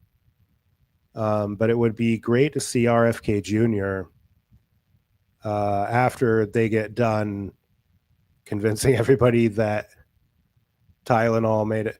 Because the other thing too is like they could segue into the tranny thing because there's such a huge link between transgenderism and autism. Yeah. There's clinical evidence there's data to show that's at least 40% of trannies are on the spectrum. I think it's way higher than that. But that would mean, I would want to see RFK Jr. next tackle trying to develop they're talking about curing autism. I want to see them talk about gender dysphoria being cured and what is the actual cause of gender dysphoria, other than the sociogenic element of rapid onset gender dysphoria. But what causes a young person, whether we're talking about hormone imbalances or whatever, to experience identity disturbances, and what's the role of autism in that? And if we're going to cure autism, then we need to include transgenderism too. Part of the problem is they created a social contagion, so we would have to try to understand it. We have to separate out that part of it, which is just these dumb kids falling for it, right? Oh yeah, jumping on who, if it wasn't out there as an option, they would never have considered it. For all their talk, I'm 100% woman, I've always been, for all of that, if it wasn't put out there for them, romanticized even in this environment, they never would have fucking took it up. Yeah, if there was no affirmation process, if parents were always like, no, I don't know what you're talking about, but men can't be women, Billy, and you're not going to wear a dress. You're just going to wear some pants. We'll dress you androgynously, pants and t-shirts, whatever. You're probably gay. There's probably a cure for that too. Yeah. 20 years down the line, we're gonna cure homosexuality too. We're gonna find out what is the biological mechanism for it, and because that needs to be cured as well. People hear that like, oh my god, like what are you saying? Like they're defective, and it's like, well, yeah, kind of. Like if you're born and you're not attracted to the opposite sex, you can never have a family, you can never reproduce, and you're gonna be living a life of like probably just sexual debauchery, to be honest. Like you're going to be going out to nightclubs, taking poppers, blowing guys in bathrooms, fucking taking Molly, getting AIDS, and fucking dancing on a parade float every June in front of some little kid. And I mean, they tell us who they are every fucking pride parade, right? It's like the whole image is, oh no, we're just like you. We get married and we're just a couple, just like a man and wife, but it's a man and a man. And, we're just middle class, regular people. And then the pride parade comes out and it's fucking dildos swinging around. Yeah. I'm like, oh, wait a minute, yeah, helicopter dildo. Woo! In front of your fucking 5-year-old grinding on each other. Yeah, and what would we lose? Super soakers full of lube. What would we lose, though, as a society if homosexuality went away, Nothing. Nothing. We Absolutely lose nothing. And they'll try and make jokes, maybe. Oh, you won't have good interior decorators, We'll have poor taste. It'll all be all our design will be tacky. I'm willing to bet we'll do fine. I think that that's risk we're willing to take. But I mean, good luck. Yeah, like good luck. It's like, this is the funny thing, man. It's like people they identify so deeply with stuff that is not ideal. It's like they were talking about not too long ago coming up with a cure for Down syndrome, and all the Downies, there's like Downy activists, and they came out and they're like, we don't want you to cure Down Yeah. syndrome. This is who we are. We've formed a community around it. It's an identity now, and there's nothing wrong with us. And and it's like, what? Yeah. Like same with dwarves, midgets, whatever you call them now. No, they're the deaf people.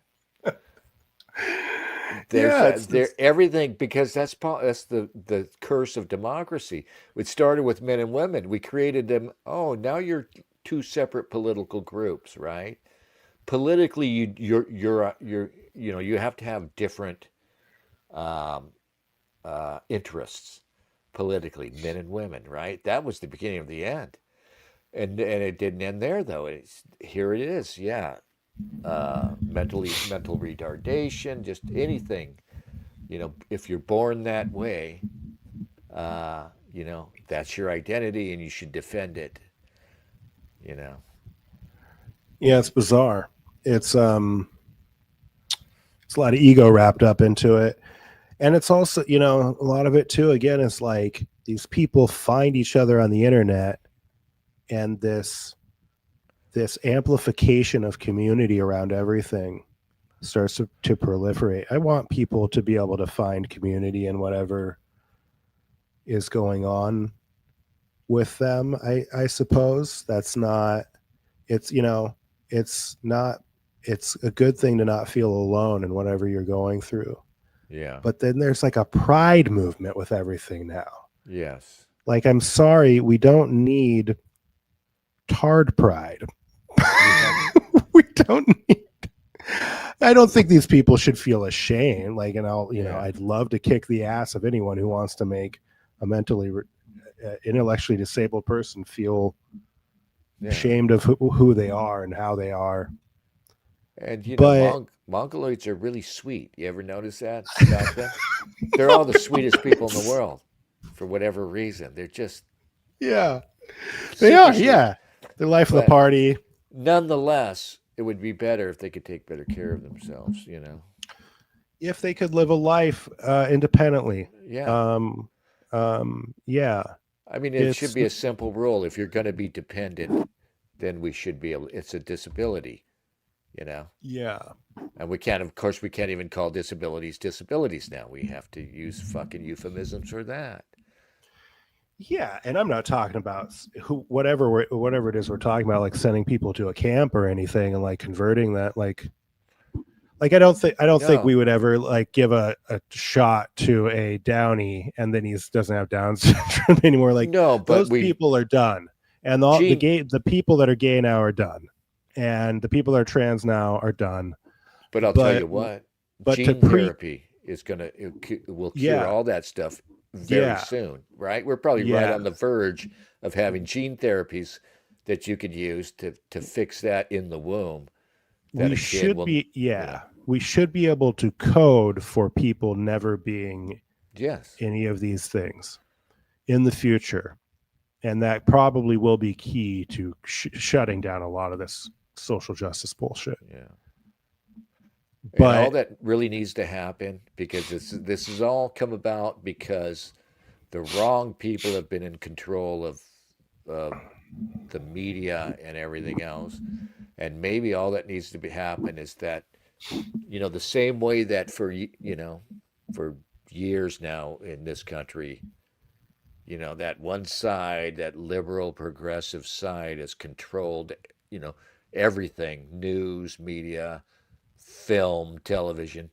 If that somehow could be flipped, right, and everything you saw on TV, in the movies and everything else was affirmative of traditional stuff, traditional gender roles, having children, presenting that as desirable, maybe that's all it takes, I mean, easier said than done, but yeah. Yeah, we got to I mean, I guess what you're saying is we got to recapture the culture. It begs the question of if we can make traditional values sexy again. If we will ever take that torch back of the cool factor Because a lot of this stuff is wrapped up in a kind of Yeah. anti-establishment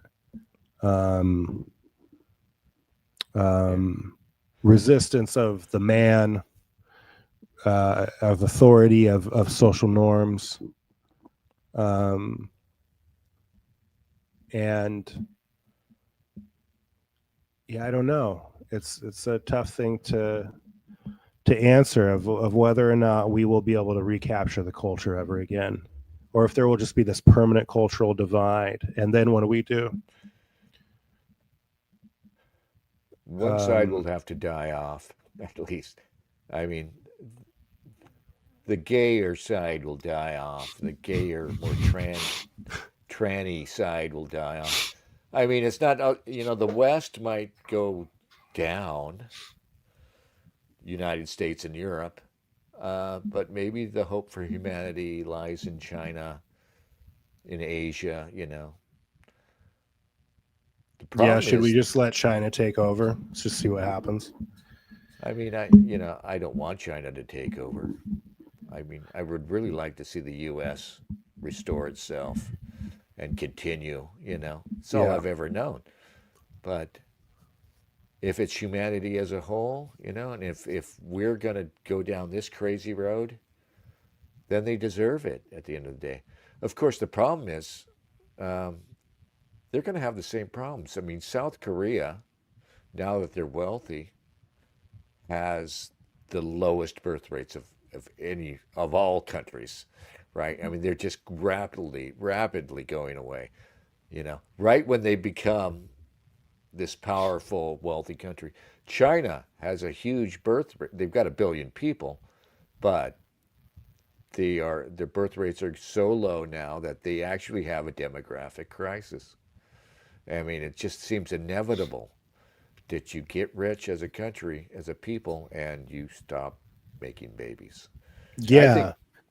I think the only cure is going to be to make them in a lab. I swear to God. I think somebody's going to go, oh, gee, we need people to keep going, so Yeah. we'll just generate children in a laboratory environment because there's nothing stopping that.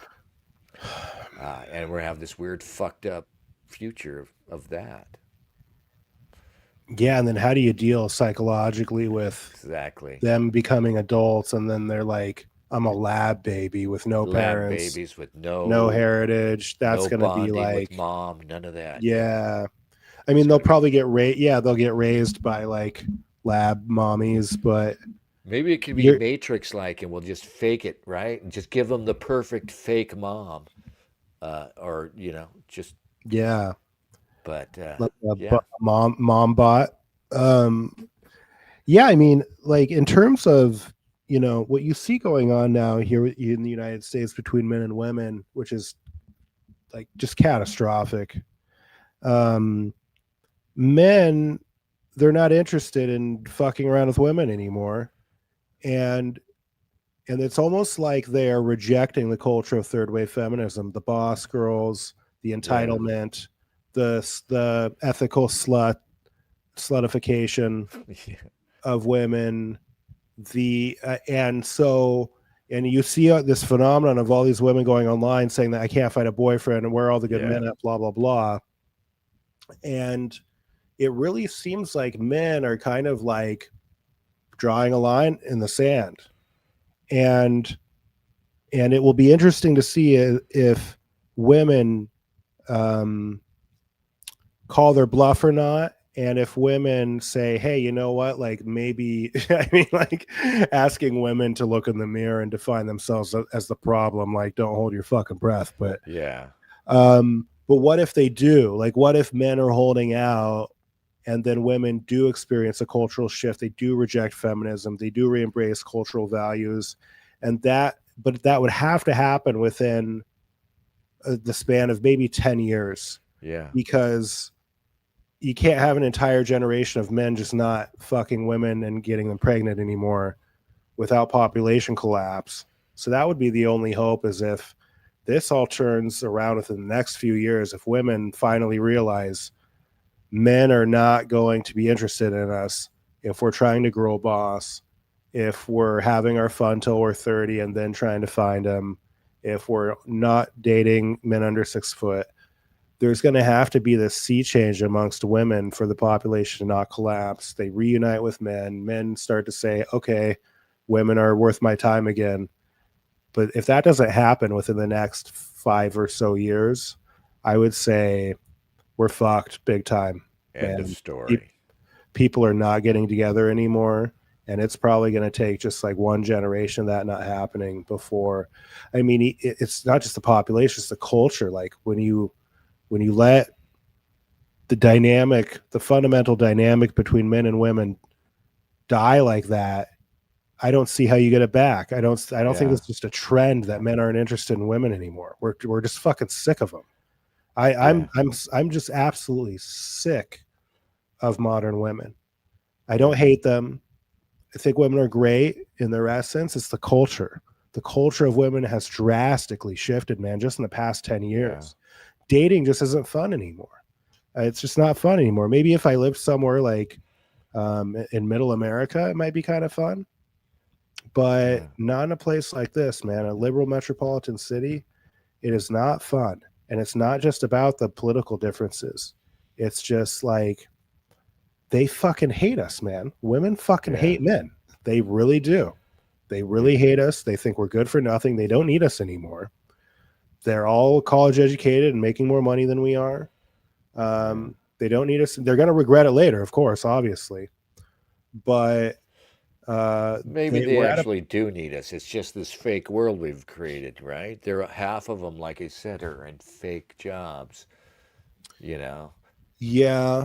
They don't need you individually because they're getting paid all this money, and they don't have to get married anymore, right? There's no pressure on them to do anything.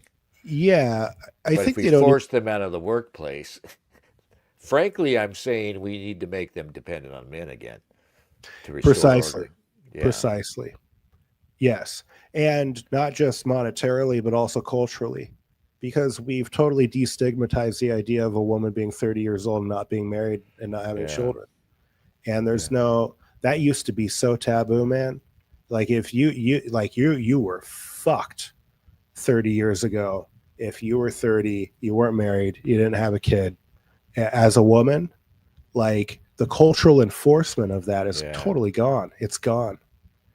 And we need to make that shameful again. And that, that's where feminism really fucked us, man. It's not just that they hate us, but it's that they're shameless about it. They're shameless about how much they hate men. They're shameless about being 30 and unmarried, shameless about not having kids. They're shameless about sleeping around. They're shameless about getting divorced, like the divorce, man. Women call their first marriage their starter marriage now. Like, I'm just going to like pretend that I'm going to spend the rest of my life with this guy just to see if I like the idea of that. Yeah. And then he's gone. And then I'm going to go get another marriage. It's just like there's no shame anymore, man. We got to make America shameful again. Yeah. Make America ashamed again. That's the only way. Yeah. It's so dangerous to not have shame. Or to have misplaced shame, like where people are more afraid of being called racist than they are of being 30 and not having a family. Yeah, it's not like shame goes away. It's like we need it. It's like we need to hate something, right? We think we've conquered it's of crucial importance. Yeah, shame is of crucial importance to social cohesion and society building. But it's where it's placed. And now we've shifted away from normalcy. Like people are no longer ashamed to not be normal. They're just ashamed. They're just ashamed of like violating the code of conduct around identity politics. Yeah. Well, I've been on for 4.5 hours now. Yeah, anything going on yet? This is so mellow, man. Yeah, I'm telling you, they don't have 2020 energy, right?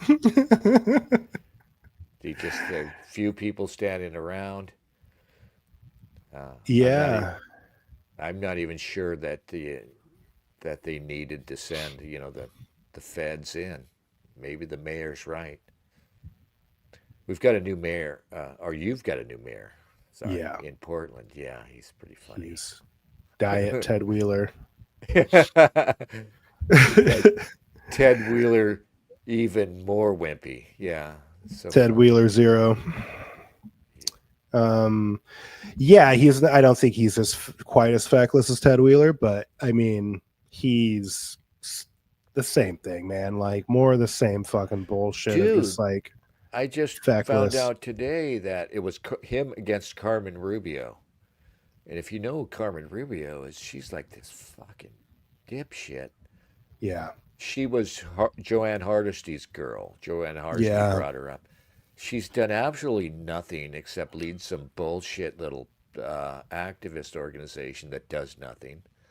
They're going to make her mayor. I guess she's on the city council. But, I mean, that would be just beyond stupid. Of course, Portland is Portland. But, yeah. Anyway. Yeah, nobody here will vote for what they really need. There's so many people here that are hell bent on the city's destruction. It's weird, yeah. Because I still think the crazy element, as big as it is, isn't the majority necessarily. Most of those Portlanders are just dumb liberals, dumb progressives with jobs, mostly, but for some reason they don't know how to help themselves. I think, secular atheism is a failed experiment, and these people are mostly just godless. And so the intersectional hierarchy has become their religious framework. But they're also not really, it's unbelievable the way people just don't really think about anything here. They don't really think critically about any of the stuff that they believe in. It's weird. Like, you and I are so well versed in this stuff at this point, in identity politics. You go to talk to these people and you know more about it than they do, and they're the ones who believe it. Yeah. And that's a problem. That's a big fucking problem. It's just sort of like blind ambition towards something that they don't even understand. It's just like they're fighting something. They don't know what it is. That's the difference between them and us, is we can define what we're fighting. They can't. Their evil that they are fighting is mythological in nature. Ours is just logical. Yeah. Ours is foundational on society building. We know exactly what we're doing and what we're fighting. We know exactly what our enemy is. They make their enemy up. So they're just trying to make this work. They're just doing the same thing over and over again. Oh, it's eventually got to work somehow. This idea that, we don't enforce laws against homelessness. We don't, we get defund the police and everything else, and they don't make the connection between anything. Yeah, I mean, they just think, oh, we're just going to keep doing these liberal policies, these hyper progressive policies, and eventually they'll work, even though we can see them failing over and over again. But they cannot fathom abandoning the path, I guess. Yeah, I mean, I watch this footage, and this to me I see a religious movement and a fundamentalist religious movement of lost souls that these people have no idea what they're fighting for, other than just like they're fighting white supremacy and they're fighting colonialism and oppression, and they don't believe in anything other than this. And they really think they're fighting the Nazis. They really do. Yeah. They think that they are outside of a Nazi military installation right now. Yeah, so they've been gaslit and it's holding. It looks like it's heating up a little bit, actually. Yeah. But you mean yeah, ice? Yeah. Look at Yeah. or the footage. Yeah.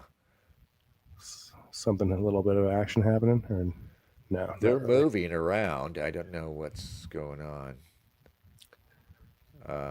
So they're moving out onto the train tracks. Let's see what they're doing. I was hoping to see a little bit more action from the National Guard, but I guess nobody's really doing anything that would warrant it. Yeah, I think. But I mean, yeah, I don't know, man. I don't know how I feel about this.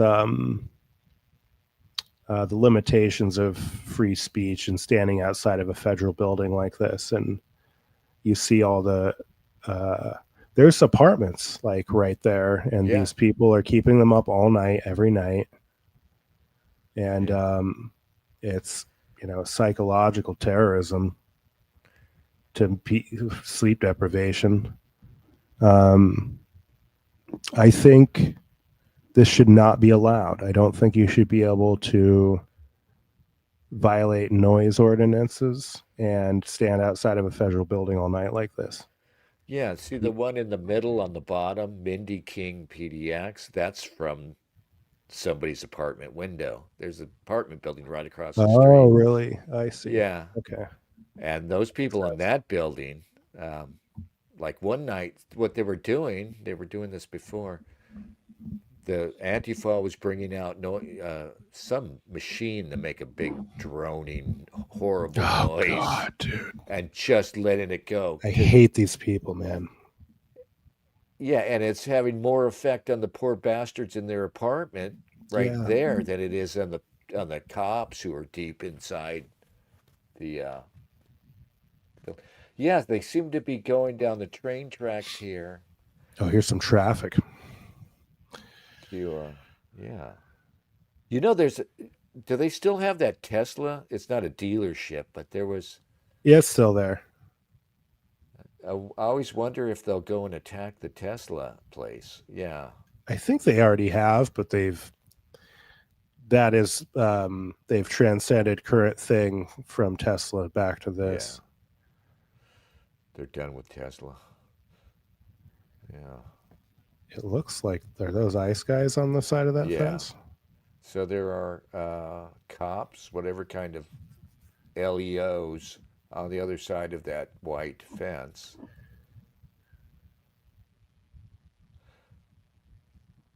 And this person is just taking pictures of the ground, I guess.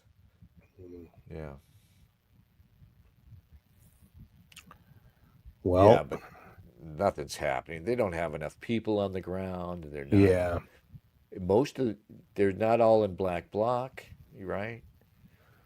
There's not even a lot of genuine Antifa there. It's just like the regular. I was expecting there to be a huge response to the National Guard thing, but it's also Sunday. I guess some of these people maybe have jobs. Yeah.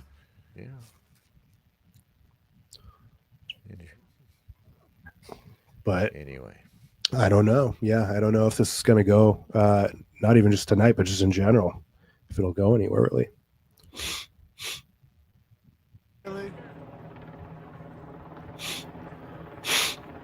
Here's the sound. You never said yes or no if you want to have a conversation. Uh-oh. Yes or no?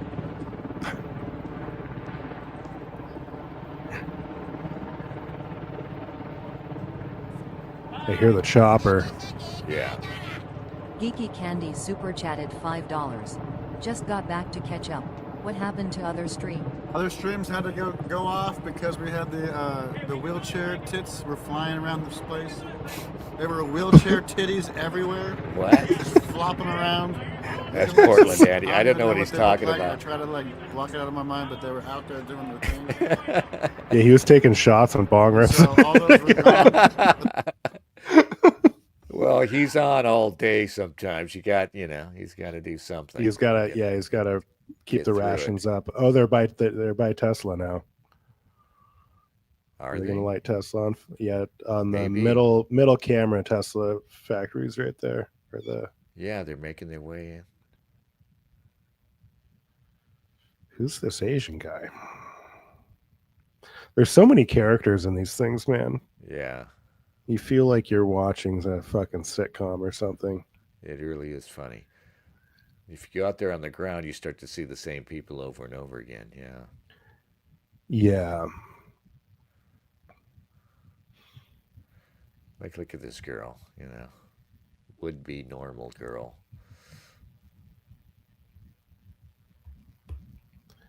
Portland, and these are all great people. I know you warned me, dude, but she had her Never fucking once tits did. out for 6 hours. Never once did. I Never don't once know. did. Who I said had that? like 5 streams of freaking watch for tits on. I could pull back that live I was stream. doing Never I once did said a it. pretty good job. Are you quoting anyone actually? Like, is that, or is he just talking out of your asshole? No, I'm actually asking you genuine questions. Well, you're not saying anything that's relevant to Ain't no one committing fraud over here. Thank you, Kiki. I can't hear anything you're saying. I don't know what's going on here. Let's talk about your involvement with January 9th, with that concussion you supposedly have. Let's talk about that. Let's talk about that, Katie. Let's talk about your involvement with January 9th. Let's talk about your involvement with January 9th, Katie. Yeah, where were you January 9th, motherfucker? Micro drama going on here. Yeah.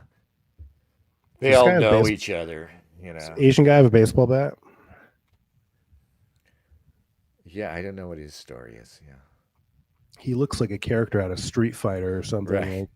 Choose your fighter. Super chatted $10. Just kidding.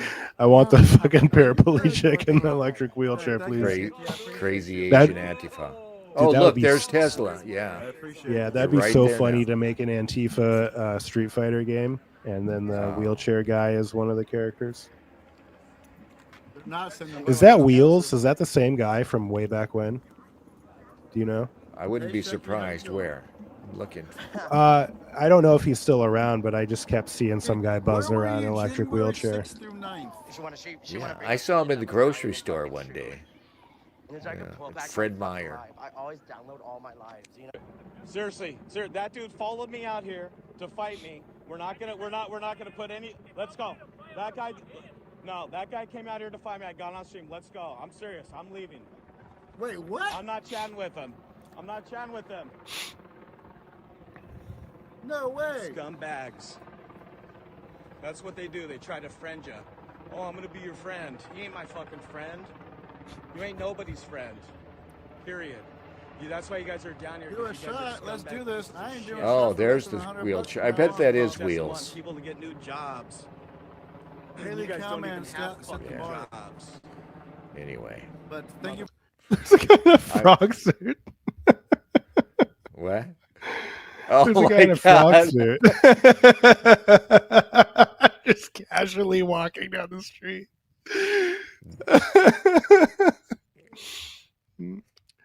Oh, bad. Oh. Yeah, I'm gonna have to turn in.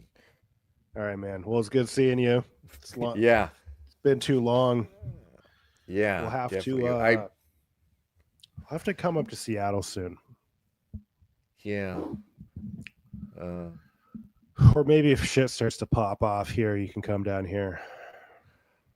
Yeah, definitely. Yeah. The kid is coming out for Christmas. We're gonna go down that way. Is she still in Finland? Yeah, Is she just going to stay there, do you think? a couple more years, I guess. Yeah. Oh yeah, she's still in school. She's been in school for such a long time, man. Doing research work for the enemy, but I don't want to get into that here. Yeah, But, yeah. It's just horrible. It's just, I hope she's not watching. No, she never would watch, but Yeah. Fuck. Just, yeah. I still hold out hope that she will come around. I used to assume she would.